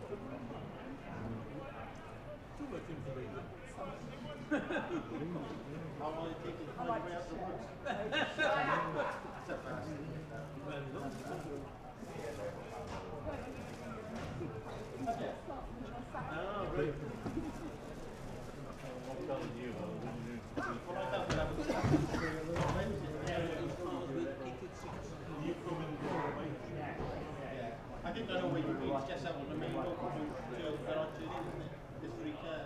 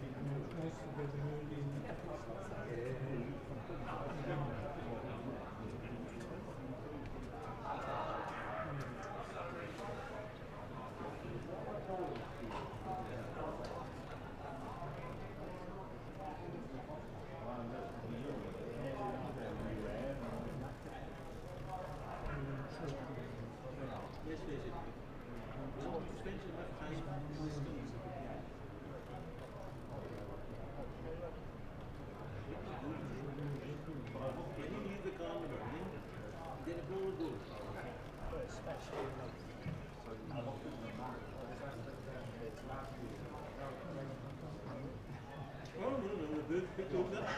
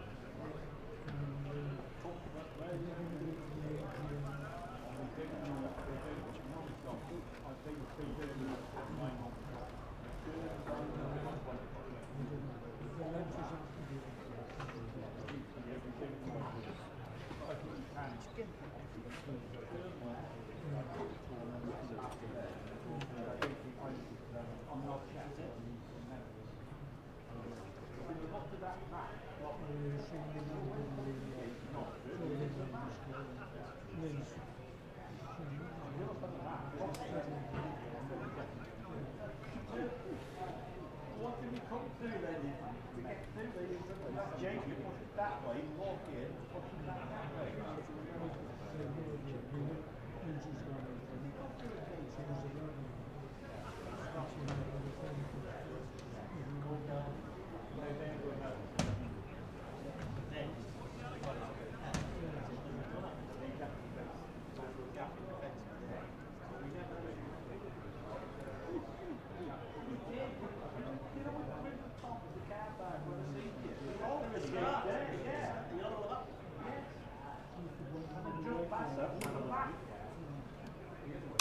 You said it's pointless looking at that, I walked off. Well, when I come back, I looked at it. It's obvious. It shows you.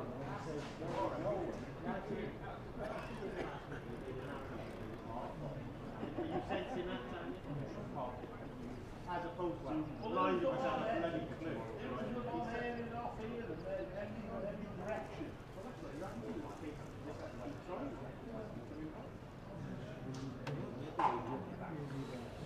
Yeah, but it's like everything. Try it, eventually you get it right.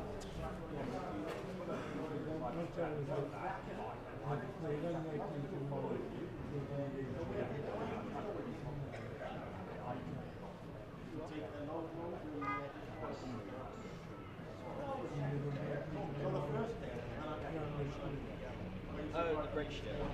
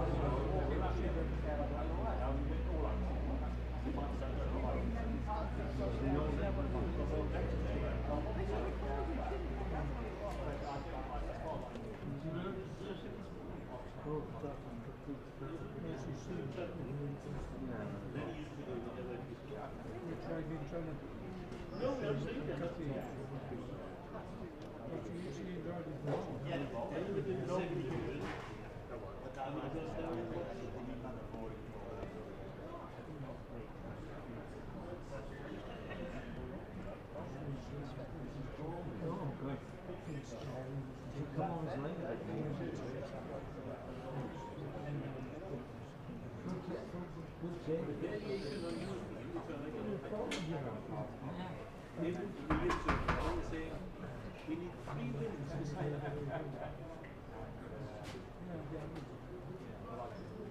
Spent 40 wins. So if you have 3 wins, that means you're doing 8 matches, I pulled out. People got a draw.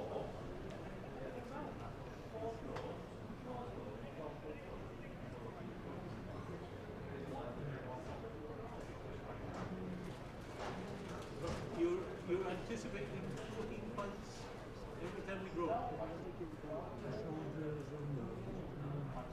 We've got 10 games left.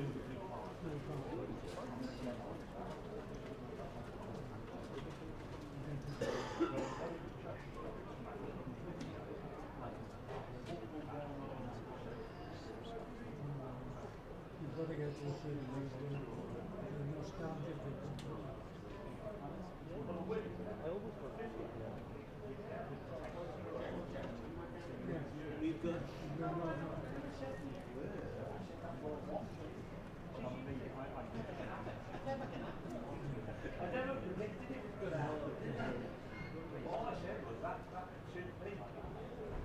you talking about? He's not in cruises at all. You can't put points. 7 points with the cruises. 7 wins are getting those points. Including wins.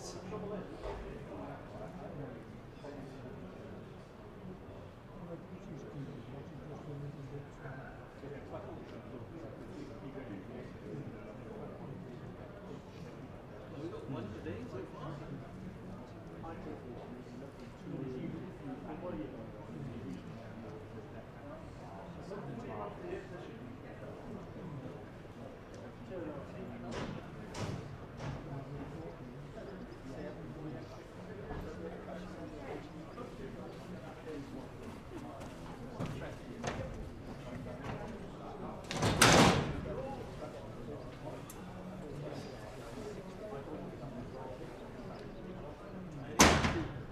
And I think next week we could draw. I mean, it depends what the pitch is. If it's what Rothesay calls a pancake, we probably have to draw.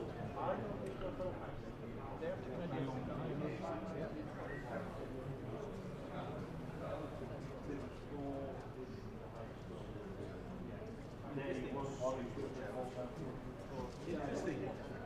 I have, yeah. Next week, yeah. Yeah. We could also do something else, Bob. I don't think any of them are coming then.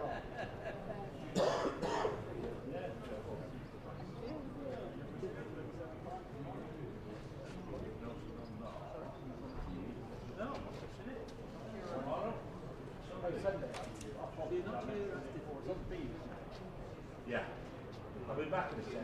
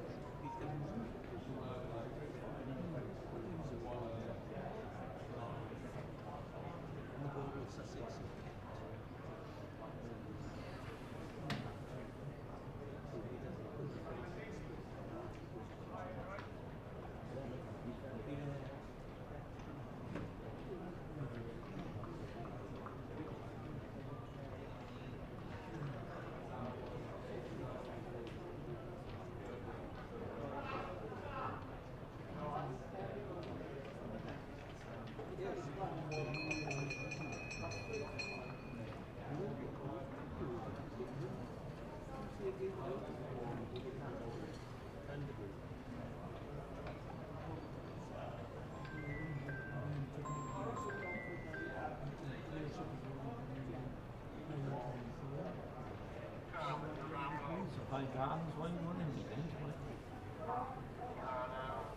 How are you working today anyway? It's not a working day.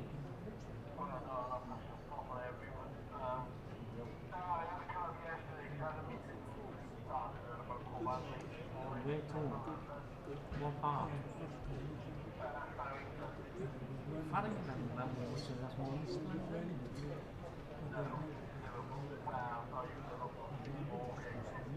Morgan, you've ever changed your liquid from Farrington?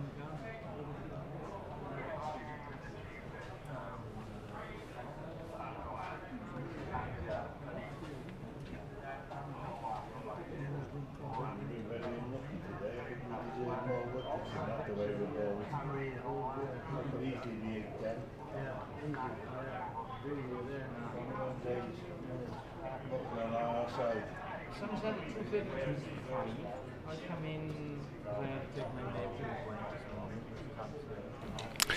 Very good afternoon and welcome back to this third session on the first day of Glamorgan against Somerset, with the visitors resuming on 232 for 5. Tom Abel is on 39 not out. Craig Overton is on 21 not out in fairly good time.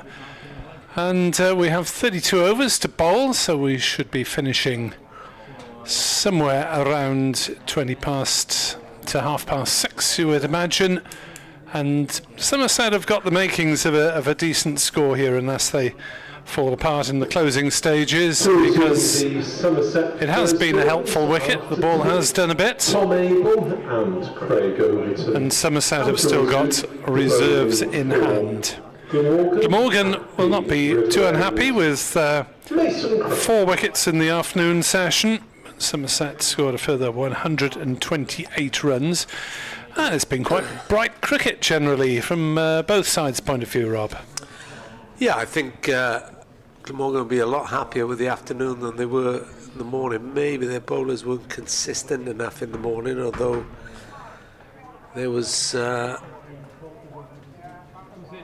plenty to offer them, but they've pulled it back this afternoon as Mason Crane comes in from the tough end to Tom Abel,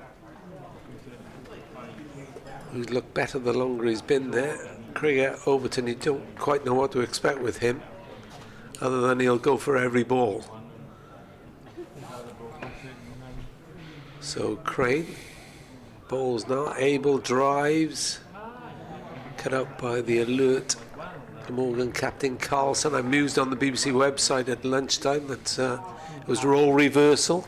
Carlson last week lost the toss, was put in on a green one. Of course, we know what happened. Well, that hasn't happened to Glamorgan here. Crane bowls.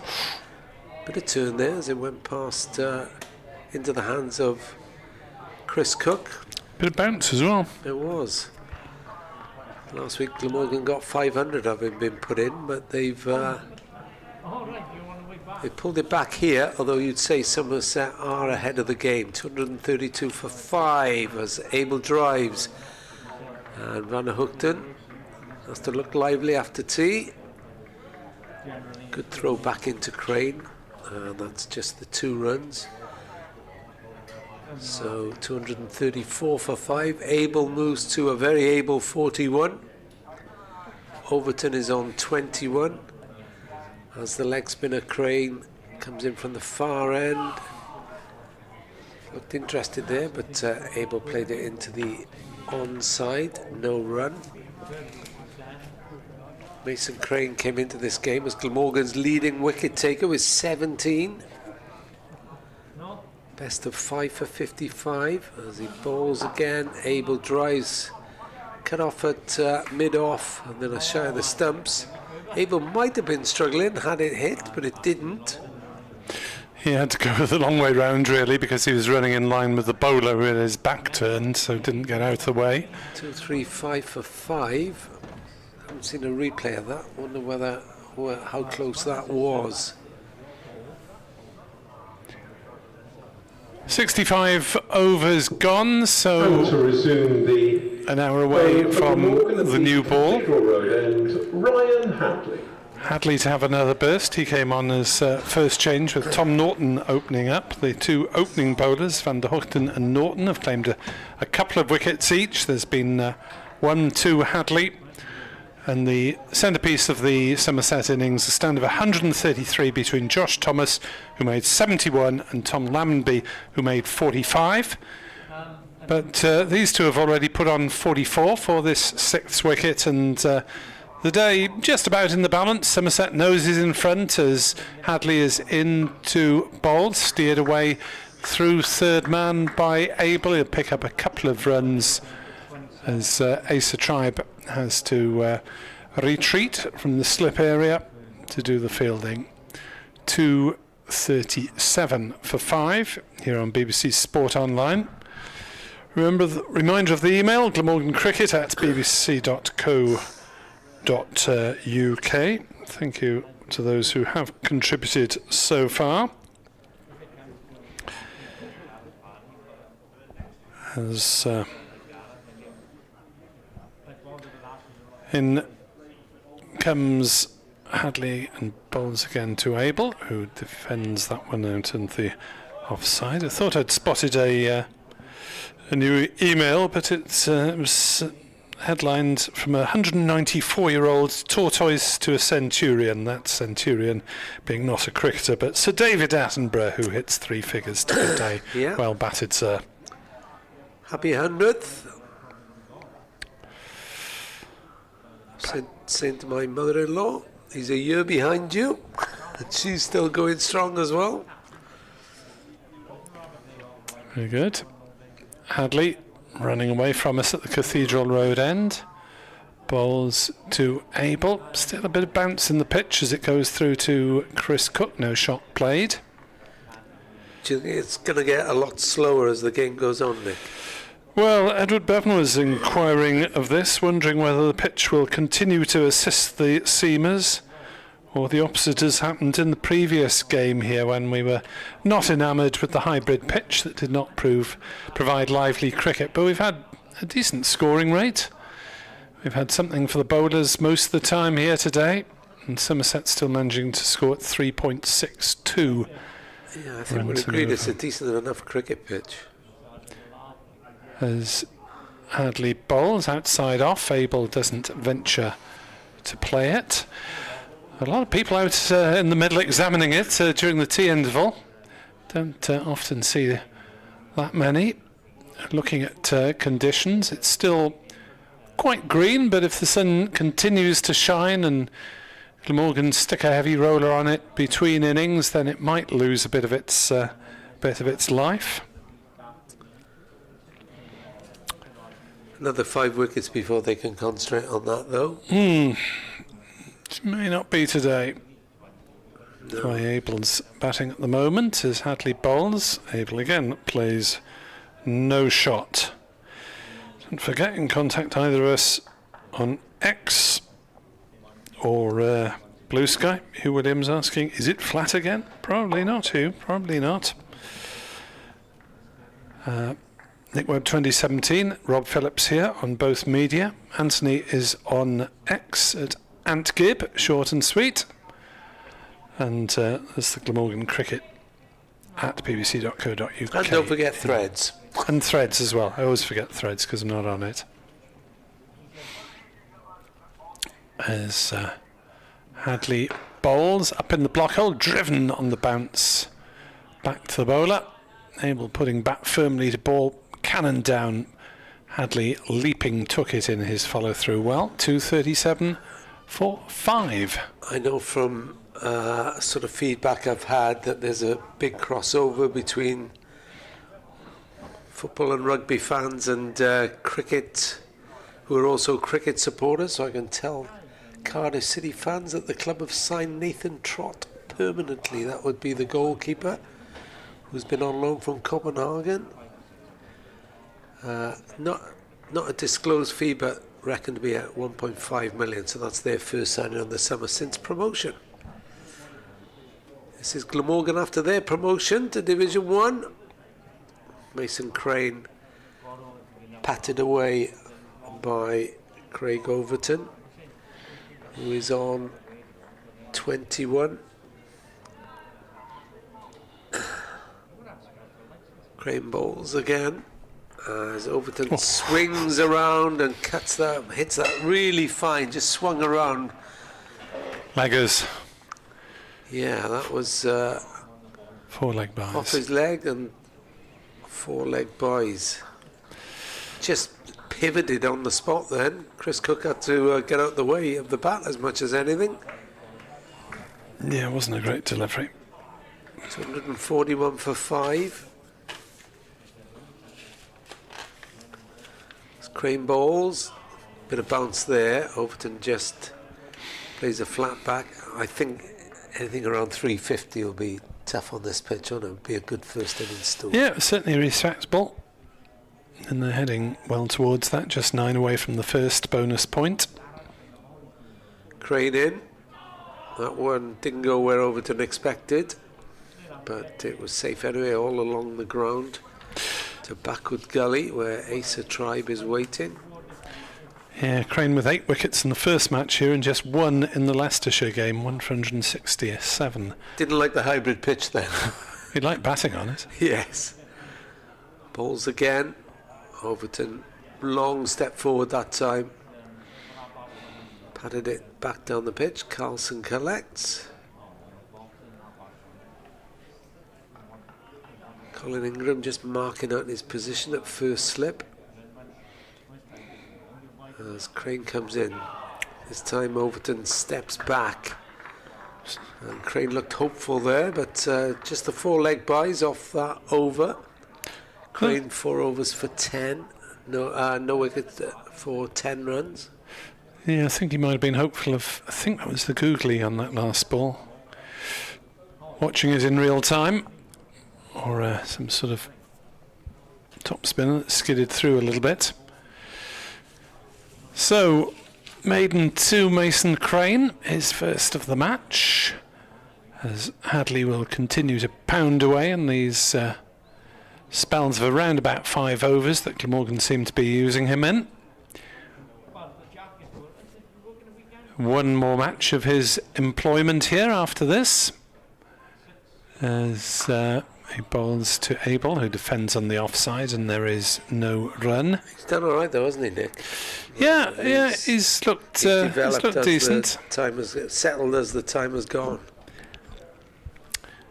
Not a man with a huge amount of first-class experience from the Sheffield Shield. About 15 games I think he'd played before he arrived here, which is not a lot, but he's done a decent job for Glamorgan, as Ryan Hadley, as they turn to other fast bowlers for the T20 spell. Hadley bowled short of a length, banged it in, but Abel was able to watch it safely soar past his chest.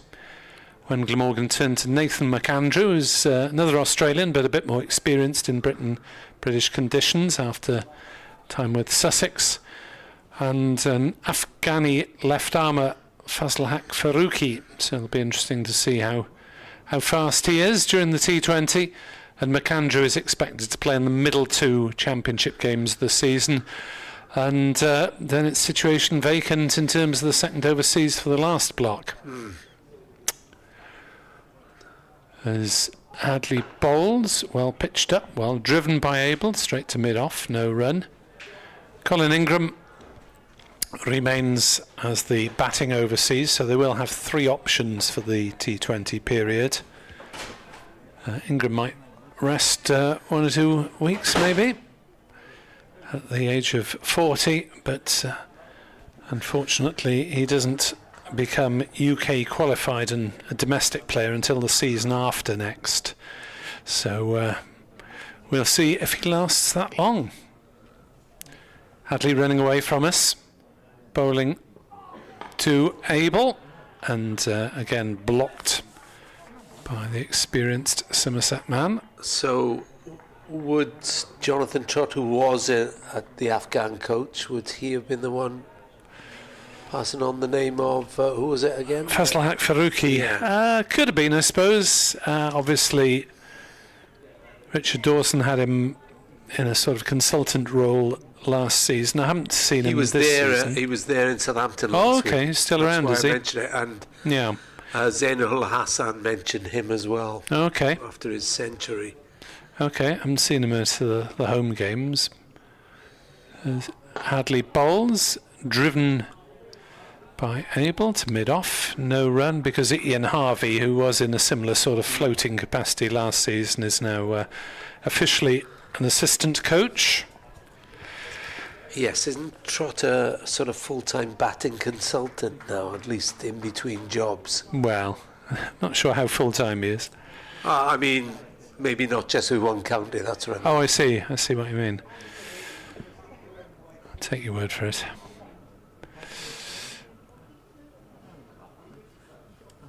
Hadley to finish his over, no runs so far. Bowls to Abel, who drives firmly, but Van der Hoogten gets behind it well at mid-on, and it's a second maiden in a row sent down by Glamorgan as they look to frustrate with the old ball. 241 for 5 Somerset. Decent score having been put into bat, but the weather has improved as the day has gone on, and Glamorgan haven't got quite as much out of the pitch as they might have wanted. No, you'd have to say Somerset are ahead of the 8 ball at the moment, although you never know until the other side bats. Anything can happen. Mason Crane to come in from the River Taff end again. Craig Overton waits for him, and he had a dabble at that, but it went past his outside edge and past Chris Cook, and Colin Ingram collected at first slip. Thought for a moment he'd edged that one to slip. Yeah, they both went for it, didn't they, behind the stumps? Crane is in the game with Overton, you have to say. This time he clips him off his legs. They scamper through for 1. Optimistic shy at the stumps by Zainul Hassan, the far end. But they've gone through for 1 run, and that takes them to 242 for 5. Abel makes Crane wait at the far end while he adjusts his gloves. Now he's ready. Crane comes in, bowls down the leg side. Hello. Clipped into the onside. Overton came a long way down the pitch, but then the length of his stride, he hasn't got that many strides needed to get back, but in the end there was no rush anyway. Sean Dixon wasn't in the mood for throwing down the stumps. Crane bowls again to Abel. This time it flicks it down the leg side, sort of backward leg gully, or short fine leg, or however you want to say it.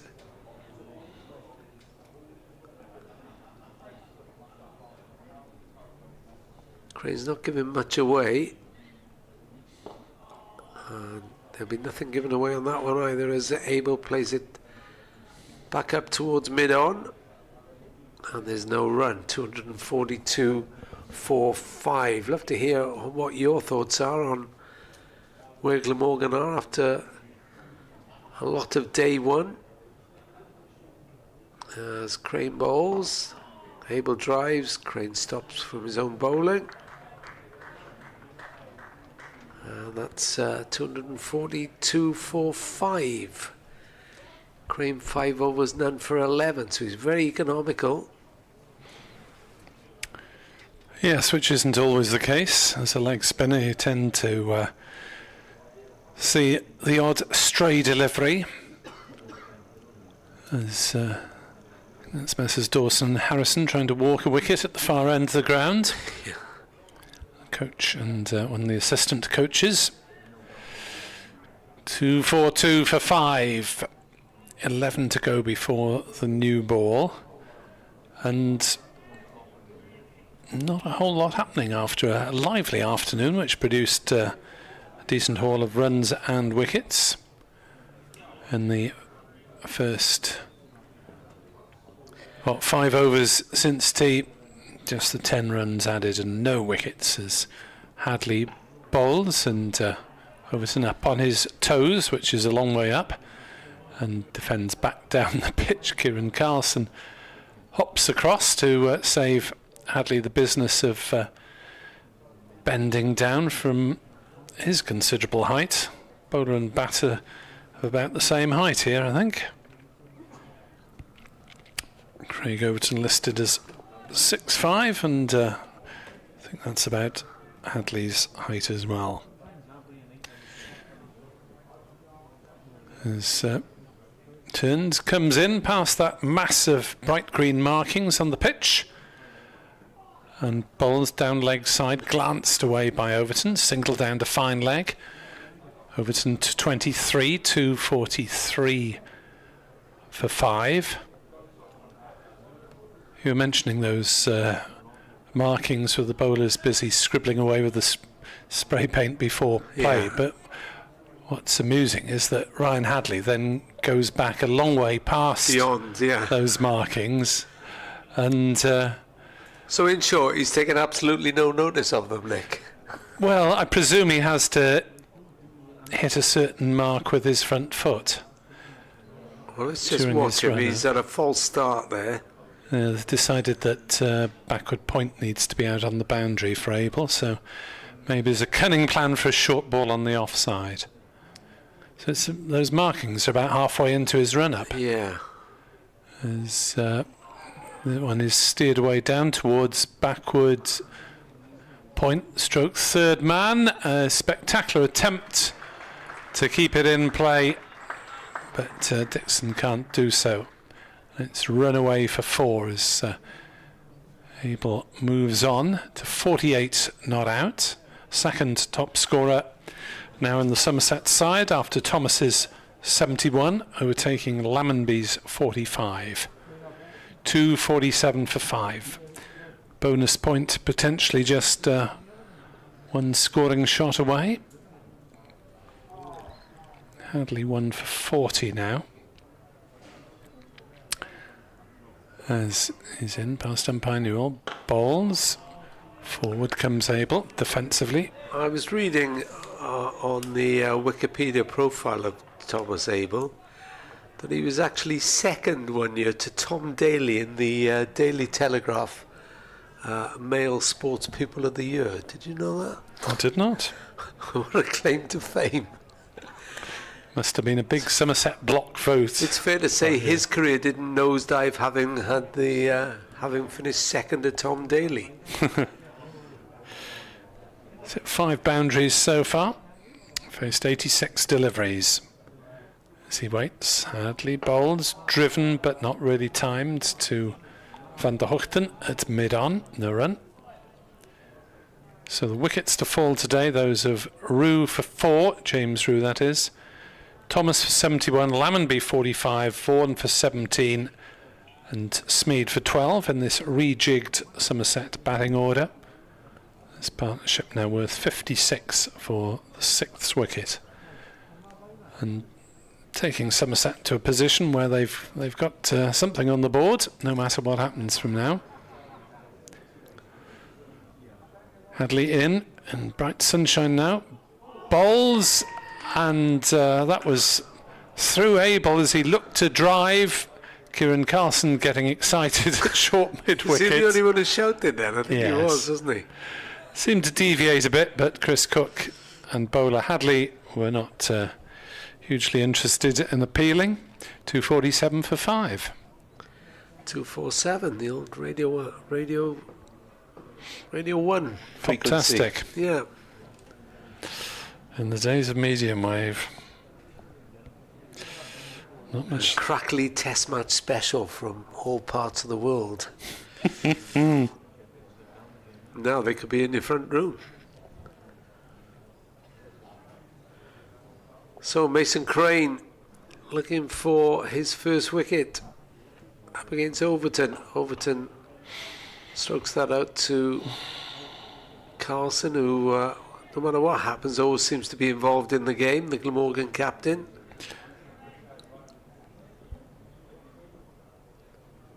Crane turns past the umpire, bowls. Overton step back, pushes that up towards mid-on.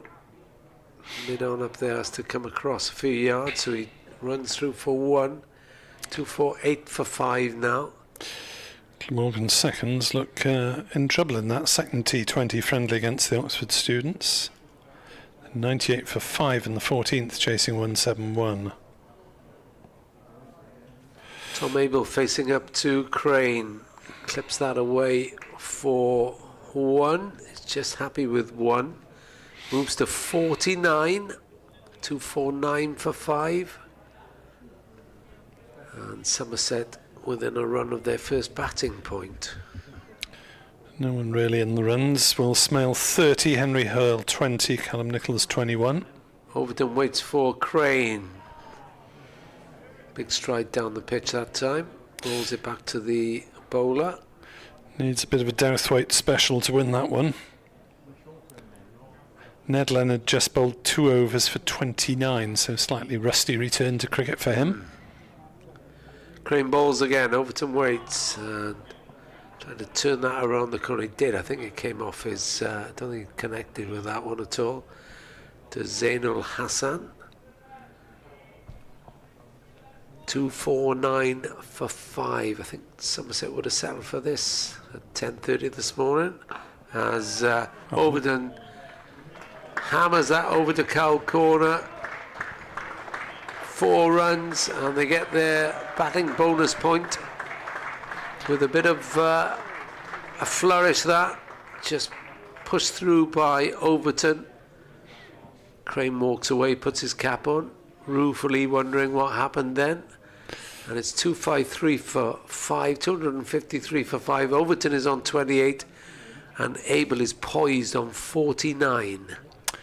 A little bit agricultural from Overton, but certainly won the approval of the Somerset faithful, who are here in decent numbers today. Could hear them then, couldn't you? Big shout from down below us.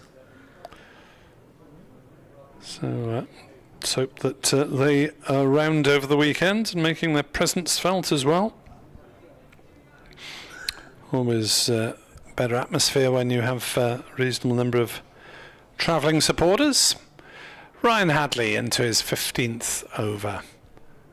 Bowls to Abel on 49 not out, and that's an opportunity for him to reach his half century with a flick down leg side. It's just about stopped inside the fine leg boundary, but it's an easy 2 runs that takes him through to 51 not out off 90 deliveries. So well batted to Tom Abel, a second half centurion of the day after Josh Thomas's 71.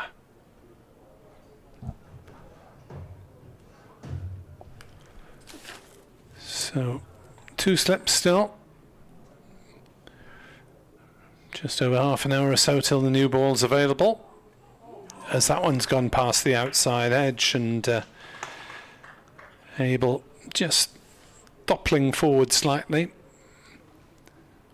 as he pushed at that one. Probably kept his bat inside it deliberately. Morgan thought they had him when he was on 14, when he edged into the slips. Colin Ingram claimed the catch. Abel stood, and the batter and the umpires agreed with him. There's nothing clear and obvious in rugby parlance to give him out. Abel defends that one. Well, he's going to be could be a thorn for Glamorgan. That was his second 50 of the season. He's got 200s as well.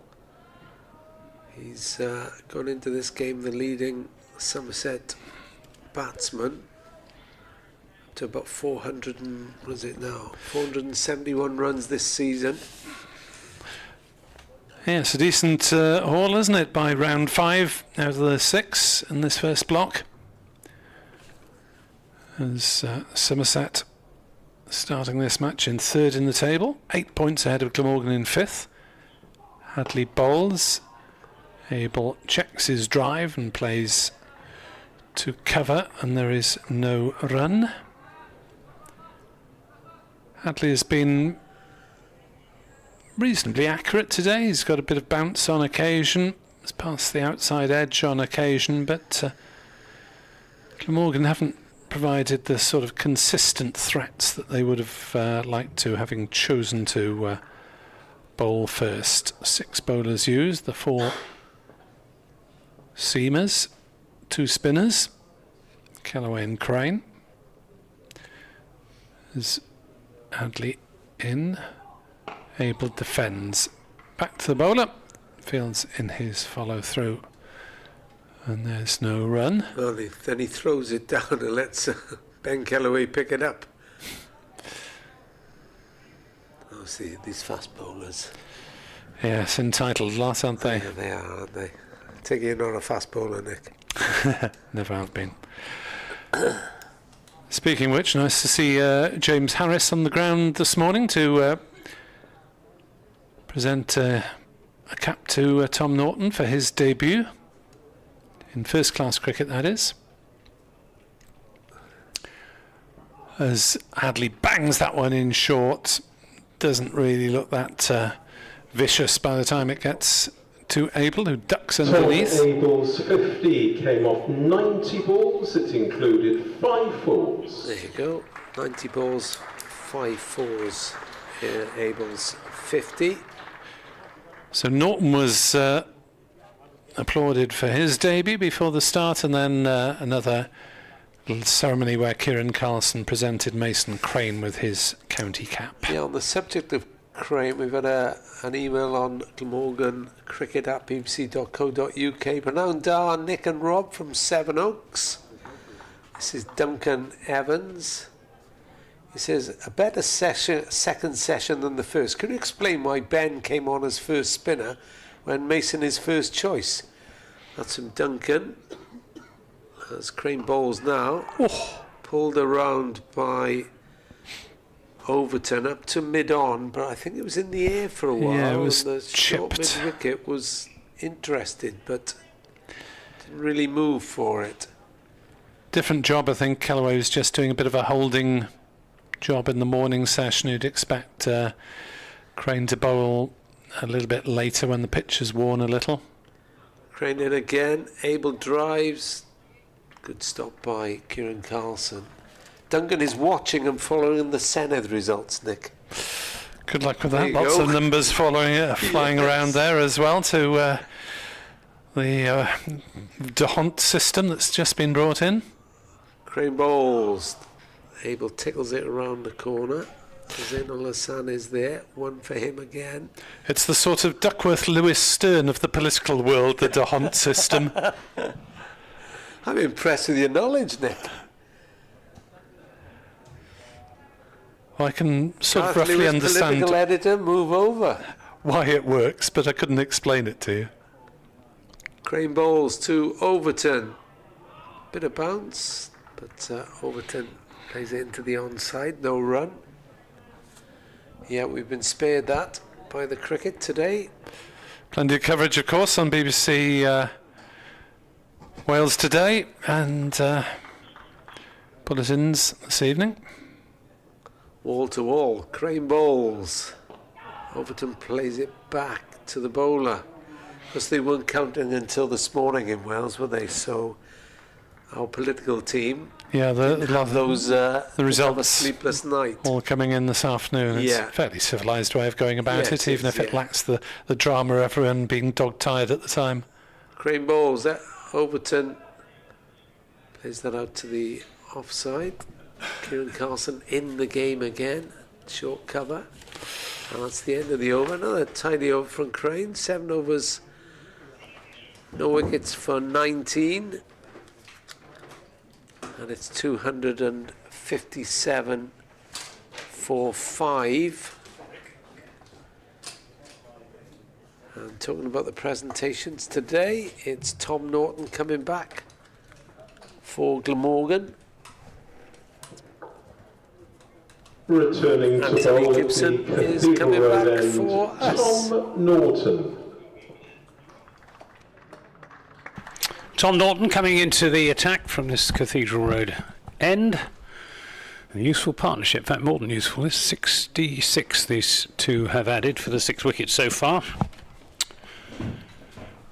And slightly surprising to see Tom Norton coming into the attack at this stage with 7 overs to go to the new ball. He's in and bowls, and this is cut away through point by Tom Abel for a comfortable single. He moves on to 53. Big news in the tea interval. Somerset have signed a South African left-hander called Jordan Herman Okay. for the next 3 county championship matches at Sussex at home, and then the 2 at the end of June. I'll tell listeners a little bit more about him as Overton stretches forward. He's a South African left-hander. He plays in the SA20 for Sunrisers Southeastern Cape, which is the team that Lewis Gregory plays for, and I suspect that that is the connection. But he's quite young, I think he's 24, played about 30 first-class games, averages well into the 40s. As Norton bowls, driven by Overton, is going to be, it's not cut off, it should have been cut off. At deepish, mid-off.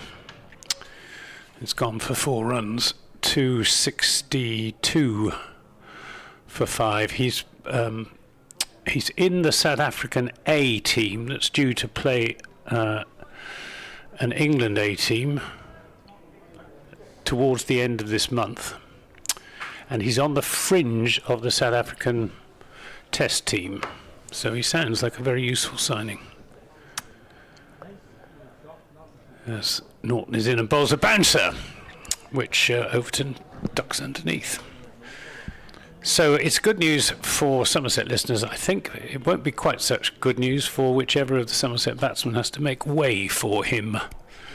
And at the moment, I suppose that would be between Archie Vaughan, Tom Lammonby and Will Smead. So a premium on those 3 getting runs in the second innings. This is turned into the onside. First bounce to Kieran Carlson at short mid-wicket.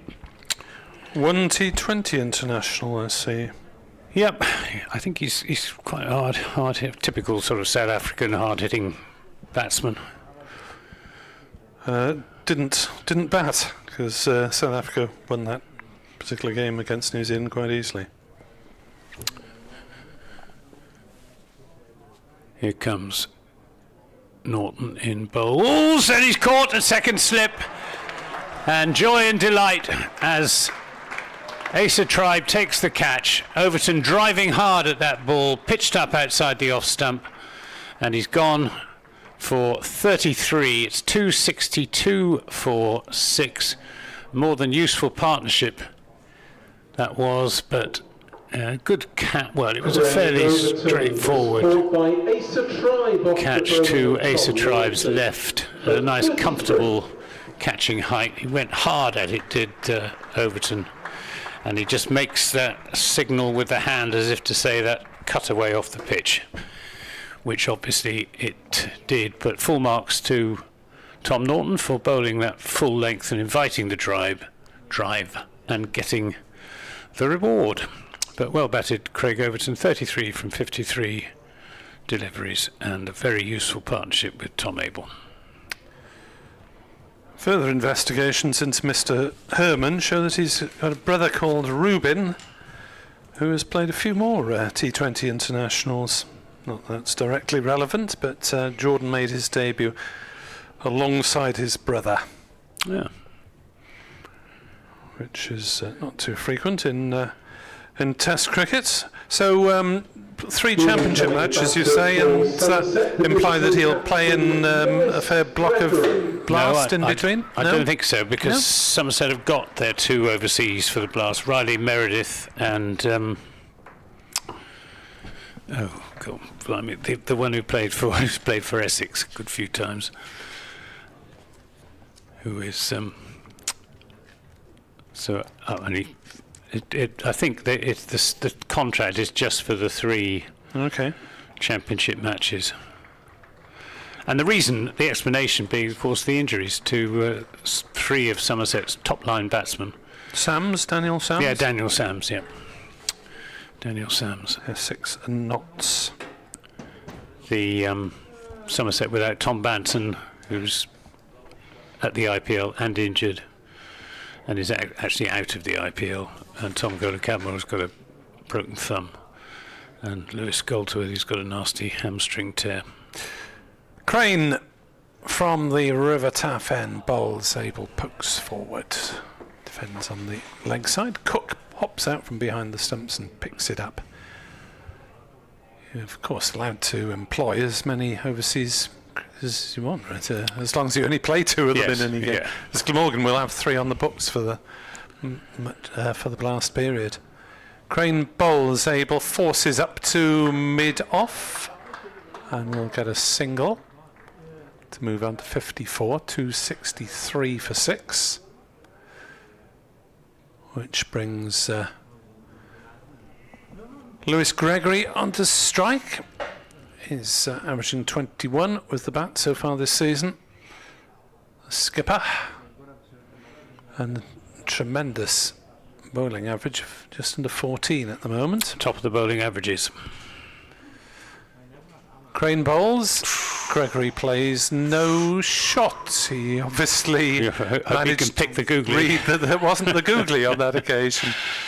Otherwise, he might have been rather embarrassed. But left it alone. And sure enough, it did not turn inwards. Crane in. Bowls. Pushed away on the leg side again by Gregory. Yeah, the statement says he'll be available for selection for the fixtures against Sussex, Notts and Warwickshire. That's strange considering there's several weeks between them. Yes. As forward comes Gregory to defend again. Well, presumably they're fitted around the South Africa A tour. Okay. Right. Because Sussex is next weekend, and then I think South Africa A will play towards the end of May, and then a couple of matches at the end of June. Crane bowls, a bit of bounce there, but Gregory safely plays no shot. And the over 263 for 6. 5 to go until the potential new ball. South Africa, they're playing England Lions, I think. Yep. There's Glamorgan. 2 4-day games in May. Glamorgan may well be without Tribe for those, and presumably there'll be 1 or 2 Somerset. Somerset will probably be without James Rue. So for part of the blast. Yeah, James Rue doesn't always get into the Somerset blast side. Tom Norton to bowl to Tom Abel, who is not caught behind. There was, again, very sharp seam movement, which gave the impression that had taken the outside edge and carried through into the gloves of Chris Cook. But no contact. It wasn't actually even particularly near the bat. It was but bounce and movement again. There must have been a click of bat against pad or something. I think it was just excitement. You know, it was such an unplayable delivery that's outside the off stump, cutting back in towards the off stump. Getting it to go both ways at the moment is Tom Norton. Still not easy out there for the batsman Lewis Gregory, going down and right down the far end and giving the pitch a bit of a prod in the area where the ball before last pitched. Really took off and beat Tom Abel's outside edge. Abel's wicket, one feels absolutely critical.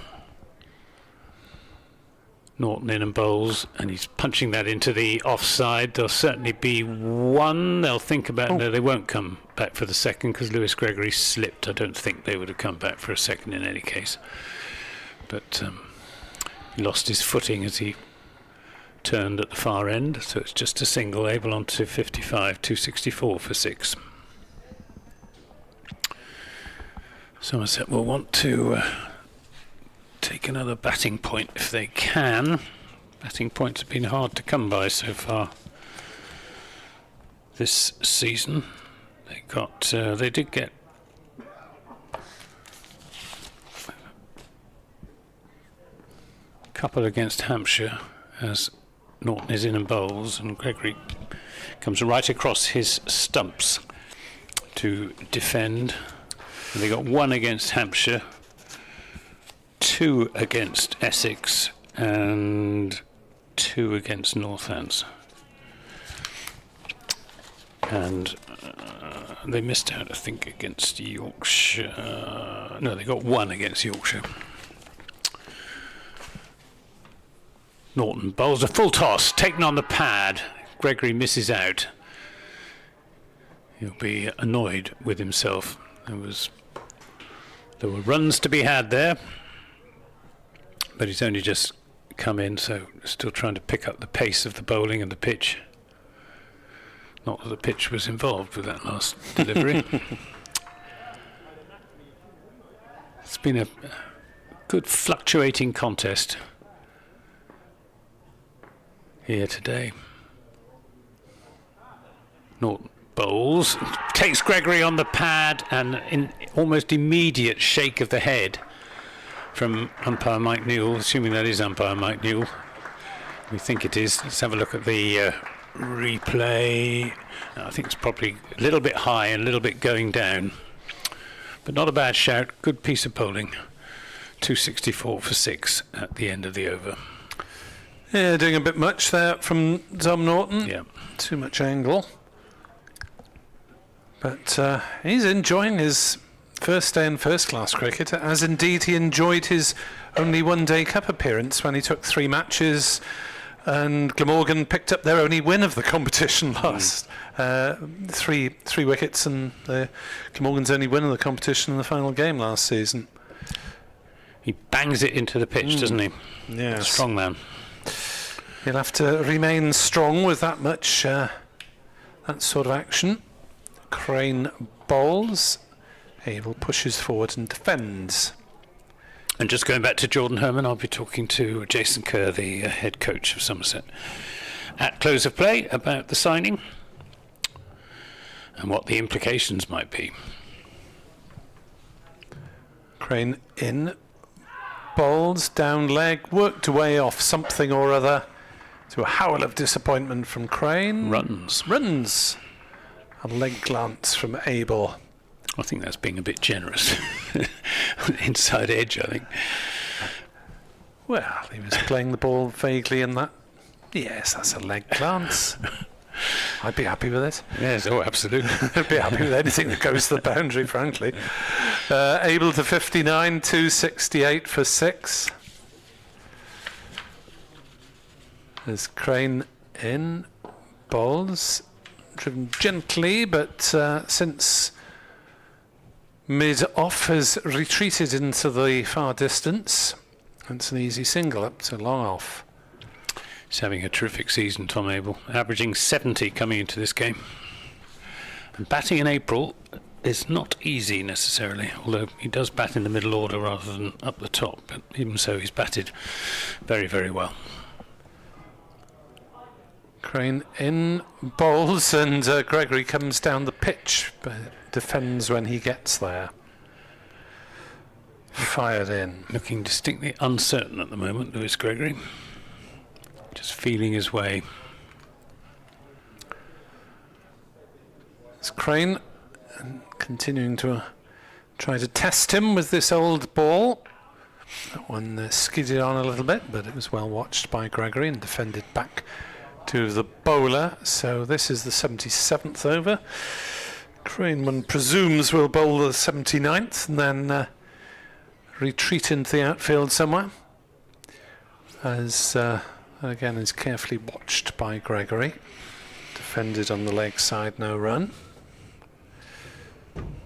269 for 6, and that is the end of the over, although umpire Pollard didn't move immediately. Wanders off in fairly gentle fashion towards square leg as Chris Cook, the keeper, is taking something from a 12th man, a drink and possibly a little towel down. So Tom Norton's going to bowl another over, which means that Tim van der Hoogten and Hadley for the new ball. Hadley, yeah, I would think. with the new ball. I thought you said that Hadley didn't much like bowling with the new ball. Well, he started bowling with the new ball. The last couple of matches he's been older ball. Here's Norton in to bowl to Abel. Plays that defensively. Tom Abel, I think, is batting as well as he's ever done in his Somerset career. 2 centuries and 2 50s. Started towards the end of last season when he made centuries in 2 out of his last 3 games. Norton in and bowls, and gets in a bit of a tangle, but gets that down to deep square leg for a single. It's Kellaway Fields. Beautiful late afternoon now. Blue sky overhead. Big white cotton wool clouds. Cumulus clouds away to the north, I'm guessing that is. Looking over the River Taff. I think north is more over the pavilion scoreboard. Sort of northeast. Yeah. Yes. Norton bowls and Gregory steers that into the onside and is off the mark from his 11th delivery. So he'll be relieved at that. 271 for 6.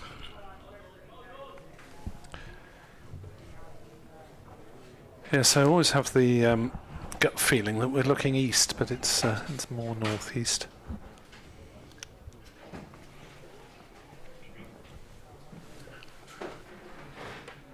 Norton comes striding in. He's there. Bowls a half volley, which is driven by Abel, but straight to mid-off. Wasted opportunity there for Tom Abel.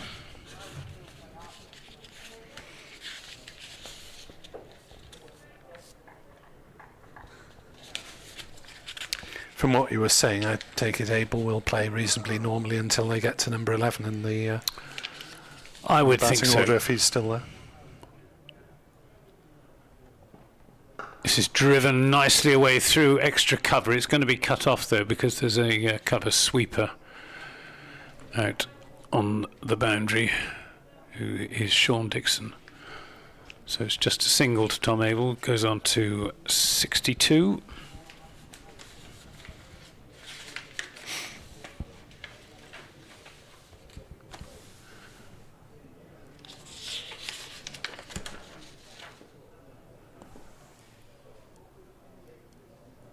Norton bowls short, pulled away by Gregory for 4 runs.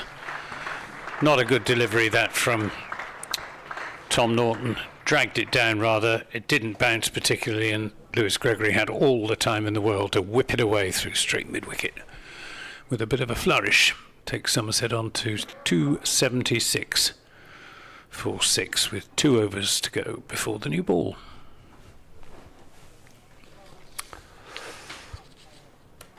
Yes, again, Somerset starting to nose in front in the course of the game. At 191 for 5, Glamorgan were about back level, you would have guessed. Somerset having had the better of the morning session with just 1 wicket falling. But Glamorgan need a bit of the old bang, bang, bang in the final hour as Crane bowls and Abel is pushing forward. I suspect Jason Kerr will be pretty happy with what's happened here today.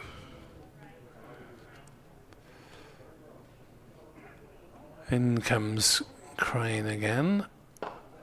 Nice drive from Abel down the ground, up to long off for a single. It was a good toss to win for Glamorgan. There was plenty of juice in the pitch early on. Yeah, they would have hoped for a couple more in the morning session, and on another day might have got them because the ball went past the edge. Absolutely. Quite often. Now they're having to work to control as Gregory props forward to Crane, defensively no run. And Crane has been, he's going 3 and over, but it's been more economical than usual. So they've treated him with due respect for most of the time. A bit of turn as this one off a thick edge from Gregory rolls down to gully. Tribe Fields no run. A little bit of turn, a little bit of bounce. Just wonder whether there might be a temptation to give Crane a couple of overs with the new ball. With the new ball, yeah. Does he like bowling with the new ball? I haven't seen it very often, apart from on the final day maybe, as Gregory turns one to deep square for a single. They amble through, 278 for 6. Jack Leach took the new ball down at the Utilita Bowl. Again, for that reason, to get the benefit of the extra bounce.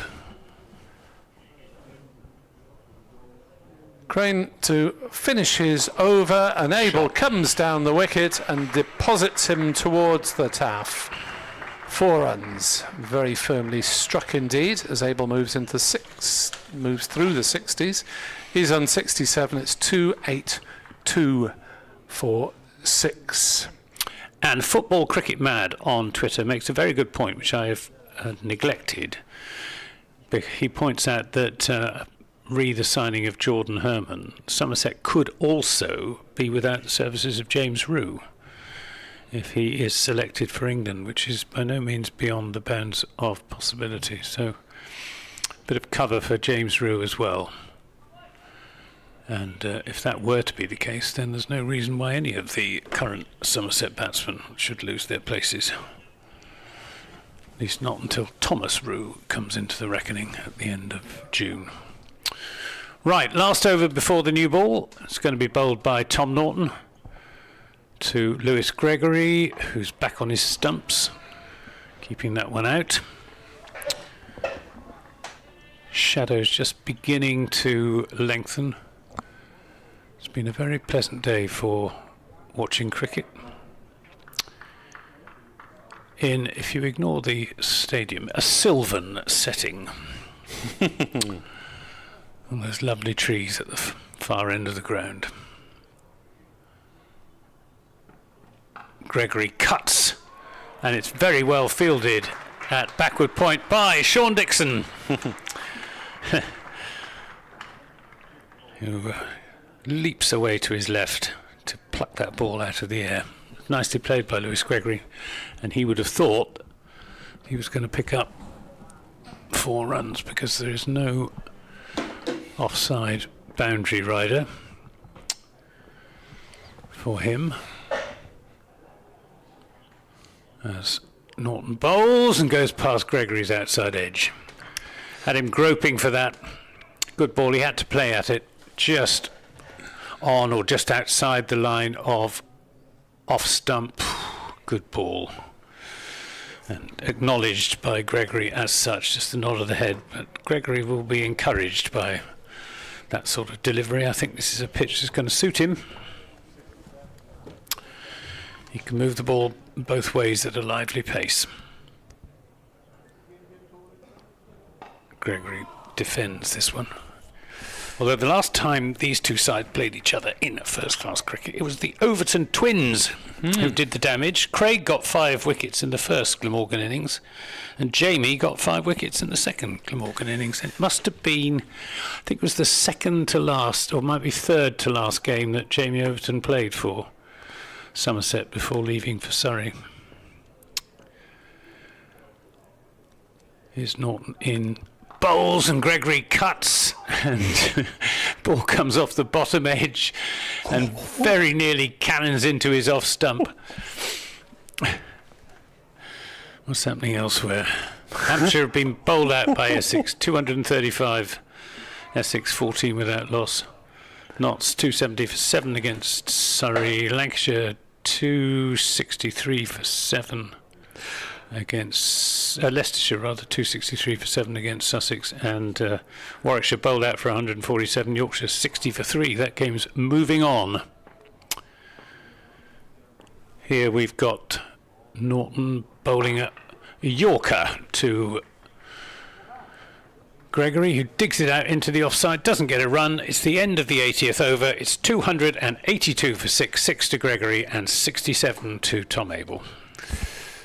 There's a moment there with that near play on that you could see the batter thinking, almost went instinctively to knock it away with his hand, and then you could almost see him thinking, no, I can't do that. I've got to use my bat.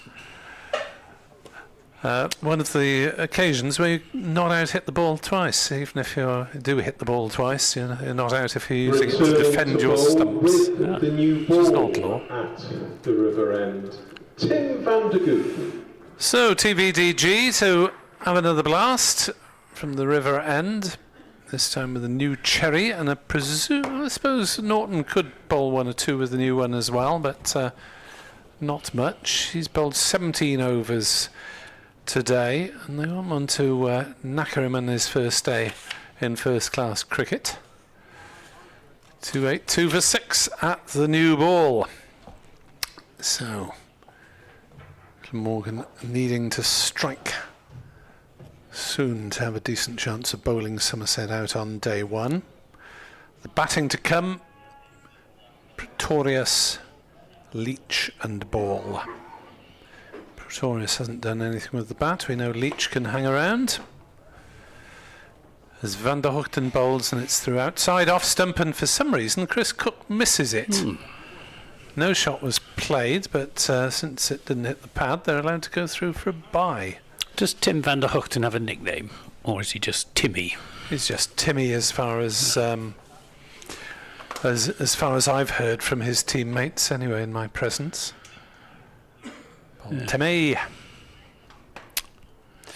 His hobby, according to the Cricketers Who's Who, is crosswords.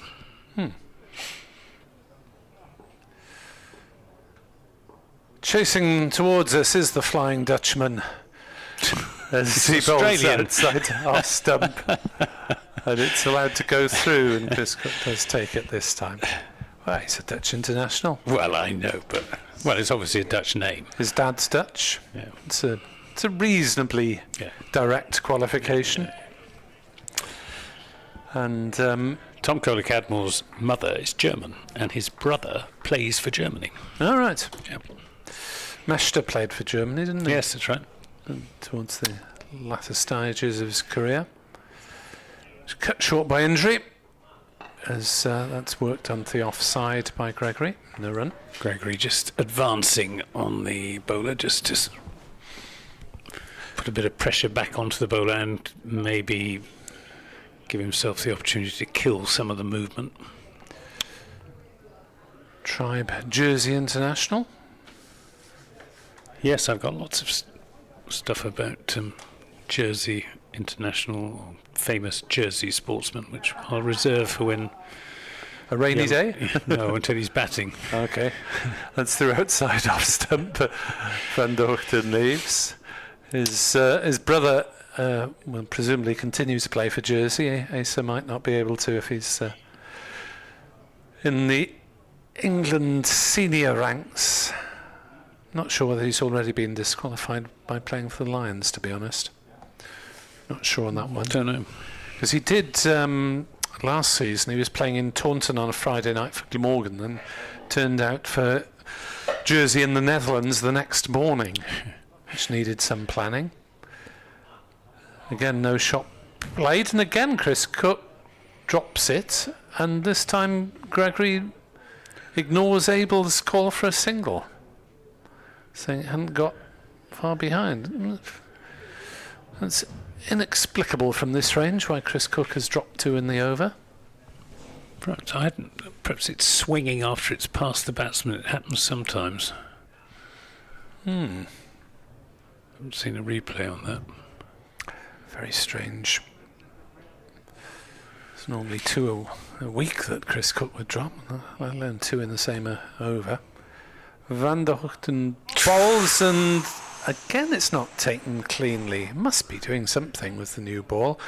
Either that or Cook has banged a finger with the first one, and he suddenly dropped 3 in the over. Well, there was all smiles between Cook and his slip cordon.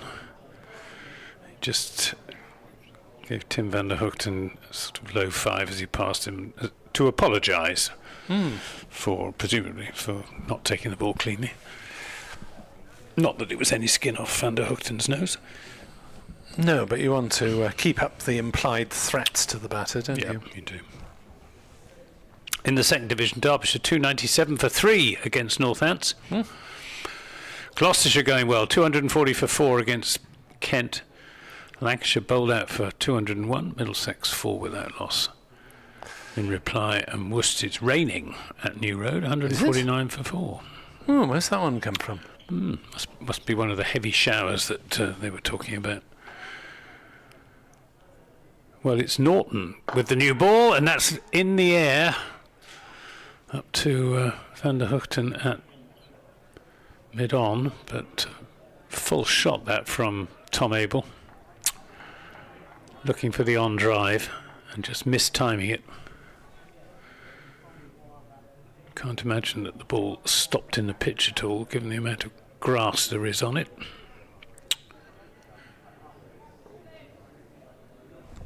Norton to Abel.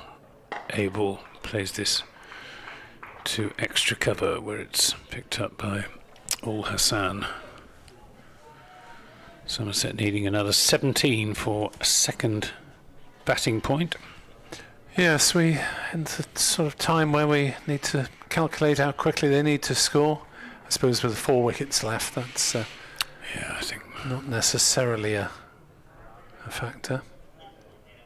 Norton bowls and Abel covers up, plays into the onside. Somerset will just be grateful for every run they can get.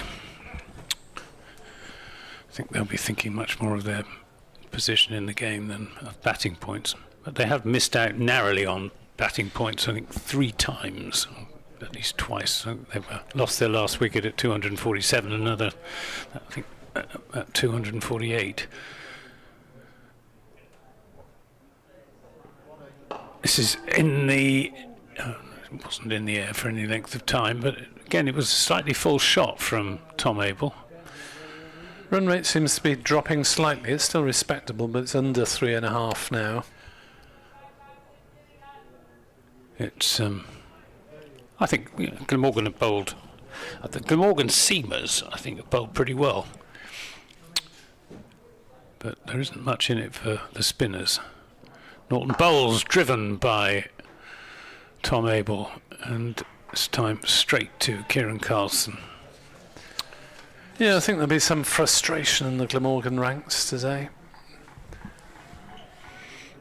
Tom Abel just seems to have lost his timing momentarily against this new ball. You'd have thought it would be the opposite. New ball going that much faster off the blade. Norton to Abel, another half volley, and comes off a thick edge down to deep backward square leg, where it's fielded by Ben Kellaway, and they take the single, which means that Tom Abel will keep the strike. It's the end of the over, 284 for 6, Abel on 268.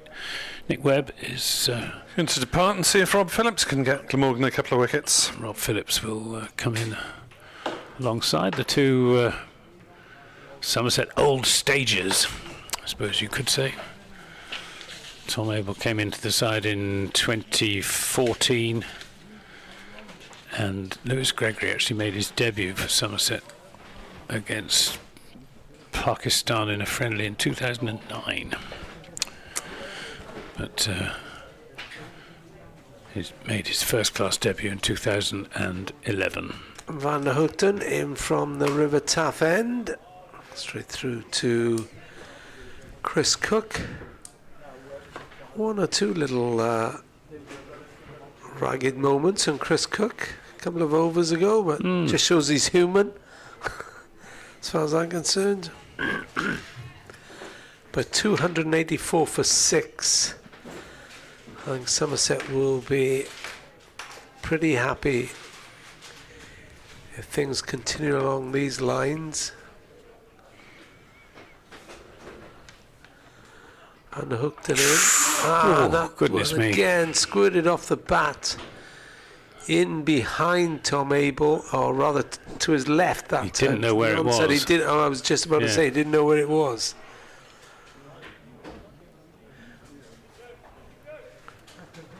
So there's still something there, and obviously Van der Houten has the new ball in his hand as well. 2 for 50 so far for him.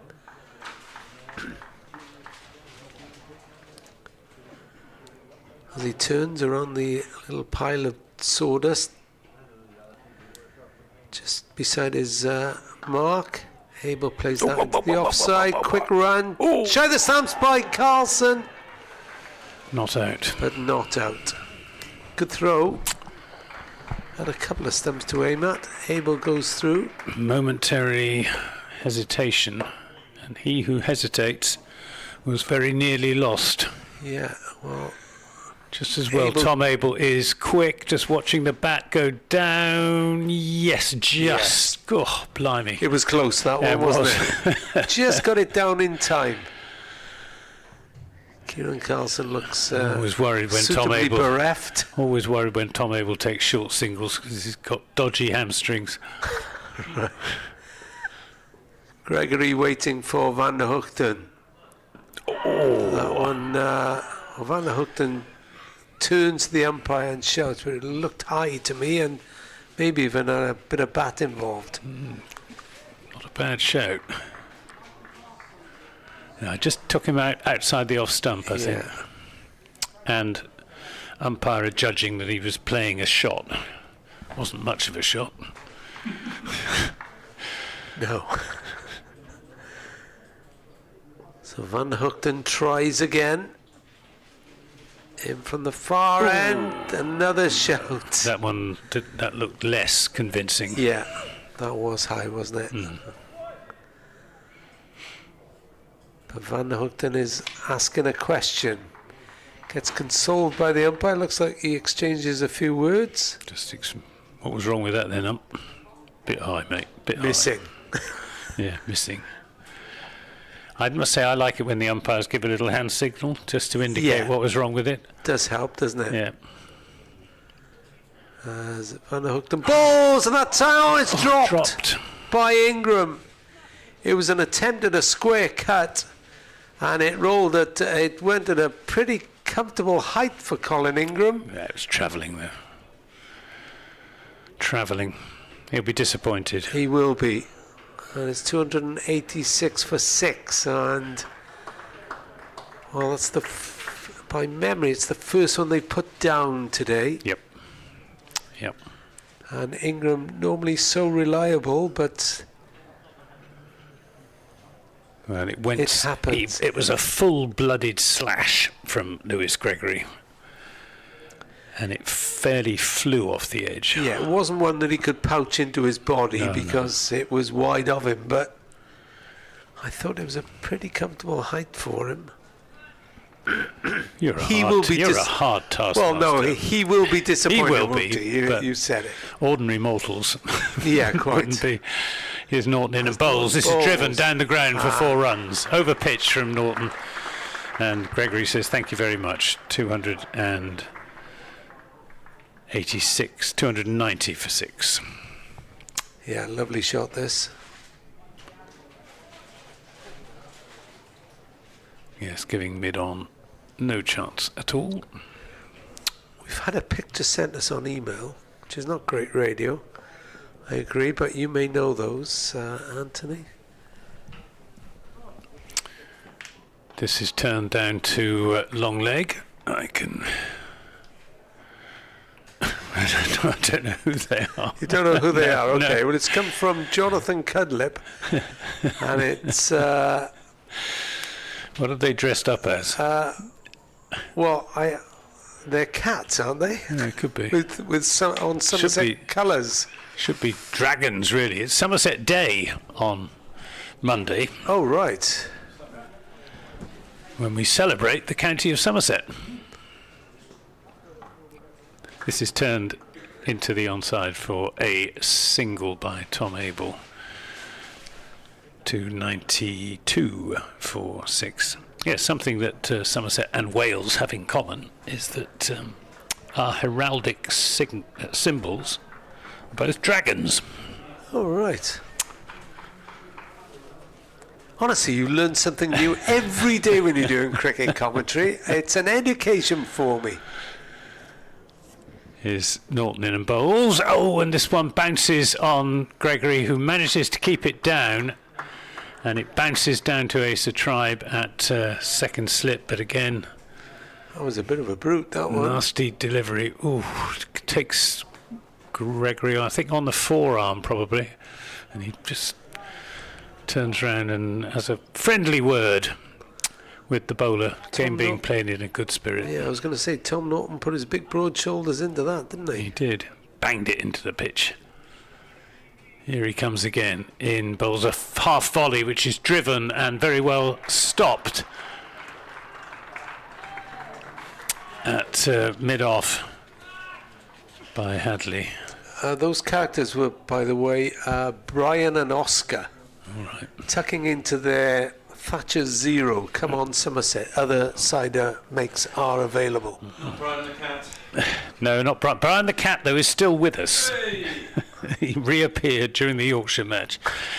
His Norton bowls and Gregory defends. Some of the Somerset contingent have gone on their way back across the bridge. Still quite a few down below us. It seems to be where the Somerset support is congregated. That's the end of that over.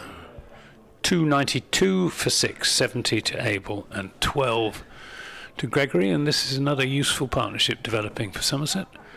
These two have added 30 for the 7th wicket. I'm not sure I'd be heading over the bridge right now because you get busy, get won't through it? the Bringlass tunnel. Oh, you'll be there. Just the after Bringlass 5 o'clock tunnels, in the yeah. afternoon. Anyway,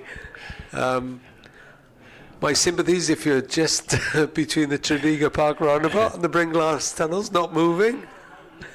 Van Hooked bowls. Yeah, I'm absolutely heartbroken that I shan't be able to cover Somerset's game against Glamorgan here at the end of May on a Friday evening. It's the second day of the Royal Bath and West show, and I shall be officiating in the Orchards and Cider Marquee. But it does mean that I won't be sitting on the M4 for hours and hours and hours trying to get through the Bringlass tunnels. So you're... Hold on, we'll develop this now. This is an interesting concept. I think I've found a job I'd like. Van Hooked bowls from the far end, and this time Abel plays it straight back. He's on 70, Gregory on 12, 292 for 6, Somerset.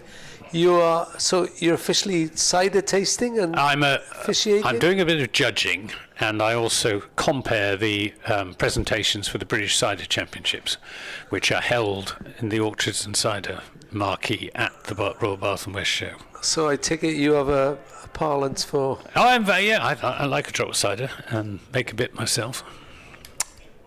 Van Hooked bowls. Lovely drive, and it's a good stop down at mid-off, denying Abel a run. That was Mason Crane. Yeah, do you know, the last few weeks I've developed an appetite for cider. Well, Somerset sells a lot of cider in South Wales, always has done. Van Hooked still plugging away, and this one gets up a little bit on Abel, but he plays it down. There's a cider maker near Highbridge, Burnham-on-Sea, Riches, who sort of almost built their business on sending cider across the Bristol Channel to working men's clubs in South Wales. Yeah. And the boats would come back with Caerphilly cheese. Oh, right. And... well, I'm at an 18th birthday party in Cardiff tomorrow. All right. Tomorrow afternoon. Ooh, that'll be lively. And there will be cider available. Yeah. Van Hooked bowls. Abel plays this down to third man and 4 runs. gets 4 runs for it. He's built really nicely today, as Tom Abel, up to 74. And Somerset on the brink of reaching 300, 296 for 6. We used to get a lot of Welsh people coming over to the Royal Bath and West show as well, Welsh farmers, because the food and drink in the NFU stand at the Royal Bath and West show in the old days was free. Van Hooked bowls. And the Welsh would descend like locusts Yeah. on the show, and it was, you know, this is actually before my time, but it added a lot to the atmosphere. T20 games. I must say that I've had a picture. I assume that's the Somerset Dragon. That's the Somerset Dragon. So thank you to That's- Mark Hopkins Jenkins, which will give you a clue. He's probably Welsh. Well, in fact, he is Welsh. He said, "I think I prefer our dragon, Rob. He's a bit less livid looking." But then maybe he's had a few ciders. I think that I'm not a heraldic, but I think the Somerset dragon is levant, and I think the Welsh dragon is couchant, whether they're upright or horizontal. But I stand to be corrected on that. Well, of course, Cardiff City were, much to the annoyance of many fans, had a red Malaysian dragon on their red kit when they got promoted in 2013. That didn't go down well whatsoever.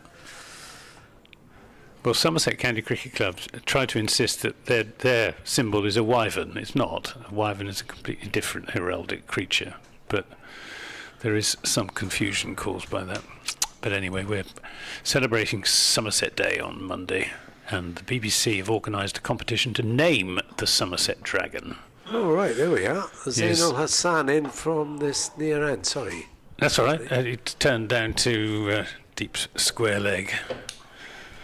So we will see what... there's a short list, and I'll try and remember what they are. One is Skittle, or Skittles. One is Dunkery, after the highest point in Somerset. And blowed if I can remember the other two. There's an inherent danger in asking the public to pick a name, isn't there? This is pushed into the offside. The official Somerset cricket mascot who takes part in the mascot race on finals day is Stumpy the Dragon, but Stumpy is not amongst the shortlisted possibilities. I raise you, of course, Boaty McBoatface. Boatface, yeah. Well, that was rather good. 297 for 6 as Ul Hassan bowls, and Tom Abel, for the umpteenth time, stretches forward. Abel on 74, nearing 500 runs for the first-class season in only his 5th game and his 8th innings.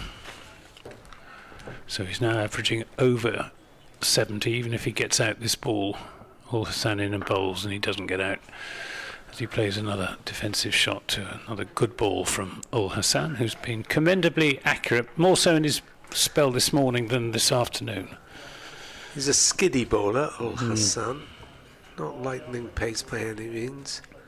Would it be fair to say that the seam bowling is a bit of a weakness for Glamorgan? Well, I think the thought was when James Harris retired on the eve of the season that it was a weakness. Ul Hassan in and bowls down the leg side. Nice take this time by Chris Cook.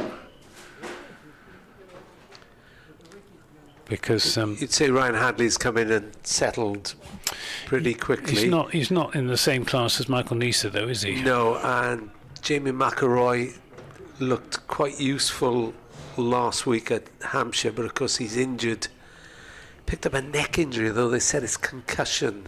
It was a strange one.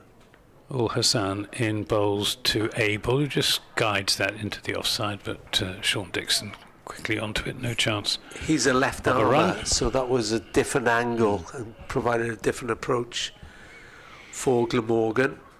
It's not Somerset's greatest strength either. I mean, if they're all fit, then the likes of Craig Overton and Lewis Gregory and Jake Ball are more than useful. But the backup bowling is... we've signed Josh Shaw from Gloucestershire, who doesn't have a terrific record in first-class cricket. Miggy Pretorius, of course, who run in all day. And then the two young left armers, Alfie Oldbourne, who's not playing in this, and JT Langridge, who's about 7 feet tall and also fast left arm, but also pretty young and pretty raw. So Somerset hoping against hope that their main fast bowlers don't suffer injuries. Likewise, Glamorgan with the man running in now, Tim van der Hoogten, who bowls. That's cut down to backward point for no run by Gregory. Tim with a double M. Yeah. Hence the Timmy, I think, as you were talking about to Nick earlier.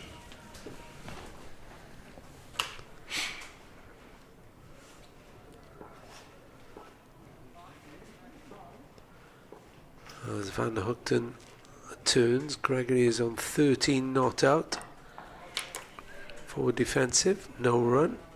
Carlson wanders in to collect that. How did you get to officiate on cider then? That's a very good question. Well, I've been interested say in did cider. you fall into it, I but, was many years ago. I was the cider correspondent for the campaign for Real Ale, Right. and wrote a column every month in What's Brewing, which is the organ of the campaign for Real Ale. So that it dates back a long time. 297 for 6. Van der Houten bowls. Again, Gregory's right behind that. And working for the National Farmers Union in Somerset and the West Country, as I did for very many years, I had a lot of cider makers and cider apple growers whose interests I was representing. So Yeah, because of course it's a big industry, as you say. Yeah, It's, yeah, you know, we can yeah. joke about it, but people's livelihood very much so. depends on it.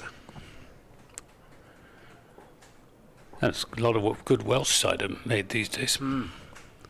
Van der Houten into Gregory, fished at that. See that one go off the seam? Yeah. You can see, look, Gregory just sort of shoulder slumping as if to say, what am I supposed to do?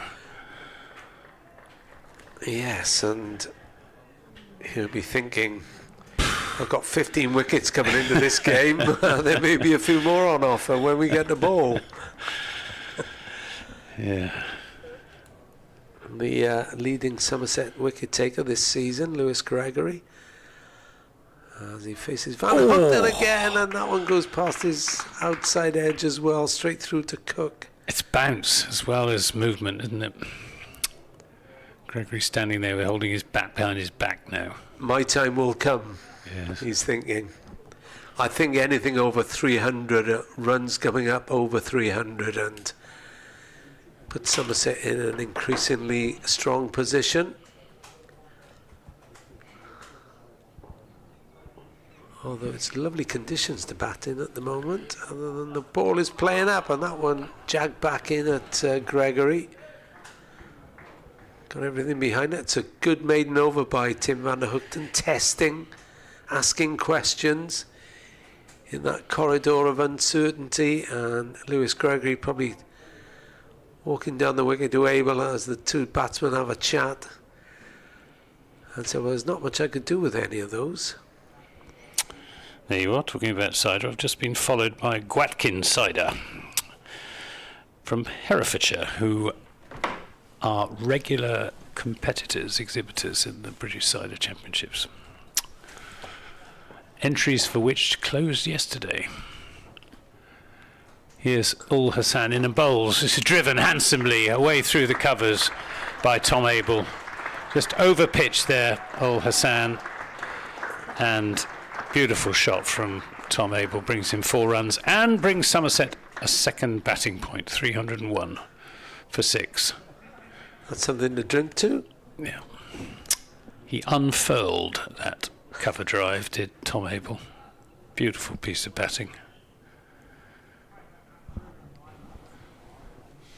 Ul Hassan tries again, and this is outside the off stump. No shot from Tom Abel. 78 from 137 deliveries. So it's been an innings of steady progress. Kept out the good balls, hit the bad ones for 4. Had a bit of good fortune when ball found his outside edge and landed just short of Colin Ingram at first slip. This is driven again through the covers. Again it was over pitched, and a lovely shot from Tom Abel takes him on to 82 and takes him past 500 runs for the first class season, which is a tremendous performance in only his 8th innings. He's in golden form, isn't he? Rich form. He's, as well, I said earlier on, he's batting as well as I've ever seen him, and I don't know whether he's made a technical adjustment or whether it's just a little bit of extra confidence, but he has been batting beautifully. Here's Ul Hassan. Oh, and this one creeps, and it's not taken cleanly by Chris Cook. Whether that took the inside edge or not, I'm not sure. Let's have a look at the... No, I don't think it did. It just kept really low. And it dropped well short of cook anyway. Yeah. But, and again, encouraging for Somerset, a bit of variable bounce to go with some seam movement, just what the doctor ordered for when they come to bowl. 305 for 6. Abel drives, and the sting is taken out of the shot by Ul Hassan, who puts down his left hand, makes a half stop. The job is finished by Hadley at mid-off, who I think would have got across and cutted it off. In any case, it wasn't hit at full power by Tom Abel.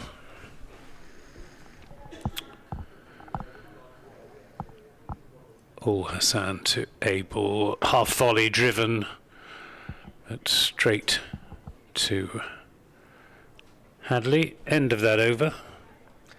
305 for 6, 13 to Gregory, 82 to Abel. This partnership now worth 43. So the last two partnerships have put on 113 or thereabouts for Somerset. So the middle order standing up well. They are. You're probably being followed by Watkins Cider. Others are available because of Play Up Pompey. Sophia So Good is their handle. Really enjoyed listening to Ant Gibb, Nick Webb, Rob Phillips commentating on Glamorgan against Somerset. If Ant likes proper cider, he clearly should visit Herefordshire to drink simply the best. As Van der Hookton comes in, ball played back to him. Well, there's great rivalry between at Watkins Cider, at Henry Weston's, at Oliver's Cider. Oh, Tom Oliver's cider is very, very good. With a gif of the Wurzels to go with it. Yeah. Well, the Wurzels are based in Somerset. Yeah, absolutely. And Somerset's song, a Somerset cricket song, Blackbird, it actually predates the Wurzels, but the Wurzels had a hit with Werribee on Blackbird too back in the 1970s, and that was been adopted by Somerset as their victory song. Van der Hookton in. Oh, that one straight past the outside edge again of Gregory. He's living a bit of a charmed life. Yeah, there's great rivalry between Herefordshire cider makers and Somerset cider makers. And Devon cider makers as well, come to that. But all three counties, and Gloucestershire too, and South Wales, make excellent cider. I think you're covering yourself there, Anthony. Don't worry, you're fine there. You'll manage to get home through whatever counties you have to go through.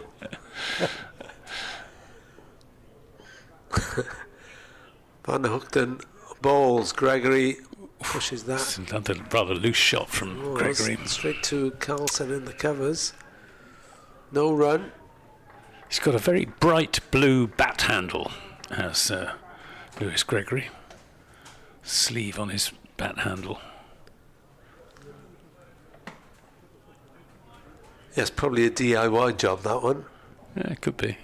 Unless he's being sponsored to. Well, you never know. He's got a test. It is his testimonial year this year. Ah, right.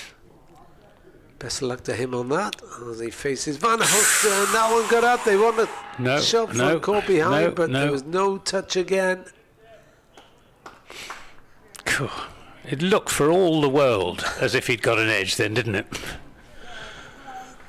A knowing smile from the umpire as Van der Hookton faces him. No.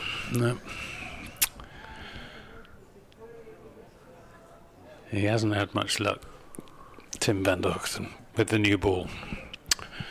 He's been probing away around Lewis Gregory's off stump, beating him all ends up time after time. Well, he's going to try again against Lewis Gregory, who takes a couple of steps down the pitch, none too convincingly, and then Carlson threatens to throw at the stumps as he goes for a bit of a wander. He's just trying to negate the seam movement by getting out to the pitch of the ball. Something that Tom Kohler-Cantwell quite often does, and quite effective. If it comes off, it can be very effective. If it doesn't, it can look very silly. Foolhardy. 7 overs plus 1 ball to go today. Been a decent day's cricket on a good cricket wicket. Van der Hookton bowls and tickled down to the leg side by Gregory. Down a fine leg. One is the shot, one is what they get. 14 for him, 306 for 6. Somerset having been put in. after Kieran Carlson won the toss today on a greenish pitch. I wonder whether Ryan Hadley is Returning to coming bowl, back. This Ryan end he Hadley. is. Yes. Probably makes sense.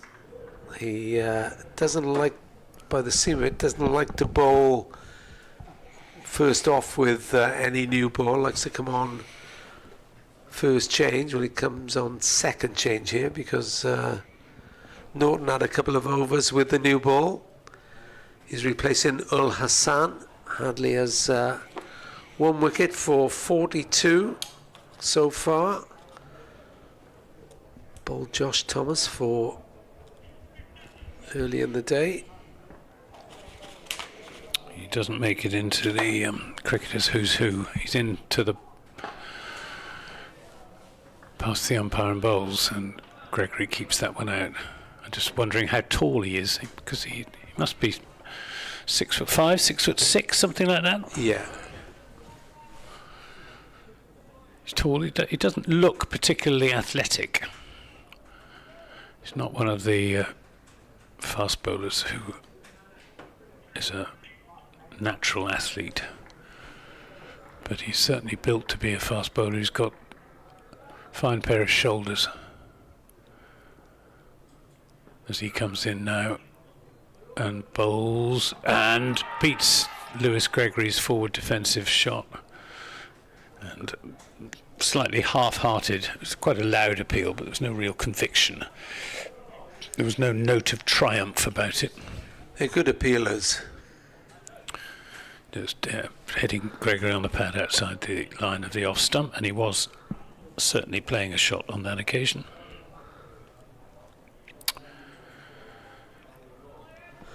Well, these two have got another 6 overs after this one to see it through to close of play. As Hadley comes steaming in, he's there and bowls, and Gregory gets a good ball that he plays defensively. Ryan Hadley. How did Glamorgan come upon Ryan Hadley? What was the connection? Because he's not exactly a household name, is he? No, he's not. Australia A. Oh yes, yeah, Nick Webb. Yes, yeah. He played against England A. Tribe and all those. Yeah. Tribe Yeah. and here he comes again in bowls, and that one beats Lewis Gregory. Movement off the seam. Not a huge amount of bounce on that occasion. There is a little bit of variable bounce out there, which Gregory just going down and giving the pitch a bit of a prod.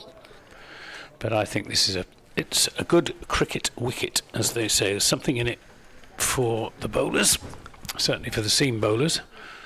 Might be something in it for the spinners later on. And the ball's coming nicely onto the bat, so batsmen can play their shots. And a fast outfield as well, as Hadley's in bowls, and this is punched away through the offside for 4 runs, short and wide from Hadley, and Gregory spotting the opportunity and punching it away for 4. 310 for 6. He moves on to 18. Yeah, and as I say, I think every run over 300 is good value for Somerset. They'll be pretty content if they get the stumps on 330, 340 for just 6 wickets down. Here comes Hadley again in bowls, and there'll be runs here for Gregory as he steers that. I think it will reach the boundary at wide third man, so consecutive boundaries for Lewis Gregory. He moves on to 22, and that is the 50 partnership between these two. 52 they have added so far for the 7th wicket. 314 for 6, 22 to Gregory and 82 to Tom Abel. Yeah, they've had to navigate the new ball as well. So, well done to them. 2 fours off the last 2 balls of Ryan Hadley's over. It'll be Tim van der Hoogten to start his 21st from the river end. 6 overs remaining today. 2 slips waiting as Van der Hoogten bowls, and Abel shoulders arms. He's on 82, Gregory is on 22, and Abel continuing the fine form that he's shown from the start of this season. His last 2 partnerships have added 123, 71 between Overton and Abel, and now 52 between Gregory and Abel. Crucial partnerships. They are indeed. Their laying a platform here are Somerset as Van der Hoogten bowls, and that off stump line goes past the stumps, and Cook collects. Still a decent number here, despite some of the Somerset fans maybe. Yeah, there aren't quite so many maroon caps down below now. No, and they're still in sunshine on the far side as well, the Taff end. It's a pleasant evening here in Cardiff as Van der Hoogten bowls, and Abel plays it back down the pitch, no run. Just bringing that one back into Tom Abel. Long shadows on the pitch now. And of course we'll be back on air at 11 AM tomorrow morning. Could be a fascinating second day when Kieran Castle will hope his side of batting pretty rapidly.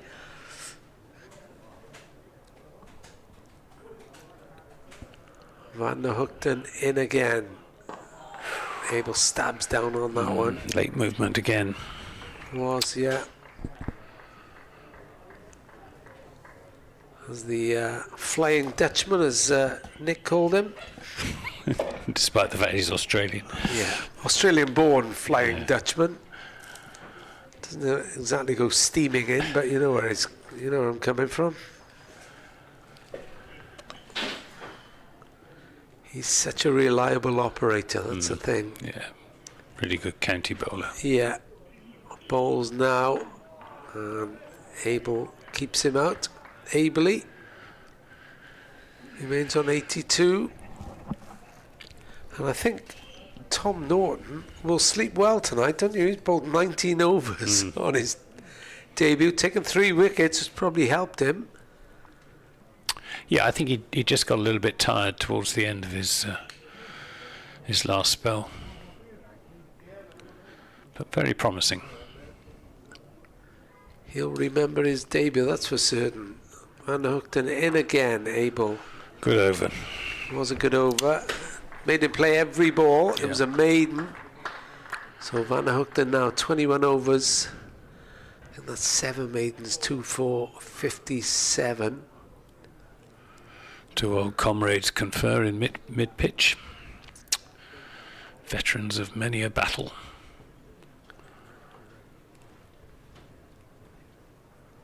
And Van der Hoogten may be a senior citizen, but he still has to walk all the way down this end, having bowled from the far end, to go to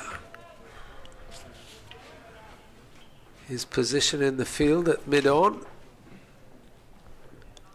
Shall I do this over and then As the get Nick right-hander back? Gregory faces Hadley. Beautiful shot, but straight to fielder at mid-off, who is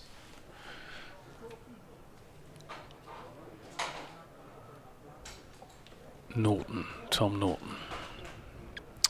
He's cramped up, I think, isn't Yeah, he is, yeah. You were right when you said that he would he would feel it. he? There he is. There's a sub on. Andy Gorvin. Yeah. Well, is he a sub or a replacement? No, it's just a sub, Whatever, I think. sub Just a sub. at the moment, yeah. I don't know. I'd be surprised if he has to be replaced for cramp. Hadley is in and bowls, and this comes off a thick edge down to third man for 4 runs. It was a full shot from Lewis Gregory, reaching for an off drive, taking the edge but flying perfectly safe down to the wide third man boundary. Takes Gregory on to 26, 318 for 6. I'll just do this over and then hand over to Nick Webb for the last knockings of this day's play. Been an interesting day too. It has. It's been a very good day's cricket. As day 2 will be interesting tomorrow, I'm sure. Ryan Hadley, not spelt the same way. That's the great Sir Richard. This is short, and Gregory happy to duck underneath it. Didn't get up that far either, did it really? For No. the amount of effort he put into it. May think better of it next ball. His 17th over. Yeah, they've all had all of the Glamorgan quick bowlers. Van der Hoogten 21 overs, Tom Norton 19, Hadley in his 17th, and Zain ul Hassan bowled 17. Didn't take a wicket, or hasn't yet taken a wicket. This is driven by Gregory and is going to elude Andy Gorvin at mid-off. That was a half volley. Nicely driven by Lewis Gregory, who moves on to 30, 322 for 6. Partnership goes to 60. So both of the last 2 partnerships 60 plus. It will be a source of frustration for Glamorgan, there's no doubt about that. Yeah, turned a promising situation into a prosperous situation. Hadley bowls and Gregory gets this away down towards long leg. It'll just be the single. 31 to him, 323 for 6. The pigeons have arrived Yeah, and they were have, moved yeah. by that shot. Making a meal of the. I expect they're looking for grass seed on one of the practice pitches away to our right. Yeah.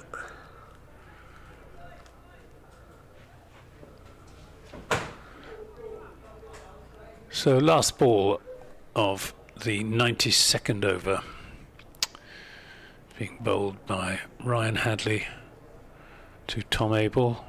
Tom Abel comes studiously forward, plays it defensively up to mid-on. That's the end of the over. Abel has 82, Gregory 31, 323 for 6.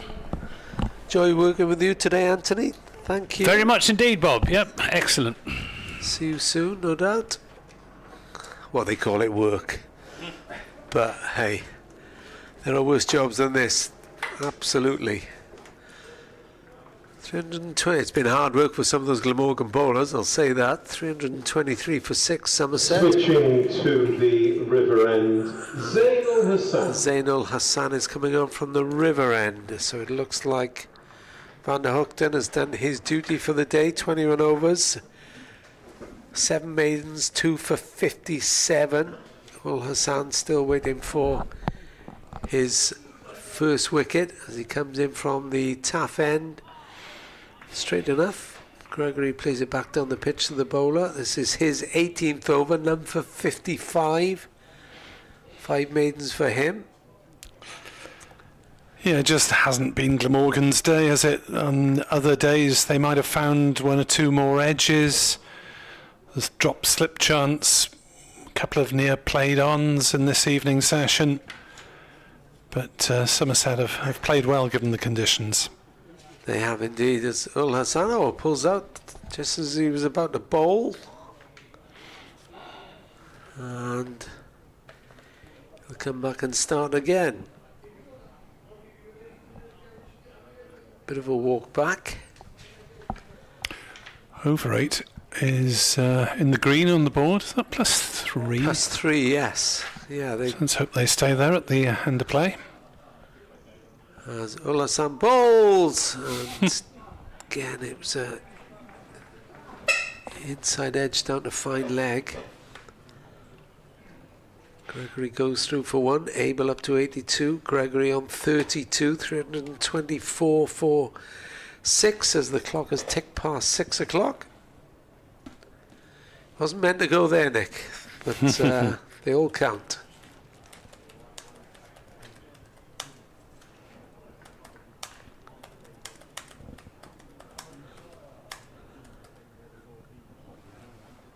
As Ul Hassan in again, and that one gets up on Abel, but he's driven that square drive out for 4 runs. Really nice shot. He's on 86. 3.5 overs to go. Yeah, that was a bit of a juicy sit up and hit me. It was, but he punched it through nicely, didn't he? Will he think of going for the century tonight? Well, depends what comes down towards him, I suppose. Well, they're batting with a fair bit of comfort now, aren't they? Yeah. The odd delivery from Van der Hoogten caused problems. Ul Hassan in, shot for leg before, but Abel is unmoved, so is the umpire, more importantly.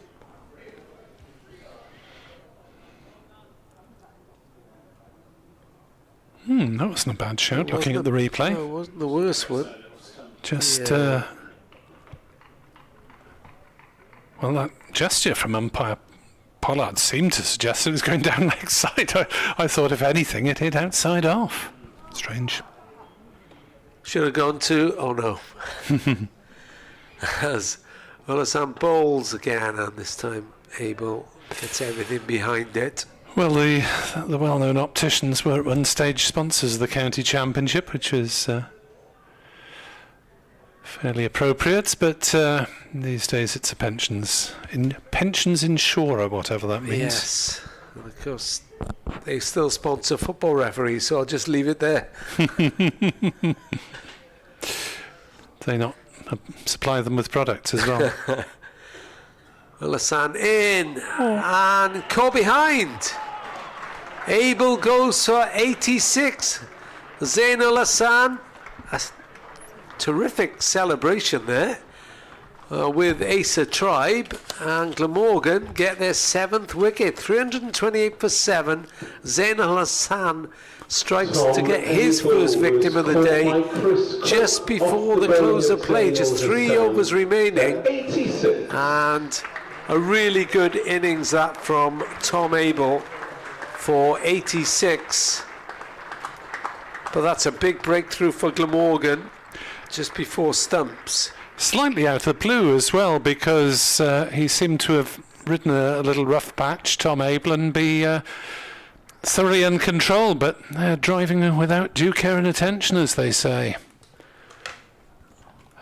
A little bit of a tired shot, maybe. Did we curse him by asking whether he'd go for the century 100? tonight? Yeah. Yeah, possibly.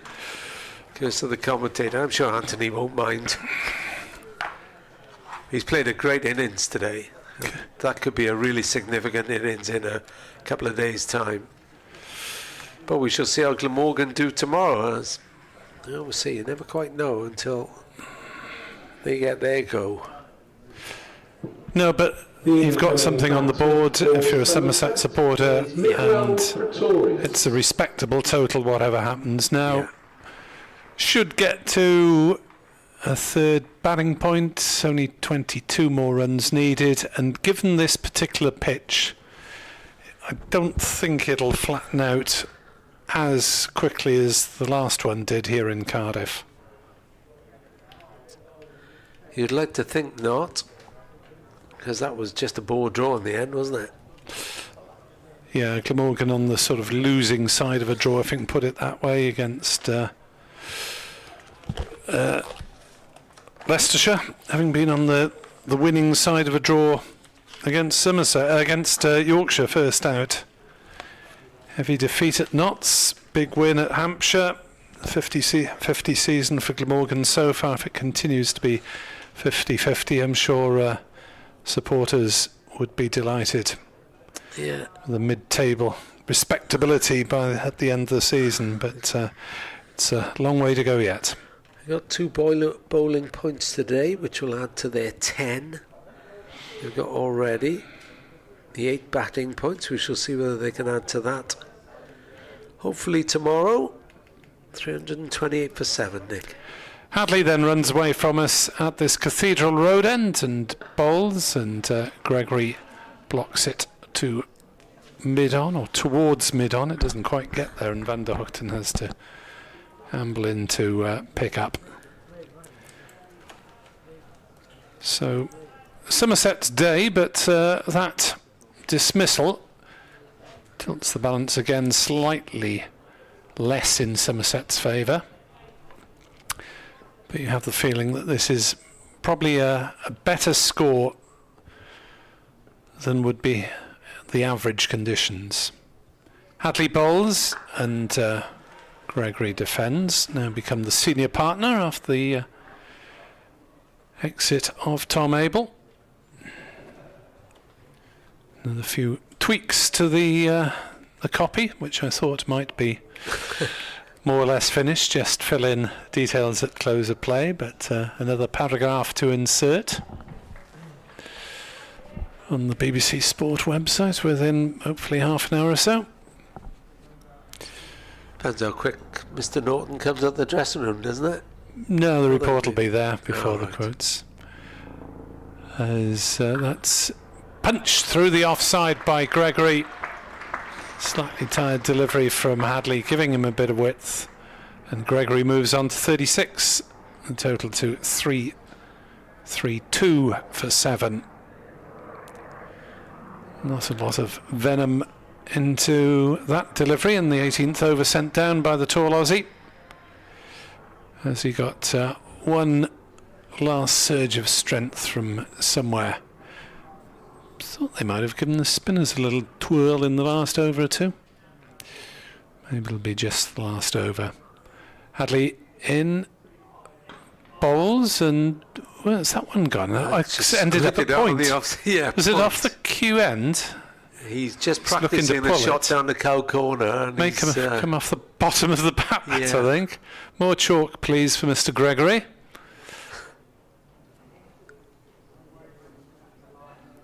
As he wanders back rather stiffly towards his mark. Does Ryan Hadley. Only one more week to go and you can go home and hit the beach or whatever. Oh, some fine beaches in Australia as well, don't I know? As Hadley is in to bowl, helped away down leg side. That'll be just the single, I think, as Mason Crane makes a good tumbling stop. Yeah, that was odd then, because he lost the ball in flight then, didn't he? He moved to his left and then suddenly had to scamper across to his right, as it went finer than he first thought. Treble Nelson on the board. Trouble is with those nice beaches is that many of them have sharks lurking round them. Oh, it was okay. It's unusual experience for someone whose youthful swimming was off the Gower Peninsula. One Not peril too many we sharks off Rothesay, is there? As that's poked away into a gap on the leg side by Pretorius to take a single. I think Glamorgan might have been giving him the single there off the last ball of the over. Pretorius gets off the mark but retains the strike. 3-3-4 for 7. Gregory has 37 and Pretorius has 1. The day's main protagonists then. Tom Abel with 86. Josh Thomas with the early impetus made 71 in a stand of 133 for the second wicket, with Tom Lammonby, Glamorgan's most successful bowler. Tom Norton in his first day in first class cricket with 3 for 75. Yes, I was saying you won't forget this day in a hurry. Tom Norton. So Zainul Hassan it is with the penultimate over of the day. Comes in from the river end, beats the bat of Pretorius, who hung it out there just outside the off stump. Hassan. I don't think Hassan has had much luck today, I've got to say. 1 for 60 off 18 and a bit. He may well bowl worse and get more wickets in future.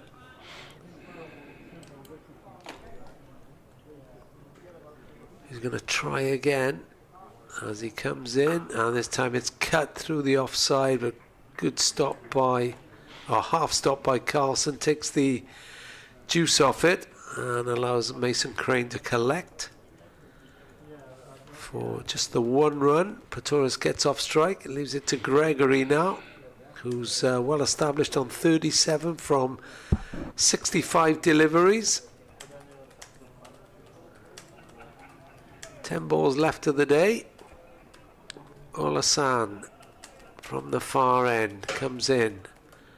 Again beats the bat. Cook goes tumbling across to his right. Gets a few applause from those below us.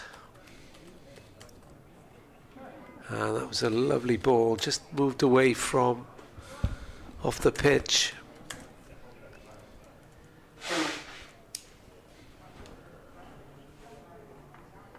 And he will think that the bowling gods have not exactly been with him. As Olasan bowls. And he's caught at second slip by Tribe. Gregory goes for 37. Olasan celebrates with the catcher Tribe again. And Glamorgan have struck once more. So 335 for 8 now. And they're leaving it late, but they're pulling things back here. Yeah, simple catch to second slip. Caught by Asa Tribe from the bowling. Tribe rather poking unnecessarily at that one. Al Hassan has a second. And I think, Rob, you might be on your own for the Norton interview, because I've got a little bit of rewriting to do at the end. Okay. Well, it won't be the same without you, Nick. I'm sure you can help him along. It's not his maiden interview, because I did interview him after his one-day cup debut in August. So you softened him up a bit. He's an affable sort. Before I go, Player Pompey says you should visit Dennis for lunch or dinner at his excellent Red Cow restaurant, Ant Gibb. He lives near Matthew Engel and the bookshops of Hay-on-Wye. There you are. So the incoming batter for Somerset is he also Jack Leach. makes the point that I've made outrageous demands for pasties, cakes, pies and cider from the listeners today. I don't think I actually asked for cider, did I? I don't drink while I'm broadcasting. Although the mascots that we were sent the picture of were apparently on 0%. Yeah, I was going to say I was out for lunch yesterday, and the 3 people I was with were all on zero cider. An acquired taste, I'd suggest. Since 2 of them are having to drive. Good. But even what was labelled as a zero cider was, I think, 0.5% alcohol. Oh, right, was it? Okay. If you'd had about 20 pints, you might have failed a breath test. So 335 for 8. 8 balls to go. Zain Al Hassan looking for his 3rd wicket. Bowls, and the ball comes straight back to him. The new batsman is Jack Leach, who we know can stick around when required, but I thought you want to get to the close and then think about having a few shots tomorrow. Well, 350, of course, they'll want to make sure they get to before they try anything extravagant for the extra batting point. Al Hassan looking to inflict more damage. That wasn't far away either, down the offside. Leach let that go, but Zain Al Hassan has got belated reward for his efforts today. He will finish with 19 overs, 5 maidens, 2 for 61. Yeah, he hasn't taken 3 wickets in a first-class innings before, so perhaps your commentary, Rob, is helping him along like it did with the bat last week. He'll want you on commentary every week. So, last over of the day then, here on BBC Sport Online. Thanks for your company in the course of the day. And retreat to an evening of political gazing or whatever to find out or avoidance. What state the country is in after yesterday's elections. The Welsh results coming through this afternoon. As Ryan Hadley is in to bowl to Pretorius, who drives into the offside, no run. So just Jake ball to come. And Glamorgan have the best part of 15 overs to take one more wicket for their third bowling point. Somerset will want to eke out at least 15 more runs for a third batting point. So this sort of situation most days you'd say was pretty even, but because of the helpful pitch to the bowlers, you'd think Somerset would be the more pleased. As that's an inside edge from Pretorius. He didn't have a clue where that went. The answer was backward square. There is no fielder anywhere near backward square. So they take a single. He was looking around the offside for it, and it was way on the leg side being picked up by Ben Callaway. The left-handed Leach, therefore, is on strike with 4 balls of the day left. Does he still wear the spectacles under the helmet?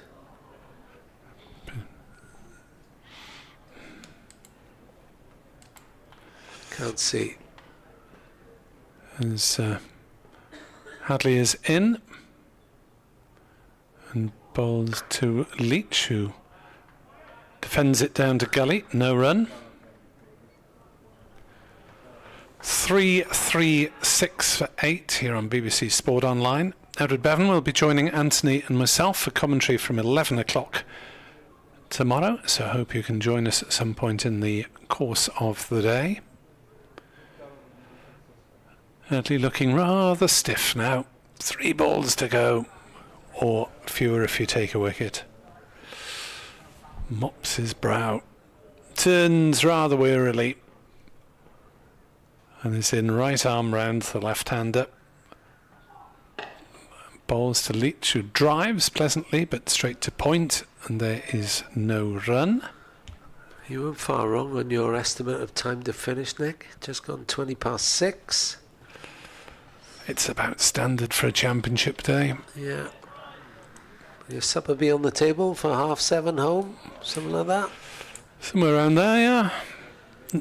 Well, your slimline supper. Yes. 3-3-6 for 8. By the way, the raspberry cake at tea was very nice. Oh, shut up. Strawberry jam Shut cake. up. Yeah. Shut up, Phillips. As Hadley is into bowl, and that one's gone off an inside edge as well, down to fine leg. I was looking down to the third man as Leach played a rather tentative drive. Gets off the mark with a fortunate single. 3-3-7 for 8. Glamorgan will be hoping their edges are similarly fortunate tomorrow. Yes, there's quite a few shots from the lower order haven't exactly gone where they've intended in this looking around for them. Closing session. But a good day for Somerset, you've got to say. 3-3-7 for 8. Here's the last ball of this first day. Hadley in bowls, and Pretorius is out, caught behind. So there is Glamorgan's third bowling point with the very last ball of the day. Ryan Hadley gets his second wicket. Cook tumbling across to his right to take the catch. And Somerset finish in 3-3-7 for 9 after 3 late wickets, has taken the game slightly back towards Glamorgan. Somerset probably slightly in front, but a good finish by Glamorgan in the closing few overs. Yeah, I think Kieran Castle will be a lot happier with life on the back of the last half an hour or so than he was going into the final 5-6 overs of the play. I think 3-3-7 is still a decent score on this pitch. There's enough in it for the bowlers to fancy their chances. But Tom Abel with 86, Tom Lammonby with 45, partnerships, with Lewis Gregory 37 and Craig Overton 33. Not forgetting Joshua Thomas at the top of the order was 71. Did show that once you can get in on this pitch. The Glamorgan bowlers had to work hard for their wickets. Van der Hoogten 2 for 57 from 21. Tom Norton, what a debut for him, 3 for 75 off 19. Ryan Hadley took his second wicket, 2 for 57, and he's still to complete his 19th over. Zainul Hassan, couple of late wickets, 2 for 61. No wickets for either Ben Callaway from his 8 overs for 29 or Mason Crane, his 10 overs for 31. But sets up an intriguing day tomorrow, I would say. Indeed, thank you very much indeed, Rob.